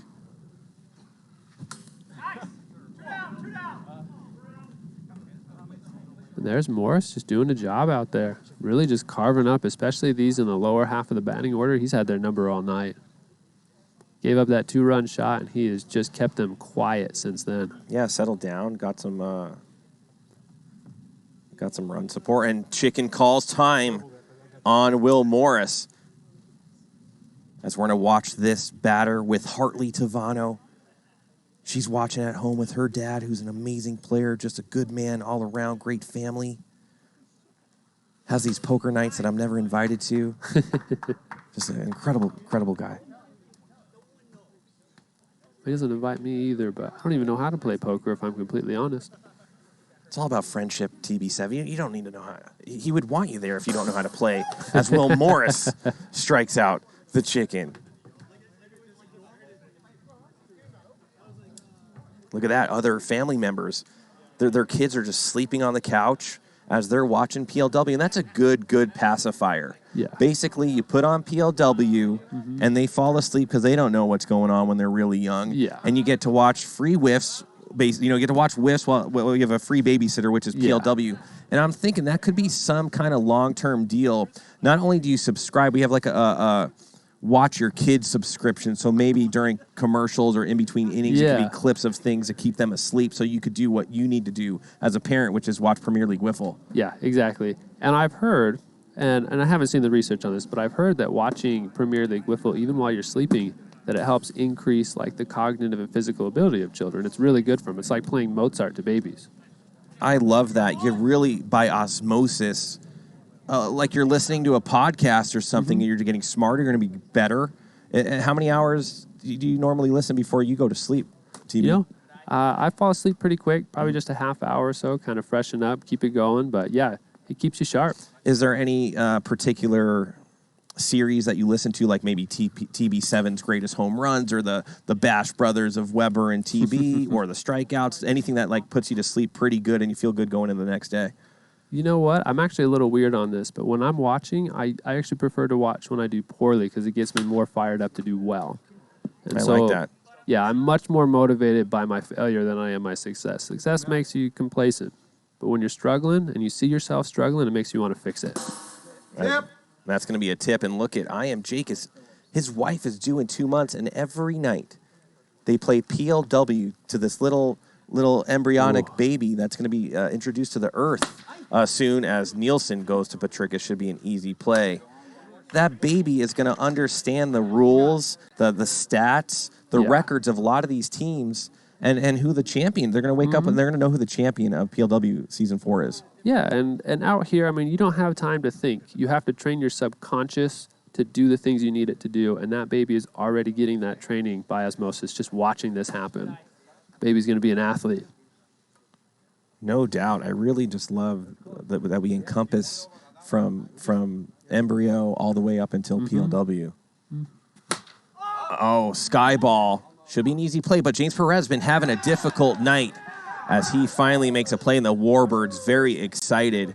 I feel like left field's not the spot for Perez out there. I feel like he's very jumpy and nervous, even when the ball's just kind of in the air. Yeah, he definitely feels a little shaky out there. I'd like to see him as more of a second baseman.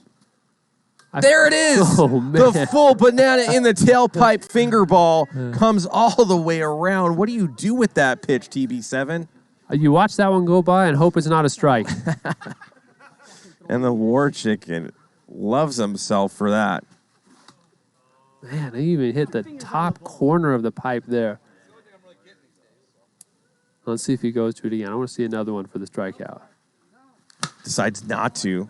It was 48 down the pipe. Sashi couldn't come around on that one. Count remains 1-2. Top of the sixth. Cajuns up big. Remember, we have a third game, and there's a lot of teams that need the Warbirds to get a win right here, and the Cajuns not to sweep, your team being one of them. Mine being one of them. So as lopsided as this first two games might be, this third game has some significant impact for some teams on the outside or just barely in. Yeah. Making some noise. Yeah, and I think for the Snappers and for a couple other teams in my position, I know we're tied with a couple others down there. Our fate's really in our own hands. I mean, they could help us out here by taking a win away or taking one win out of the series. But honestly, if we do our job, we should have a spot in the playoffs at the end of the season. And what would be doing your job? Just coming in and sweeping next week? We need a sweep. Yeah. Yeah, the Snappers are coming to sweep next week. And there it is. You heard it first. TB7, three-time reigning MVP of this league, is saying we're going to sweep next week and make the playoffs. And that would be 4 consecutive years for you guys. You already have a championship under your belt. Of course, you do have 2 losses in the championship games as well. But that probably fuels you as Cody Giordano gets a nice piece right there off the chicken. Yeah, just a dirty single, though. A good play by Perez out there to get a hand on that and keep that as a single. But yeah, definitely taking a couple tough losses in championships.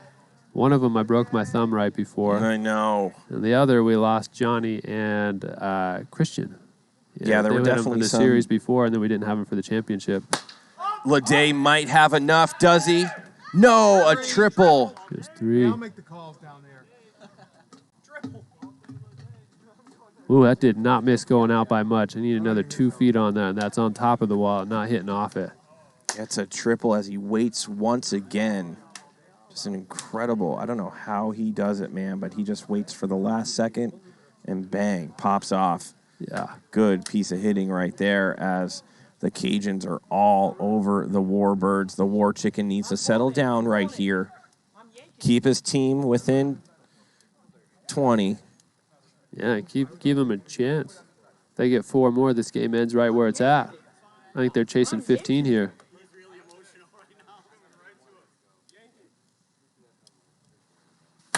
That's gone. That's gone. No, it barely goes to the right.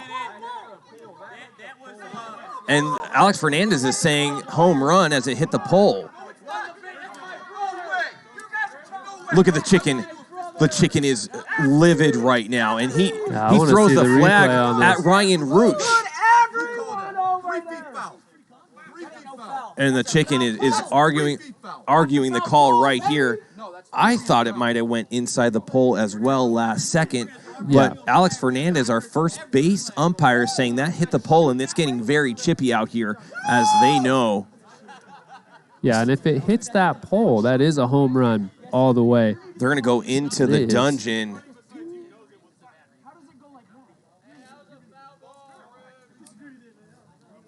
Really curious. We couldn't I wonder see what the angle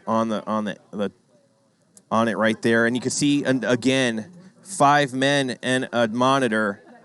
Going to be a new docu-series, 5 men in a dungeon. A lot of bodies down there in a small space. I got to tell you, and a lot of those guys have had Buck's jerky, and there's a lot of protein-packed stuff going on in there. I'd hate to be in there. They're going to have to humidify that immediately.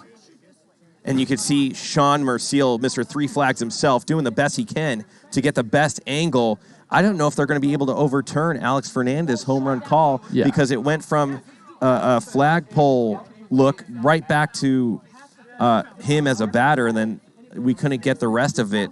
It's too bad that we couldn't keep it right on the flagpole right there. Yeah, and I wonder if they have that other angle down there. But honestly, Alex is 20 feet away from that foul pole. If anyone on this field saw it right, it would be Alex, who is looking down that line. And just here for that comes call. Sparkle Phillips, who went from commentator to umpire, but I don't know if he can make the call. You can't just be an umpire can he? Or I don't know. But he's definitely in there. And it's going to get very, very nasty if it's not called a foul ball by the War Chicken. And I still have some tape to review to find out who the suspect is that did bend that pretzel bat.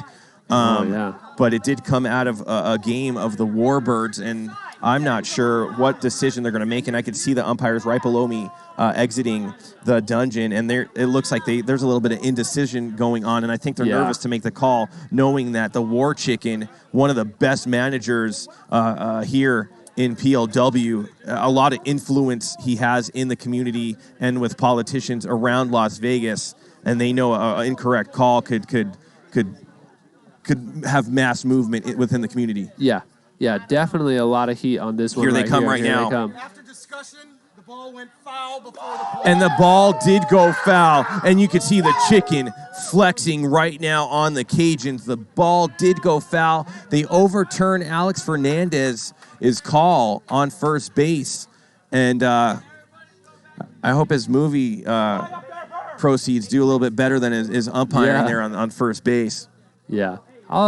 Yeah, that's a missed call for sure, but that's why we have that replay, and that's why we're so grateful that we do have that there, because it makes all the difference. And if you're on TikTok, you can't see any of that stuff. You have to come over to Twitch. All the dungeon cams and the instant replays and the slow motions. TikTok just gets this one phone angle. To get the full production, they got to come over to twitch.tv/Premier Wiffle. Type in Premier League Wiffle. Yeah. And again, they're giving him this whole side. He's just going to roll one that way.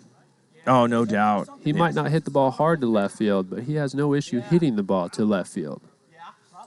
Yeah, what's up, Purple Viking? And yeah, in the dungeon, they have different views that they could use than just the ones that we see, and that's why you see a bunch of them go down there, take a few minutes to go over all those. We also have some people working out of New York that also have some footage. So we have teams all over the U.S. that make sure our calls are going correct. Yeah, we get a lot of eyes on these when we have someone making that challenge right there. A lot of people looking, a lot of people trying to make sure it's right. And look at this. Ooh. Wifey, Roosh's wife, says they like taking Ryan's home runs away from him. And that's like taking a toy away from Ryan. And he's going to whine about it just a little bit. But she's backing up her man, standing by her man. Yeah, and that's one of those, like, you can't take a home run that was a foul ball. If it was foul, it was foul. Yeah. Like, that's just all there is to it. And part of the problem is that if you hit a lot of home runs, there's a lot of opportunity to take it back.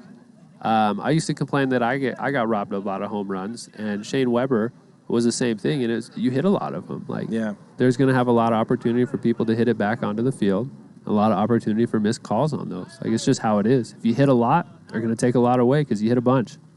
Here's Will Morris going to go against Dodos right here. Haven't seen Dodos since early game one, I think, right? Yeah. These games are really pushing the limit as far as time, it feels like.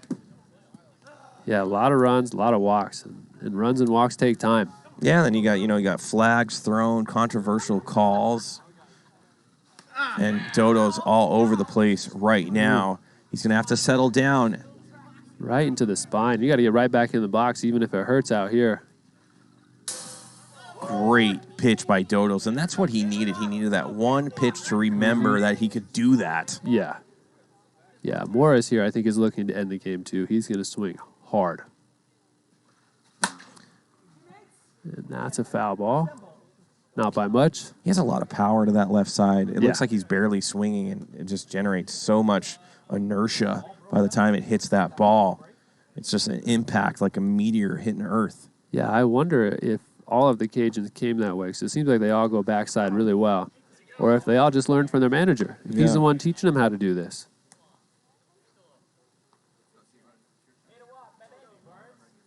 Bases loaded here. Walk-off opportunity, get to 15. And Runnels needs one swing to give his team a 2-0 lead in the series with one game to go here tonight. And he really went after that as Dodos goes full acceleration.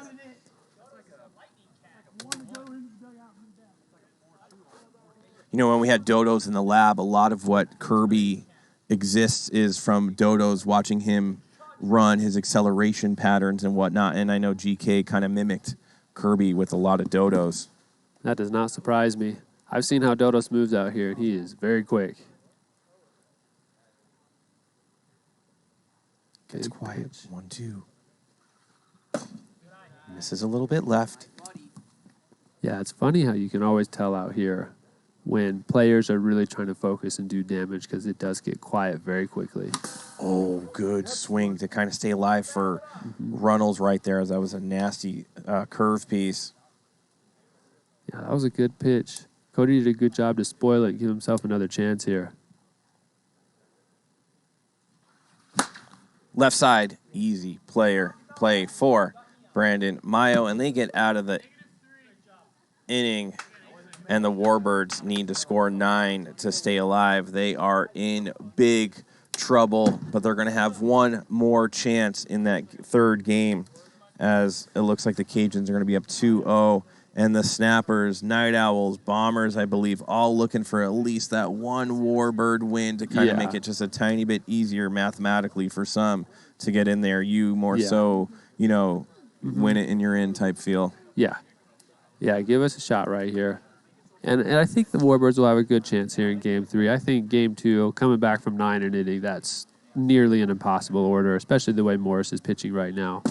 But they still have a lot of innings from Maio for Game 2, and that gives them a great chance. Yeah, I mean, what also, I was going to go on the reverse side of that. They got Roosh a lot of innings. Lede hasn't really even been up there at all. And then, of course, you have Morris that could pitch another 3 if they need out of him. Yeah. Nathan Roosh. The Warbirds are in trouble regardless, I think, game number 3. Their bats are just stronger. Yeah, and the Warbirds have been quiet for a while now. They haven't been scary in a long time. No war out of them. Just the birds. as Dan Pickering up to bat, Will trying to get those last 3 outs and bring us into that third game, as a lot of Cajuns are going to go to Ace Hardware and grab some brooms and hopefully bring them out. Yeah. I know I always look in the chat and there's a bunch of people, I'm going to come in this league. I would light you up. I'd be the best. I'd hit 40 home runs. TB7, explain to these people watching that when they come into this league, they're not going to do that. Well, this is the only proof that you need, and it's Will Morris right there. Okay. Will Morris is a major league level baseball player, and Will Morris went, I think, 2 for his first 35 at the plate. Sheesh. Like, this is a much harder adjustment than it looks. These guys are really good at what they do, and they make it look easy. It is not easy. Right, and you're talking about a person that is transitioning well. Mm-hmm. We've seen a ton of Will Morrises come in this league and not do this. So unless you have that capability to make the transition, which only one out of every 15 players that come to the tryouts do, your chance of making it on a squad after tryouts is going to be slim in itself. Get playing time and perform. Yep, and we have multiple other Major League Baseball players, former Major League Baseball players playing in this league, and frankly, they're not the best players out here. Right. Like, they're just not. Like, I don't care who you are, what your pedigree is. Like, you're going to have a tough time breaking into this league. If Will Morris struggled, you're going to struggle more. Yep. Unless it's Babe Ruth over there saying so. Here we go. James Dodo looking at an 0-2 count. Good take by Dodos right there, 64. And you can tell Dodos is just an awesome ball player because even when he looks at a 64-mile-an-hour ball, it felt like it was 55 to him. Yeah, he looks like he still could have put barrel right to it. And I played a fast pitch tournament with Jim, and he was right back at very Will. good hitter there, too. Nobody's there, but he does dump it to a defender for out number 2 as Brandon Maio up to bat right now. And this is it.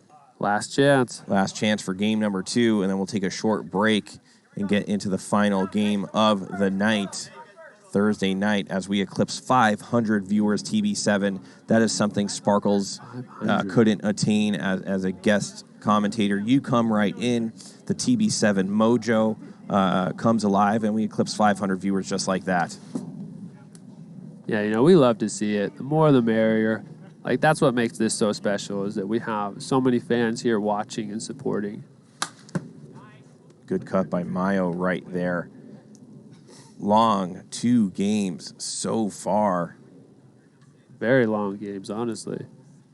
But you know what? I don't mind. It's a beautiful night out here. Love it. If I'm going to be stuck out here for a long time, this is a great night for it. And that's going to do it as Maio airmails that bat, and the Cajuns take the first 2 from the Warbirds. I know you don't like seeing that, TB7. After kind of getting swept by the Legends last night, it put you in a little kind of predicament that the fate is in your hands. Getting the Warbirds win for you, Night Owls Bombers. You guys needed that just to get a little bit more. Yeah. And we're going to see if they could do that in game number 3. We'll be right back with the starting pitchers in 15 seconds.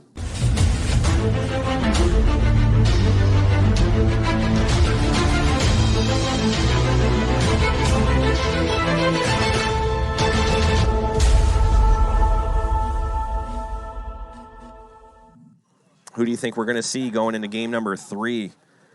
Game number 3, I think we're going to have to see Jim Dodo start on the bump. Yeah. I don't know if I see another pitcher over there for the Warbirds, and I would predict that we will probably see Leday starting for the Cajuns here. Yeah, we'll get those numbers for you in a second. And look at people just dumping.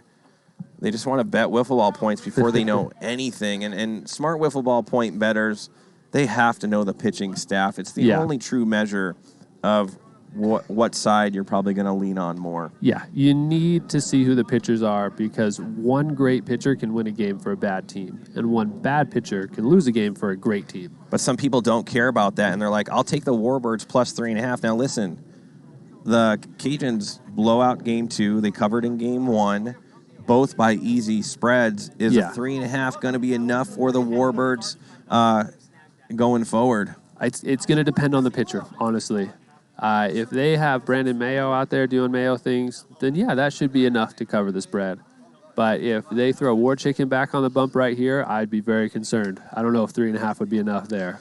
Yeah, and when you start, mentioning names like War Chicken and Pickering for the Warbirds, you're in trouble if those guys are kind of coming on the mound. You need to have your ace stay in. No disrespect to those guys. They're my boys. But you need to stick with your aces or top-level Tier 2 pitching to remain in these games.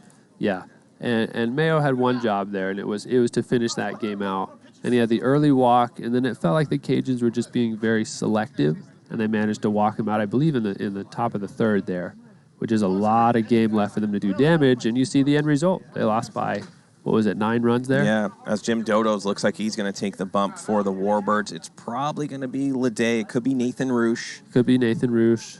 It could be Cody Runnels as well. Cody does have a lot of pitching experience as well. But I would expect Leday here. We're going to see. He's grabbing a bat, though. Leday. It's going to be Leday throwing for the Cajuns. And as you know, I had a very aggressive conversation with Leday earlier about how his pitching woes, about how he's been walking out quite a bit early.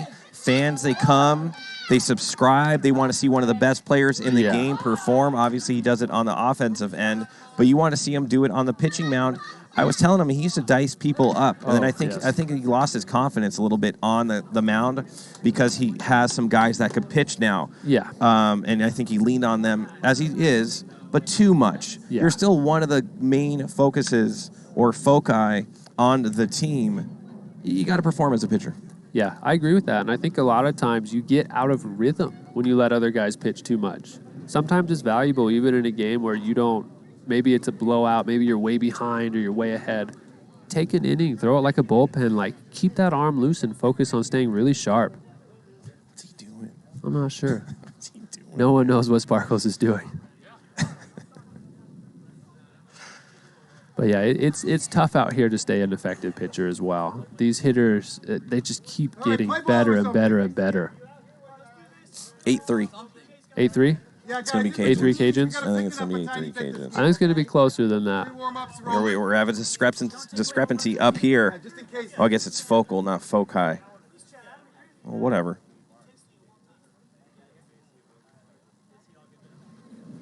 Oh. That's a swing. Leday's, where was he going? He was trying to hit it to his dugout. Ooh, wasn't chasing it twice, so that was the same pitch. Yeah, he's not going to get fooled on that very much. Yeah, and that's the thing about good hitters. You have to find different ways to get them out every time they get up. Gets a piece right there. Spoils a good pitch doing it, too. Little too hot. Right at him, too. 2-2. It's going to be 2-2 count. Twos. Might try to fool it with the off speed, maybe. No. Back to that slider he's throwing. That looks like his off-speed grip. Look at Mitch in the chats. He needs 4 years out of college. He would love to play this style of game, and that's kind of the people that play here now. A lot of college players, semi-pro, independent ball, and a couple major leaguers. Everybody has their career kind of that their path went through some baseball for sure. Yeah, nearly everybody out here. There's a couple of guys that were just born wiffle ball players. And that's Leday. Leday didn't play a lot of baseball. He played a lot of wiffle. Stein, Dalby, not baseball players, just wiffle ball players since they were kids. They were raised in this, and that's part of the reason why they're so effective and so good at it. Yeah, but like you were saying, 4 years out of college or, you're a top prospect in the minors, doesn't matter. You might come to the tryouts and do nothing, and you're not going to get picked up. You're just not. And it's a heartbreaking thing to watch a lot of these guys come out here. They think they're going to do good, and during the draft, their name doesn't get called, and they're never to be seen again. Yeah, and I mean we've had people who weren't just draft picks, but career-long Major League Baseball players who struggled and are continuing to struggle. So it's good to have that baseball pedigree. It will help. But it's a transition for sure. It's not the same. It's different. It's similar, but it's different. Little, yellow, different. So I see Wiffle Dude asking what tryouts consist of, and it's batting practice, pitching practice, and then we actually play a couple of like scrimmage games out here to really see how you do against live pitching. Oh, man. Morris destroys that one into the Garden of Serenity. 3-run shot by Will the Thrill Morris, and I think he's packing on that resume possibly for me to overtake Kyle Eder. It might be him. He's putting up some rock star numbers of late. And there's that murderer's row once again for the Cajuns, and they immediately lead 3-0. No outs here in the top of the first. Yeah, and a no-doubter. Just absolutely punished that right into the trees. I think he has the best follow-through in the league. Mechanically, he just looks, and I've said it as that's going to go foul. Like if we had an emblem, kind of like the NBA has one in the Major League, it would be Will Morris's follow-through swing, very Griffey-like. Yeah, if we were going to put that like Michael Jordan still on the back of our shoes, it'd be Will Morris. He's our guy. It's Cody Runnels. Oh, he goes after one in the dirt. I don't know what it is about lefty swings, too, but they're always a little sweeter. I don't know why. A little smoother, a little cleaner. Why is that? I've never understood it, but it seems like a lefty swing is always a little cleaner for some reason. Is it because we're like watching as righties, like almost like a mirror image? That might be. Like, do lefties think that also lefties have the best swing, or they ever look at a righty and they're like, "Oh man, TB7 swing is great." Yeah. If you're a lefty, let us know. Yeah. What's the secret? Like the follow through just looks cooler. Mm-hmm. And you see a lot of these smooth ones. Jonathan Wilson's another one with just that really smooth follow through, full extension. Yeah, when he extends, it's a good look as well. Yeah. Tanik's another one. He swings so violently, though. A lot of times his follow through is him nearly falling over from the momentum of it. Just such a powerful, violent swing from him. Alex Garcia on the Legends, smooth, beautiful swing. And then Chad Sparkles Phillips. That's got to be right there. Say there's 135 guys in the league. His swing has got to be 138, 139. Right down there, yeah. Right down there. Fun fact about him, though, he's broken up 2 no-hitters that I've thrown. Chad? Chad has, yeah. Oh, man. Both of them, I felt like I beat him, and he would just hit these little bleeders over the infield or just trickle one down the right field line. Those are the worst. Yeah. Done it to me twice. Unbelievable. That's got to sting. Yeah, that was back in season 1, though. That was back when Sparkles was more of a mainstream hitter. I don't think he was ever an elite hitter, but he was definitely right there in the mix with a lot of the other guys. Yeah, he could get bad on ball for sure. Yeah, the talent was different. The pitching was different. I think we were all still figuring it out back then.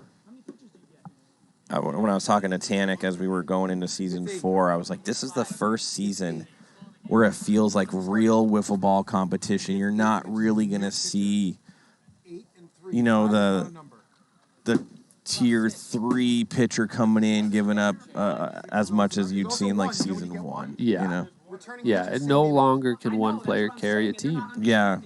There were, especially in season 1, before innings limits and stuff like that, like you had one premier pitcher. Yeah. And I think Brandon Maio threw 160 innings or something crazy like that just in that season, which is ridiculous because we played fewer games than we play now. Yeah.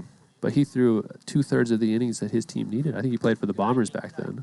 And you have to remember, like, Alex Fernandez also, kind of leads the league in innings thrown. He was a workhorse, him and Mayo. Yeah. Yeah, Mayo, that was back when he was with, what was that team name? The Calicos. Yeah, Calicos. Before they changed their name to the Night Owls. Oh, double play opportunity. Patrick has taken it himself, makes a throw in time. Was that center pan? That was buttery smooth. What a throw. Wow. Running away from the plate, too. I want that replay. Look at all that. those momentum taking him the other way and just dead middle. That's not an easy play when you're flaring out to your left and then you got to square up and kind of throw a slide piece to the center pan. Thrown against his body. Very smooth. Very strong arm. Just showing it off right there. 300,000 wiffle ball points on the Cajuns, -3.5, and only 100,000 on the Warbirds, +3.5. You're going to get a pretty good money margin going on if you're a Warbirds fan and you think they could do some damage right here, get 2 or 3 runs and square it up. But I'm going to see if the talk I had with Leday is going to impact him at all. I said, listen, dude, you're too good of a player to keep walking out in the first. I've talked about this a couple times tonight already. What are you going to do? The fans come to watch you. You're one of the best in the league. You used to dice people up, and you've been hittable, and you've been walking out. And he gave me that old arm bicep flex emoji. And he said he's going to do some special stuff on the mound tonight. Let's see if that holds true. Yeah, and I would expect that from him. Leday's one of those people, you just can't keep him down for long. If he has a run of bad games here and there, it's going to happen. That's just life. But he'll figure it out, and he'll come back, and he'll be like he was in Season 2. I also think he's trying to pick and choose his spots just a bit too much. You have to remember, in and itself, it's just hard to get base hits in wiffle ball. So sometimes you just got to rely on your defense and kind of not hit those baseball card size areas. Yeah, you'd have to pitch to contact sometimes. You can't just go for a strikeout on every pitch, or you will just walk out. But I'll tell you this, the kind of hitters that favor someone like Leday are these swing-happy and trigger-happy hitters. And the Warbirds definitely have a few of those on their team. That was a tip. He got jammed up right there. Yeah, right on the hands. Sparkles is now an umpire. Right side. Easy play for Case. Throws it in time. That was actually a really hard hit ball. Yeah, that was well hit. Unfortunate to go right at someone for Buck, but fortunate for the Cajuns. As Leday is going to face Jim Dodos. I see you guys in the chat. It just goes fast. I mean, we watch a chat. We have another chat in the chat from the stream team, TikTok, watching everything. So sometimes it's hard to keep up with it. And Dodos immediately goes left side. Easy pickings for him. Yeah, if they're going to give it to him, he'll take it. He has no issue with those singles. He'll do it all day. I actually don't even think he does it because he wants the single. I think he does it so he has more room in the outfield to get his doubles. He just wants to let you know that if you leave it open, he'll take it. So you're going to have to play him like that. Yeah. And then he has that outfield open, and he'll go back to swinging hard. The IQ of Dodos. That's going to be episode 4 in our docu-series. Yeah, very, very high IQ, very deep understanding of the game.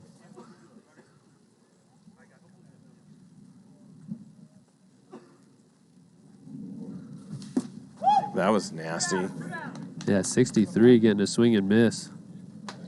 Mitch 17. Going into my 14th year in October as Matt Patricus up to bat.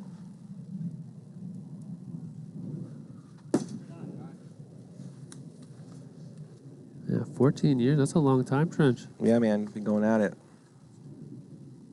Single.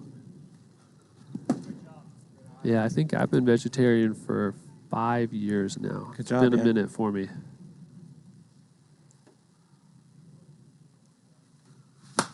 Another play. Oh, good. Cody covering right there. Out number 3. And that's what we like to see out of Leday. Make some contact. Don't have to pick apart the strike zone. Rely on your defense, and the Cajuns are just playing as a well-oiled machine right now. Yeah, it seems like they have everything working. I know there was a point in the season where defense was their issue. Errors hurt them, and I don't know if I've really seen that today. Their defense has been just top tier. No mistakes. Everything's going well for them right now. Yeah, I mean, look at our series that we had. There was a lot of mistakes in that one. It could have went either way for both teams. Defense win. I remember I've said it before when I talked to Tanik when we first formed the Vipers, and he would be like, "Dude, defense wins games. Defense wins games." And I'm like, "It's wiffle ball, man. Like, just hit it." Yeah. But as PLW started getting more talent in, you need the Gold Glovers out there defending, whether it's third base, short, left, right, wherever you put those people, because there's a run differential that you don't see in the box score when certain people make defensive plays. So say it's Gray Kelly on third or Hollis, and they made these incredible plays that maybe a subpar player can't get to, runs would have scored. But when you have elite the Harley Juniors on your teams out there running around, you have these elite guys that are defensive specialists, those numbers you don't see in the box score, but the teammates of those players understand. Yeah, we know. It takes away hits. and it doesn't give them more opportunities to get hits. Oh, a lot of spin on that one. There was nothing Yeah. Dodos could do right there. It went from in his mitts right there to total curveball. Yeah, I've seen people throw a lot of sliders like that. That Frisbee slider, Lede hit one right there. That thing had 10 feet of movement side to side as it was coming by him. All he could do was just kind of wave his hands as it went by. That was incredible. I mean, that's not, in my eyes, that's not an error. That is just No. a side slide piece hit. Yeah, no, that has to be a hit in my opinion too. Yeah, I mean, even though he was like ready to catch it, it was just the curve, the masse on it was too much. Hit hard with a lot of spin. Not much you can do about that. Wow. I want to replay on that. That hit the bottom part of the zone right there. Ooh. It's incredible. Yeah, that's tip your cap and take a seat. You're not hitting that. I'm not going to lie. Mayo's done that to me a few times where he just paints that bottom corner. I was actually talking to Maio when we were playing the Warbirds, and he was painting that outside corner against me, and he's like, "Man, I'm just on it tonight for some reason." And I was like, just having a day. "Sheesh." Yeah, when he's on, he's nasty. Tries to speed him up there. Morris knows better and watches it go by.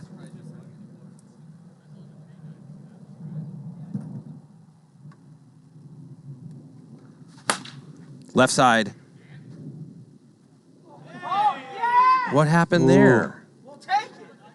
I'm guessing that went right in those lights over there. I've seen it before when you get that low throw across and it just goes right in the lights. And you just lose it. Watch this replay, guys. Yeah, watch. You'll see him lose it where he just doesn't know where it is and it's over his head. And to me, the wiffle ball gods kind of wake up here. That's a play you got to do something with that. That's a tough one. You've got to get one there. You have to get one. And Runnels, he's been really swinging well. Let's see if he can make some contact here against Maio. Man, Maio just finds that outside edge of the pan, which makes you swing because you don't know if it's going to hit or not. Yeah, and he throws this riser, and it feels like it rises, and it pushes away from those right-handed hitters. And as a result, he just misses a lot of bats out there. Makes it really tough to make good contact on. He looks like he's feeling it now. He's finding that zone. Left side, Patricus. They're going to try to turn two. Dan turfs that, and that's going to bring a run. Does it bring a run home? Was there somebody on third? Not. It was first and second. Oh, first and second. I would have liked to have seen them gone 3 then 2 there. I feel like that's a much easier double play to turn. Going 3 then 2 instead of throwing at this backstop, you have a fielder who can move and adjust if you make a bad throw and still get the out. So I much prefer to see him to do that there. This might go fair. No. Buck tried to ease it over to the fair line right there, but Chad Sparkles Phillips making the call. Yeah, kind of a balancing act when you're waiting those to come back fair because you don't want to wait too long. You don't want to risk it spinning away. And that's going to do it, but no damage done, right? The Cajuns already had no 3. runs. So good outing right there by Maio as it's going to go in the bottom of the second, and the Warbirds need to score, TB.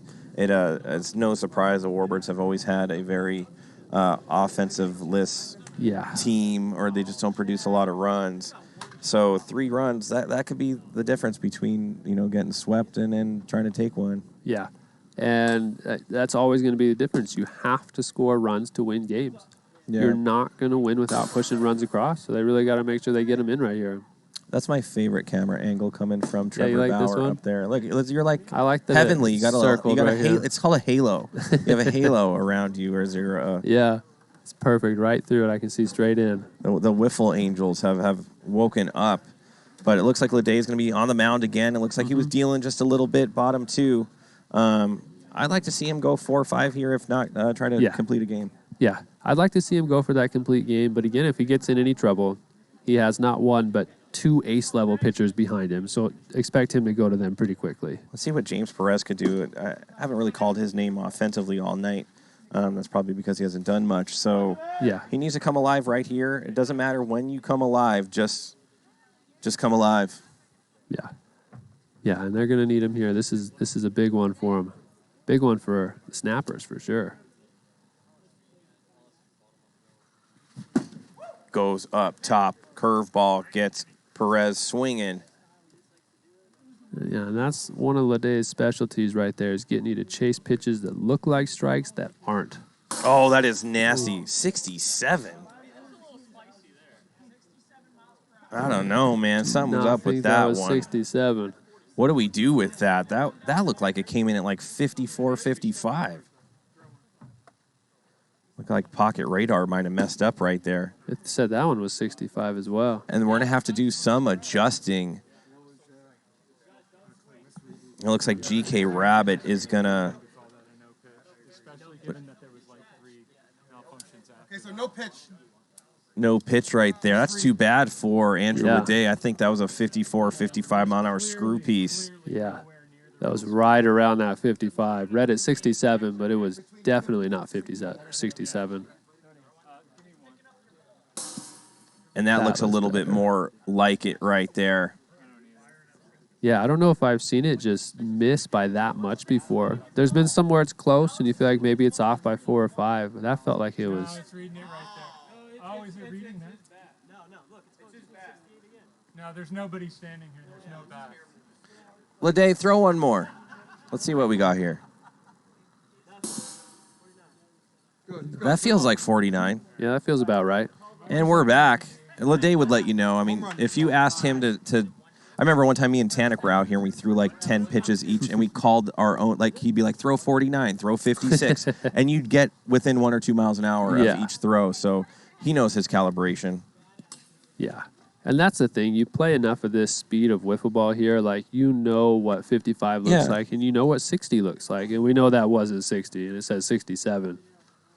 Oh, finger ball by Leday. Can't believe Perez waited on that and only got a nick of it. Yeah. If I told you to throw a 57 mile an hour ball, you'd come in at 56, 57, or 58. Yeah, I think I could do it pretty close. And he gets him right there, way outside. Leday is starting to deal. And as he promised after our phone call that he'd be flexing up on these Warbirds, and this is what he's doing as the War Chicken. What he's doing.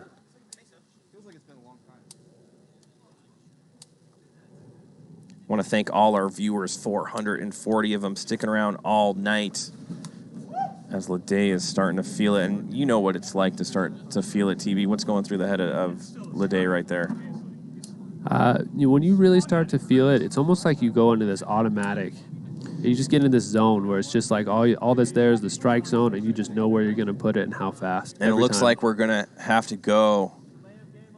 GK is going to calibrate the power system of Pocket Radar, and he'll go right under the hood, probably get the soldering gun and use the motherboard to fix the mother chip. Yeah, he's really our expert out here. If GK can't fix it, I don't think it can be fixed. Really late evening, 9:15. It's only the bottom of the second. These games, I mean, a lot of pitchers, some runs by the Cajuns. Yeah. A lot of replays or whatnot. A longer one here on Thursday night. And again, a lot of these pitchers, too, not quick to the plate. Like, they're slow. They take their time. They're very careful almost in how they do it. Not like a Billy Santiwan who just grabs the ball, knows what he's throwing, and throws it. Very slow, very patient game today. Here we go. 0-2 count. 1 out. Bottom of the second. Leday up in the count and freezes. He says that's wrong, too, but that's going to be 2 outs. Freeze mode by Leday right there. I'm going to go get a drink of water real quick. Do what you got to do. TB. It's all you for the rest of this bottom 2. We have Dan Pickering here, who's taking a lot of great swings today and just missed a couple of them.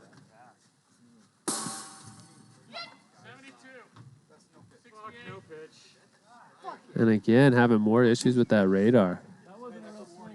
And I think more than anything, this is hurting Leday because I feel like a lot of these have been strikes.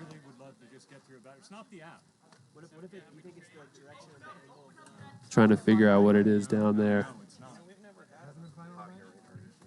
Yeah, we've never had issues like this before. I mean, back in the day, we used to have issues with it dying, but never like this.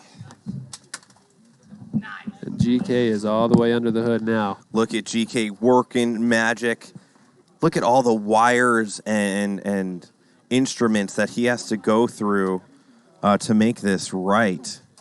An unbelievable job by GK right now.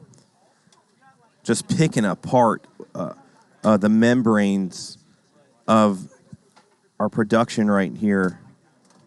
Like a surgeon under here. Look at that. He must have been really good at that game operation. Remember that one? We had I remember that one. Had to have the He soft probably hands. won every single time. Yep. Yep. I'm looking at all these wires. I would have no idea what any of these went to. I have trouble sending emails, TB. No, I do. Yeah. Greg Kelly seems like he knows everything. Go ahead and restart it, Sean. He's so good. He's Yeah. just on it too, man. And here they go into the dungeon. He's going to get another reading on it. Let's go to Dungeon Cam. See the work they're doing down there. Oh, no. Look at this. They think you're Chad Chepa 10. Oh, man. Somebody please X that out. Do I look that old? Am I aging prematurely? You still have all your hair, so that's good. I do still have all my hair. I always thought I'd be bald by now, but here I am with a full head of hair. Good for you, man. And it looks like he's recalibrated, readjusted the pH level of Pocket Radar. And we're going to get back to it. Yeah, and I'm with F. Ben over here, 147. Like, I feel like these issues with the radar have hurt Leday more than anyone else. I feel like it's giving the birds second chances. You know what? I did lose track of the war chicken after his at bat, and I don't know if you remember that part in Forrest Gump where Gump was talking to the people and somebody messed with all those wires. Mm-hmm. I remember. I'm not going to make any accusations or anything, but after that war chicken strikeout or whatnot, didn't see him, and then the Pocket Radar went down. Then there's been issues ever since. We're not accusing him. We're saying there's a correlation here. And, well, the only reason I bring that up, there was that bat gate that the twisted pretzel bat came out of the Warbirds dugout. Big swing and miss right there. Totally. We're gonna have kind of like a 1-minute break. And we're going to take a 1-minute break, TB7. GK has to grab a soldering gun. He wants to recalibrate, make sure the rest of the game goes all the way untethered to this Pocket Radar instrument. As you know, if he's the kind of guy that he might look at you switching Pocket Radar. Oh, he's got another one. Who walks around with an extra Pocket Radar in their pants? Are you happy to see me, or is that a Pocket Radar in your pants, GK? Brand new radar. Brand new Look at that. Jeez. How does he do it? I don't know. I've never met someone. I feel like he's like Batman over here with his utility belt, and it's like, well, what do we need? Oh, we need another brand new Pocket Radar, and he just has it. Just ready for every situation. Just incredible, man. And if they're on TikTok, they don't even get to see the work that this man puts in, day in and day out. Just a beautiful thing to watch when somebody is working their craft and they just master it. Yeah, and Greg Kelly is really what took our production from where it was really to the next level. TB, you remember, we used to be behind the backstop. No posters or whatever this backstop greenery and brickery is. We used to look through a chain link fence, talking with some karaoke mic at a garage sale and a brick video phone. That we'd get 11 viewers and we were excited, and some nights we'd be like, "Oh, we got 17. We're really catching fire." And we have now we have 26,000 followers. We have 400 or 500, viewers nightly, and a great Twitch community. Yep, I remember playing playoff games, and we were so excited about getting like 45 and 50 viewers. Man, if we had 45 or 50 viewers now, we'd be devastated. Those 50 viewers, man, though, they have been locked. There's been people here from the very beginning that remember when it was 20 or 30 people. Yeah, it really makes me excited for their future. If it's made this much progress in 1 year, imagine what it's going to do in 5. Yeah, this was the first real year. I call it the first reel of WIFFLE. This is the first time we've had 6 defenders, innings marked on pitchers, more elite players, and it's going to get better and better. So the years going forward are really they're going to be nights where I say we have 2,500 viewers. Yeah, I think those nights are coming for sure. And especially as more and more people just find out about it. People don't even know we exist yet. But as we keep making more and more content and more of an impact, like, we're going to be everywhere. Ooh, and J-Doggy coming in, first-time chat guy, goes after GK immediately and says, why is it broken in the first place, GK? Step up your game. We might have to clip that, send that to GK, and see what his response would be. Wow. Ooh. Coming in hot. Tough take there. Andrew Leday up, top of the third. We're going to have to ask GK how he feels about that one. Should have foreseen that it would break down here and fixed it before there was an issue. Remember, it's getting hot, a little bit muggy tonight. You don't want to get dehydrated as Leday goes left side. Oh, no. Buck's going to have to hurry up. And he makes the throw in time from deep. Man, you forget how strong some of these arms are out here, but he just turned around and showed that he has a cannon for that right arm. Just pumping that in there. A lot of new followers coming in from TikTok. Bruzar, welcome. Saying that this is so much better than TikTok. Couldn't believe that he was watching it on TikTok for as long as they do. And that kind of always gets me as well. Yeah, I've heard people coming over here saying they watch for 15, 20, 30 minutes on TikTok, and I'm like, you have no idea what you're missing over here. Like, it's fun on one camera, but man, that's season 1. Come to season 4 with us here. Whole different game. Oh, man, Maio on the 0-2 strikes him out. That's going to end the inning. You know what the difference is? TikTok right now is like what we had for season 1, right? Yeah, like season 1. What they're watching on TikTok is season 1. If you want to see what season 4 is after we've bought gear that's thousands of dollars underneath us, behind the strike zone, there's a thing called the dungeon. Go to that camera right now, Sean. Let's see what you guys are doing. Make sure you clear that deck so you get the nice shot down there. But we have a whole system. Look at that system down there. 3 monitors, a bunch of keyboards. You can see Sean working the piano, making sure you get all the angles. J-Dub, give me a little Seamus shout out to your left side right there. Little Shamo. Right there. Seamus, man. Famous Seamus. But look at all the stuff. There's things blinking, green lights, red lights. I have no clue what any of that stuff is, but I know it makes this production amazing. And I'm with you on that, Trench. I don't know what any of those things are. It's just a bunch of blinking lights and wires to me. To me, it feels like it's Christmas in there. I was thinking about maybe hanging a star. You got the red lights, green, white, all that stuff. But I guess that's just the stuff you see in a full production. He went full Seamus right there. Yeah. I loved seeing that.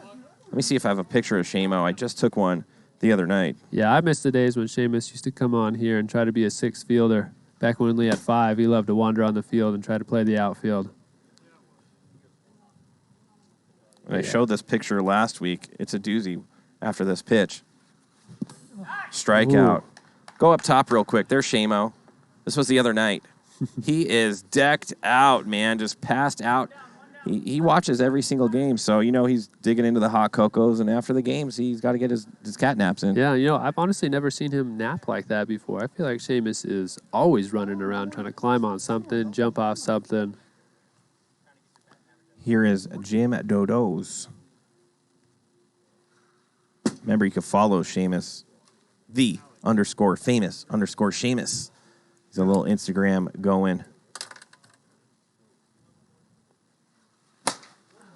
Is it going to have enough? Got something. No. Not quite enough. Will Morris with the second out. You know what? When we get on the next field after that's all solidified or whatever, I'm going to ask GK if he could.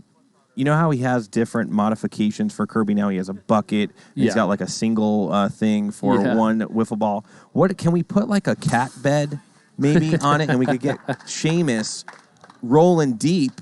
I want to see that. On Kirby right there. I want to see that. Get him a little bed, cart him around like the royalty he is. It's Brandon Maio down 0-2 going against Leday. And that's going to do it. And Leday is looking nasty. He's got that filthy, fierce look in his eye like, this is who I am. Yeah. And and maybe he needed a little pep talk earlier because this is the stuff that he deals with. You just need a reminder who he was. And the Warbirds over here are just getting the best of the best from the Cajuns on every part of it. They're seeing every one of their pitchers deliver exactly like they should. And now Leday here in the third game, still carving them up, still dealing. Yeah, I mean, as much as, the Cajuns have that devastating lineup, the Warbirds still have Brandon Maio trying to keep him in this game, hoping for any kind of run production. aside from the Night Owls, the Warbirds probably have the least amount of run production, I would think, in the league. Maybe the Lightning are right there too, but Lightning are probably close. But I feel like the Warbirds especially have just been haunted by lack of run support. They've lost a lot of one-run games and a lot of very low-scoring games at that. Somebody's calling you the Tony Hawk of PLW. Do you skate? Tony Hawk. I snowboard and I longboard. I don't skateboard very well, but I do a little. I used to snowboard back in the day. I broke my wrist. Oh, yeah? And kept snowboarding the rest of the day because my hand was so cold. Yeah. And then when it defrosted, it was all limp, and I went straight to the doctor as Morris goes left side, and it's going to get to the wall. It went through 14 different Warbirds right there. Yeah, I think there were like 4 or 5 of them that had a shot at that. None of them could get their hands on it. Yeah, I broke ribs snowboarding. 7 days later, tried to go again with my younger brother, and he broke his wrist, and we finished out that day, too, with both of us with broken bones. So I relate to that. It's different in the cold. You don't feel it as much. Oh, my God. Is it going to go, though? Way up there. No, man. A towering shot by Cody Runnels. Couldn't get any help from wind or whatnot, but, man. Yeah. Any more trajectory towards, behind the fence, man, that could have went a long, long way. Just blasted that one into the stratosphere, too, way up there. He's very unfortunate that wind completely stopped. But we've talked before, I think, about the spin that the ball has on it, and when you put backspin on a wiffle ball, it tends to pop it straight up and does not push it forward. And that's what we saw. You saw it keep pushing up, up, up, and then it falls just short of the fence. I feel like ideally you want to almost hit a knuckleball out of here. You don't want spin at all on it. And JC, first time chat. Ooh. He's never even been here or watched this. This is his first time. And that's all you need. You're locked into PLW Nation. We have a very dedicated fan base, and we're going to put on a great production for you. Welcome to the team. Mm-hmm. 5 days a week. Good reason to be out here. Yeah, I want to talk a little bit about some games next week. Monday night, Legends versus the Ones. That was a really good matchup we had last time. They got 2 of 3 from us, but it could have went either way with a sweep. Yeah, those were very close games last time. And then Tuesday night, that probably has enough. No, Jim Dodo's right there again. Man. Jeez, as far as you could hit it twice. Dodo's right there. Yeah, good job by Dodos. Right up against that wall to not lose focus, but making sure to get his hands on both of those. And then Tuesday night, the Cajuns that you're watching right now are going to go into Vader Nation, and they are red hot, looking really good going into the playoffs. Wednesday night, your team, the Snappers, are going to go take on Stein and Dalby. And you guys, your fate is basically in your hands. Probably if you sweep the Night Owls, you're probably going to be in. Yeah. So that's a big time. Circle that one on. That's probably the biggest matchup so far going into Wednesday. Yeah. And then on Thursday night, the Warbirds are going to try to spell, spoiler to the Vipers on Thursday night. So you want to tune into that one. And then on Friday night, the Bombers playing for their dear lives. We might know if they're playing for a playoff spot or not by then. That's going to be a Friday night. I'll be on the mic for that one, as well as Patricus looks at double nickels, and there's Leday. Still dealing out there. But yeah, for the Bombers, it's gonna take some teams making big mistakes before they have a chance at the playoffs here. Matty going to try to be a little more selective here. I feel like these last couple innings, you've had some Warbirds chasing pitches out of the zone. And he's just playing D, relying on his third baseman, Sashi Air Boba. Man, I thought that ball was into the outfield already, and he just reached out and got a hand on it. Almost caught it. Maximum Funk, first-time viewer, is watching Leday being savage on the mound, and I love that. Because if he would have tuned in just a couple weeks ago for the last 2 weeks, he wouldn't have been saying that about Leday, even though he is a savage, but just having like a bad month. Yeah. And he comes right back. He's deep into the game right now. Bottom 4, nothing doing for the Warbirds yet.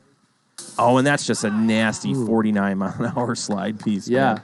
To slow down like that and leave it away from you, that just makes it so hard to hit. It's going to be 1-2. One out here, bottom of the fourth. Tries to get James to go in the turf right there. Yeah, trying to get him to chase. And I can see the Warbirds here trying to be a little more selective to give themselves a chance. Oh, nasty screwball. A little bit outside. And if I'm Lede, I'm not really going to try to get after him too much. I'm going to rely on some defense. And if he has the power, then let's let him have the power. And that's what he does. Really good. Yep. Gets it back in the zone with movement. That's all you need. And Authix, welcome. Absolutely, this is entertaining. We try to put on the best show for you. Welcome to PLW Nation. If you have Amazon Prime, make sure you go and get a free subscription on Twitch. Each and every month, you will have that option. Forget those ads, and you get 20% more wiffle ball points as you're just watching as Lede throws a 32-mile-an-hour. 32. Man, I think if you throw me 32, even if it's not even close to the zone, I might swing at it. Yeah, step out there for it.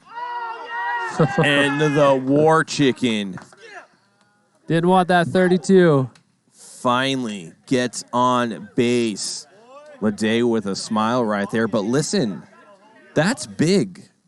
Any runners are big because at any point, a player could pop off, hit a home run, it's 3-2, and now you're deflated. Yeah. Yeah, runners are big here, and it helps get Lede out of that rhythm that he was in because he was just in a rhythm and just carving these guys up. And look at Don Swells, says, this is sick. I was watching TikTok for way too long as the clutch subscribes with Prime. And that, like we've said before, is a very, very smart thing to do, very easy to do. And you're part of PLW Nation as Jay Painter subscribes with Prime as well. A lot of people coming on over. They've had enough of getting the appetizer over on TikTok, and they want the real deal over on Twitch. Yeah, this is the 3-course meal right here. If you want it all, this is where it's at. Hundo.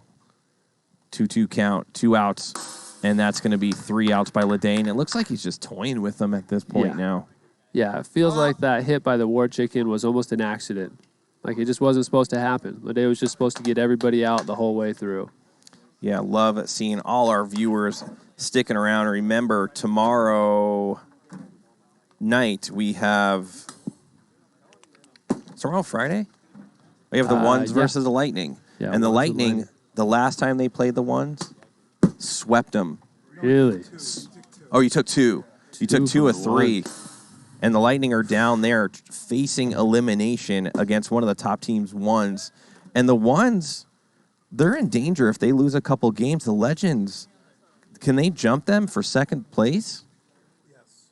We can, right? If the Ones lost 2. If they lose all 3, they're tied, and I don't know who has tiebreaker.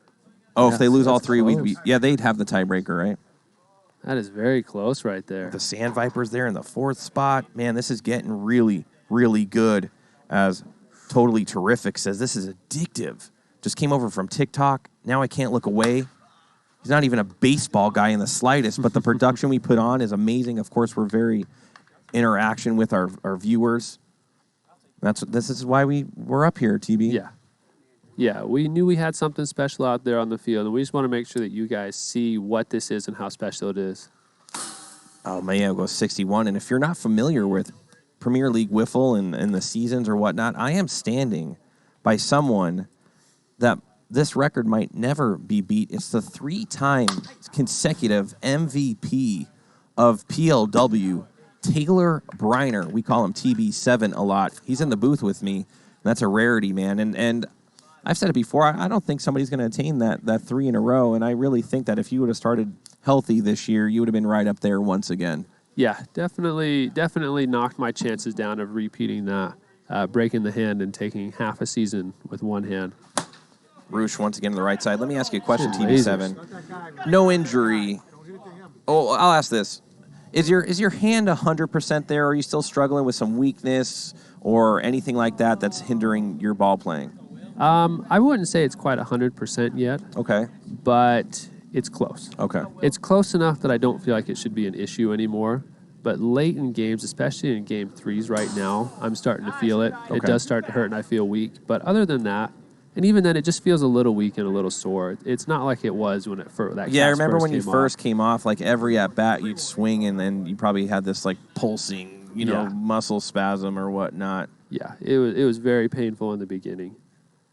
I'm just happy I got the hand back, and it's working nice and as well as it is. Man, that's twice they've had trouble with Will Morris's little slide piece ball right there, but good play, Patricus. And Miles just keeping them in this game, man. They really need to get something going right now. Yeah. They have 6 outs to work with to get 3, and the Cajuns might not be done as Murderers Row number 2 in there as Alex and GK are discussing some speeds, I believe, from Pocket Radar. They're noticing a little something as that ball's scared Fernandez. Look at that control from Lede, though. He hit the pan with Alex standing in front of 90% of it. Oh, my God. What a pitch. He was At really will. crown home plate right there. Yeah, talk about standing on the plate. Still getting it by him. Lede 6 outs away from sweeping the Warbirds. And you need these Warbirds to come alive right now, Briner. Yeah, I need some runs here. I need to see some life. But I know the type of player you are, the type of caliber player you are. Honestly, even though you'd like these guys to take a win right here, to me, you have the mentality that you feel like you're going to go and sweep anyway. Yeah, we're going to sweep. We'll bring lots of brooms with us. Sparkles is saying a sweep doesn't guarantee that you're there. It doesn't, but the teams that I need to lose are playing very good teams. And so a sweep does massively increase my chances of these guys losing one game and me taking it. So it increases my odds exponentially. If they lose one here and I sweep, then you feel like you're in, huh? Then we're in, yeah. And Sparkles agrees right there. Yeah. But the way it's looking right now with Lede dealing and the Warbirds having trouble getting runners over, home plate. And that's going to be a walk by Lede. It's first. It's his first walk into the 5th inning, and you definitely don't want to do that as strong man Jim Dodos, who's been kind of quiet tonight for his standards. Yeah, and that first walk can really get in the pitcher's head, too. Now they don't want to walk out, and you'll see him get behind in the count and come much more to the middle of the zone to try to get that strike through. Oh, man, and that's the more of a Dodos swing that we're used to as Othick subs up with Prime. Way to go. Tell everyone you know about this. We're doing the best we can. Oh, that one would have laced left field again. Yeah, Lede there kind of gave him a little slide step, quickened his pace to home. Big pitch Almost here. caught him off guard. Watch for a pop ball. And he does. And Dodos waits on it. 46 that came in. Ooh. What a cut by Dodos, man. You don't know how hard it is to wait on a pop ball like that. Dodos is just so hard to get out. It feels like you make good pitch after good pitch to him, and he just waits for you to make that mistake. And as soon as there's a mistake, he just hits it so hard. This is the expert at spoiling good pitches here. And just like that, from 0-2 to 2-2, and all of a sudden it's like, he's like one of the best at bringing it from 0-2 to 2-2. Yeah, he really is very patient up there. And he's got a good eye right there. Goes from 0-2 to full count, and Lede already walked Buck. And the Warbirds are in business. No outs here, bottom of the 5th. Yeah, Jim knew the whole way that was hot. He never even looked to check the radar. He knew. Oh, and he goes top tink, insanity pitch. And there's nothing you could do. Watch this replay. Oh, man. Got a half inch of that top bar right there. Wow. Yeah, he is zoned in tonight as Maio up to bat, 1 out. He's going to look over, hopefully, a double play ball he's looking for. Yeah. And Root Toker saying, get those witch sticks out.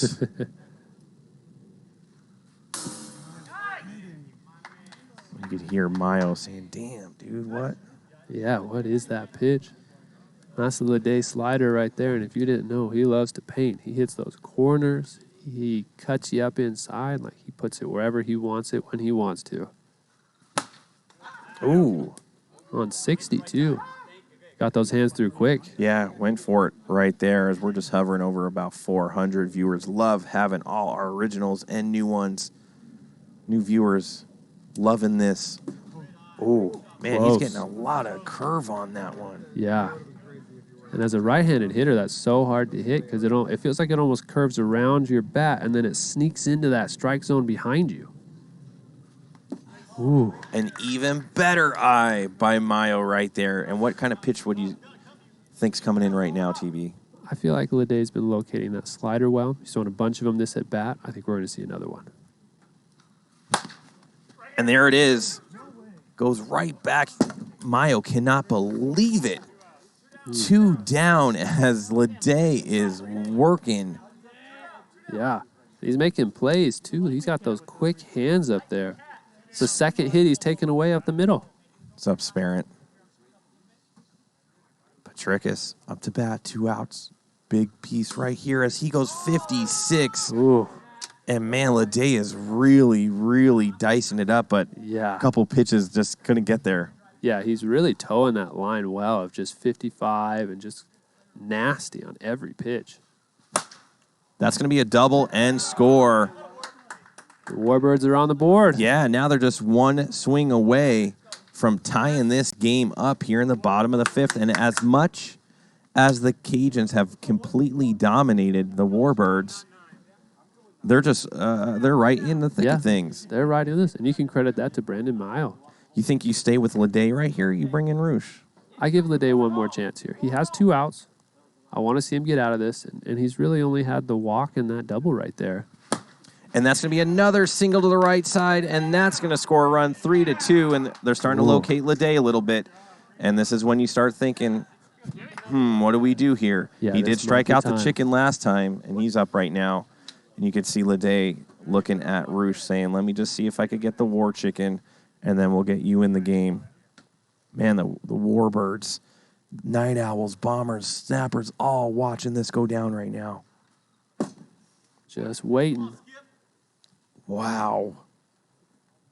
Been waiting for something to happen, and we're starting to see it now. A heavy air has gone over Hideaway Field. Feels like even when Leday misses, he just misses by just inches every time. Everything is so close. Chicken takes a cut right there. It's going to be a 2-2 count.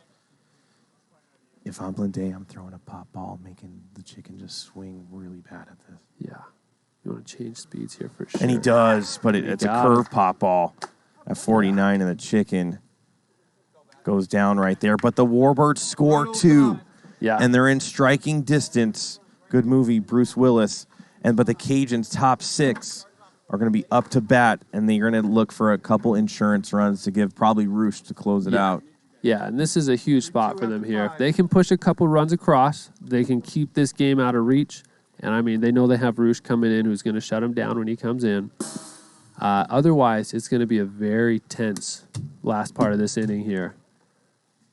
I mean, Brandon Maio just still in it, still doing what he does, keeping the Warbirds in this game. He's got to come out there and throw one more good inning and give his Warbirds a chance to try to go walk it off in the bottom of the 6th. Yeah, and I think this is his last inning that he can throw. I believe he threw 3 in game 2 and then walked out. And this would be his 6th because he came in the 1st. And so this is it for him right here. Like, the Warbirds need this now. They need Maio to shut him down. And go win the They need to push game. 2 across right there. They need to end it before anything can go wrong.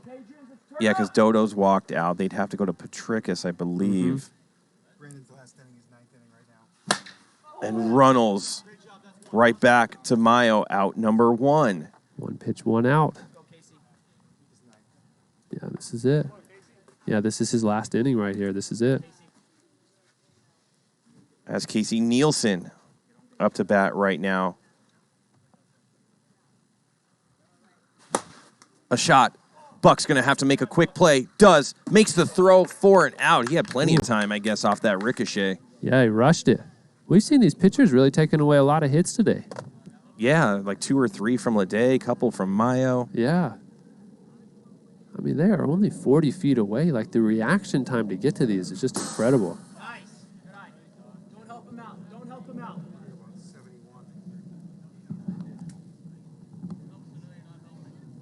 Yeah, Maio doing his part to keep his team in the game here.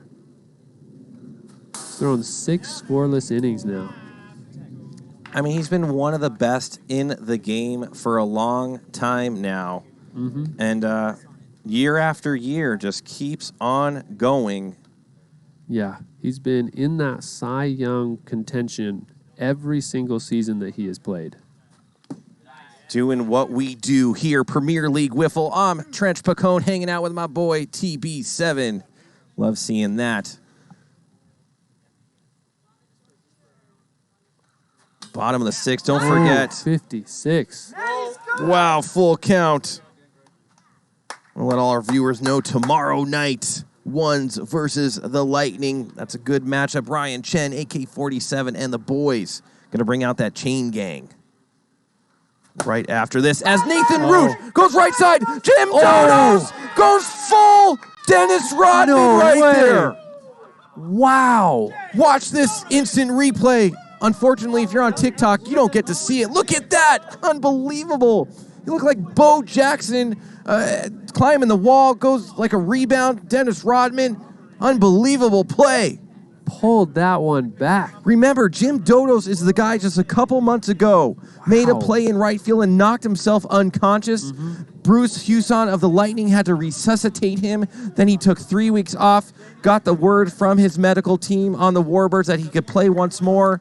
Jim Dodos, unbelievable. Wow. That's the all-star caliber player he is. Yeah, and talk about being able to play every spot on the field. I mean, Jim can pitch, he can hit, and he can make some of the best plays out here. Incredible. Man, he has no regards for his body, for his marriage, nothing. He just was about to give up everything for that fly ball. Yeah, he was not letting that one go over. I would say that I think Jim wants to win this game here. Oh, man. I think he's in for it. That was an unbelievable catch. Yeah. I mean, that ball was... I mean, he ran 60 feet to get there and then jumped up in the air into the fence. Incredible. He levitated, TB7. Yeah. He went full monk mode on that. I'm locked in. Yeah.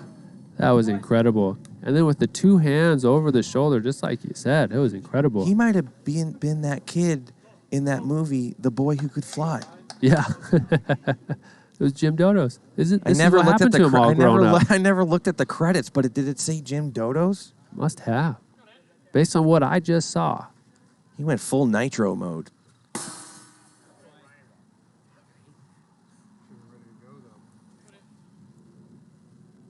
Man, incredible. 0-2 count. Roosh up. Left side should be an easy play for Runnels. And he does make it. 2 to go. Back to the top of the order, though, and this is who they want up there. They want these top couple of hitters. We really want to see Buck get on here and give Jim a chance to end this and end it quickly. And Buck swings at one in the turf at 63-2. Has to be a little bit more patient as we have eclipsed 500 viewers once again. And they want to get in on the last of the action we have until we air again tomorrow night as Buck goes down. Roosh dealing right now. They are 1 out away from the sweep. Jim right here. I believe it's Jim Dodos coming up. It is Jim Dodos, after making that incredible play, is now going to face Ryan Roosh. And he just made an incredible play to keep this a one-run game.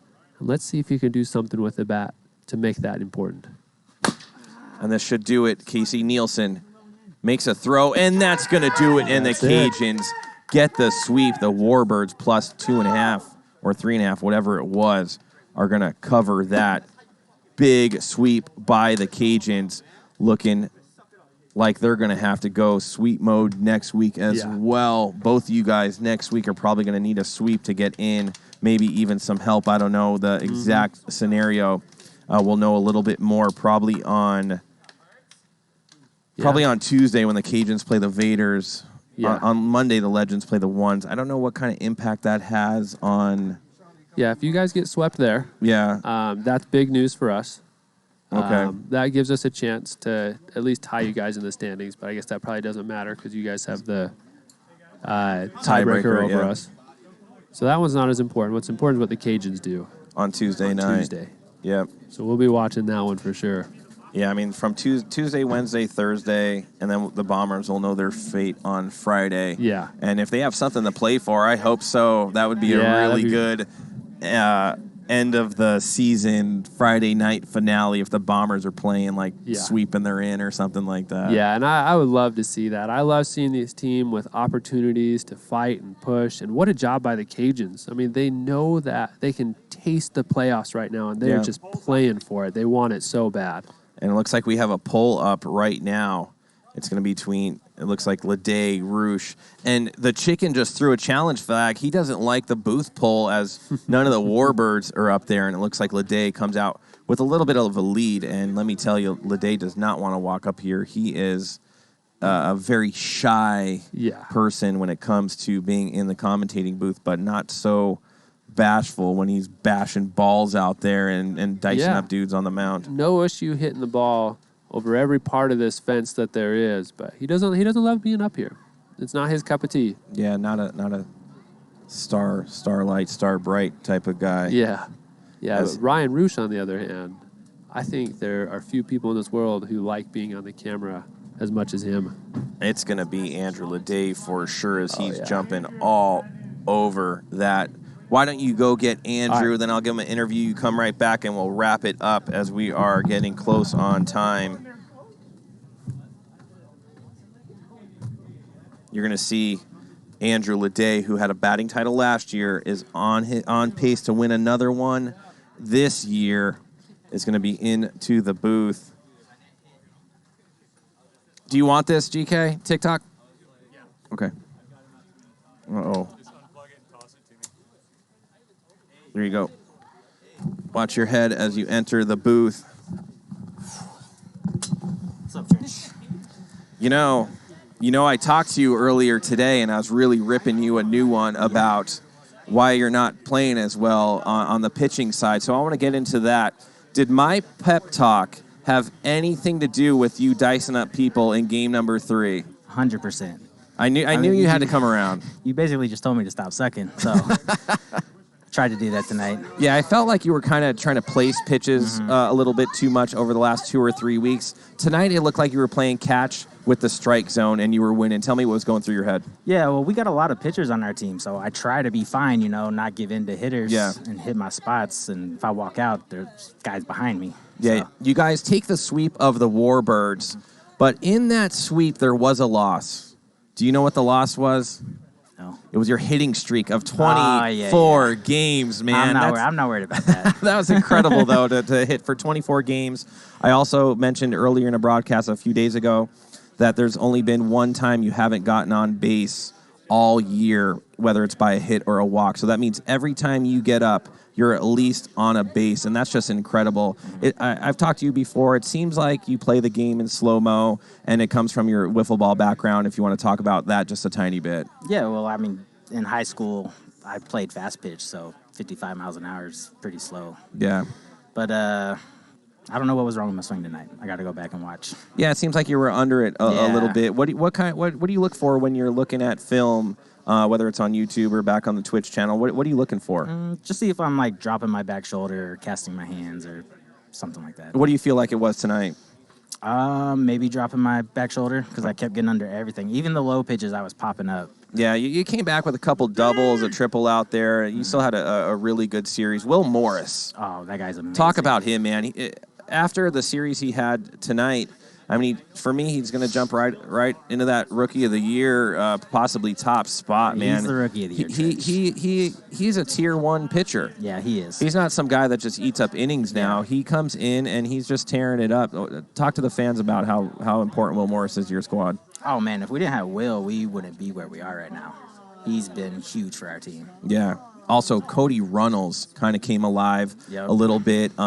Kind of a team effort. Ryan Roosh, Nathan Rue, just everybody kind of chiming in a little bit.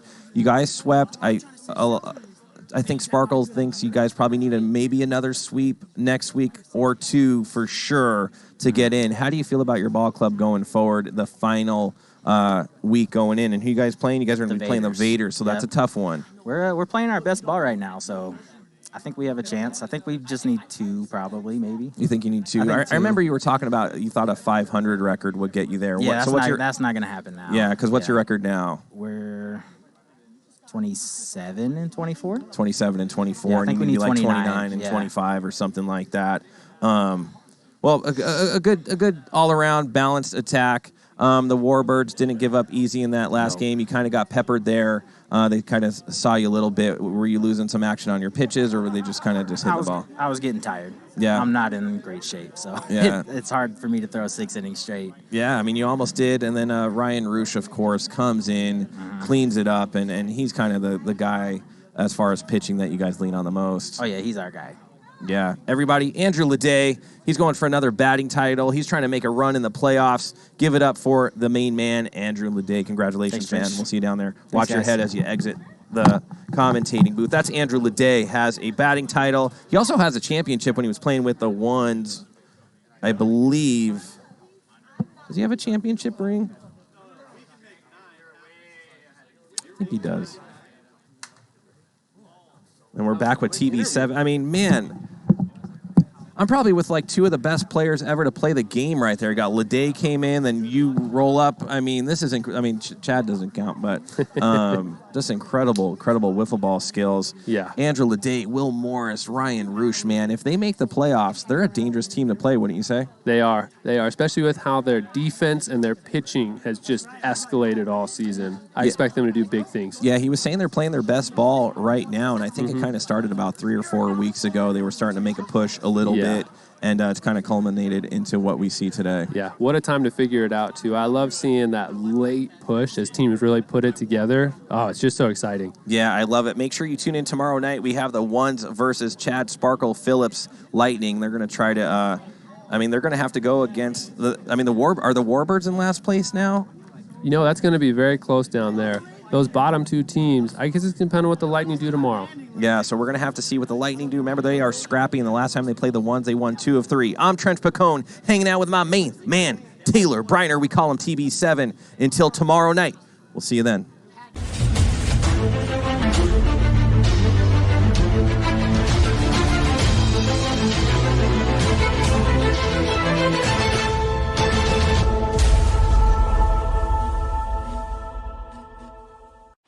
What's this? That'll work. Get there. Get there. Let's go!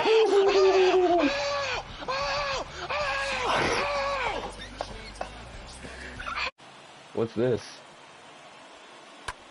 That'll work. Get there. Get there. Get there. Let's go!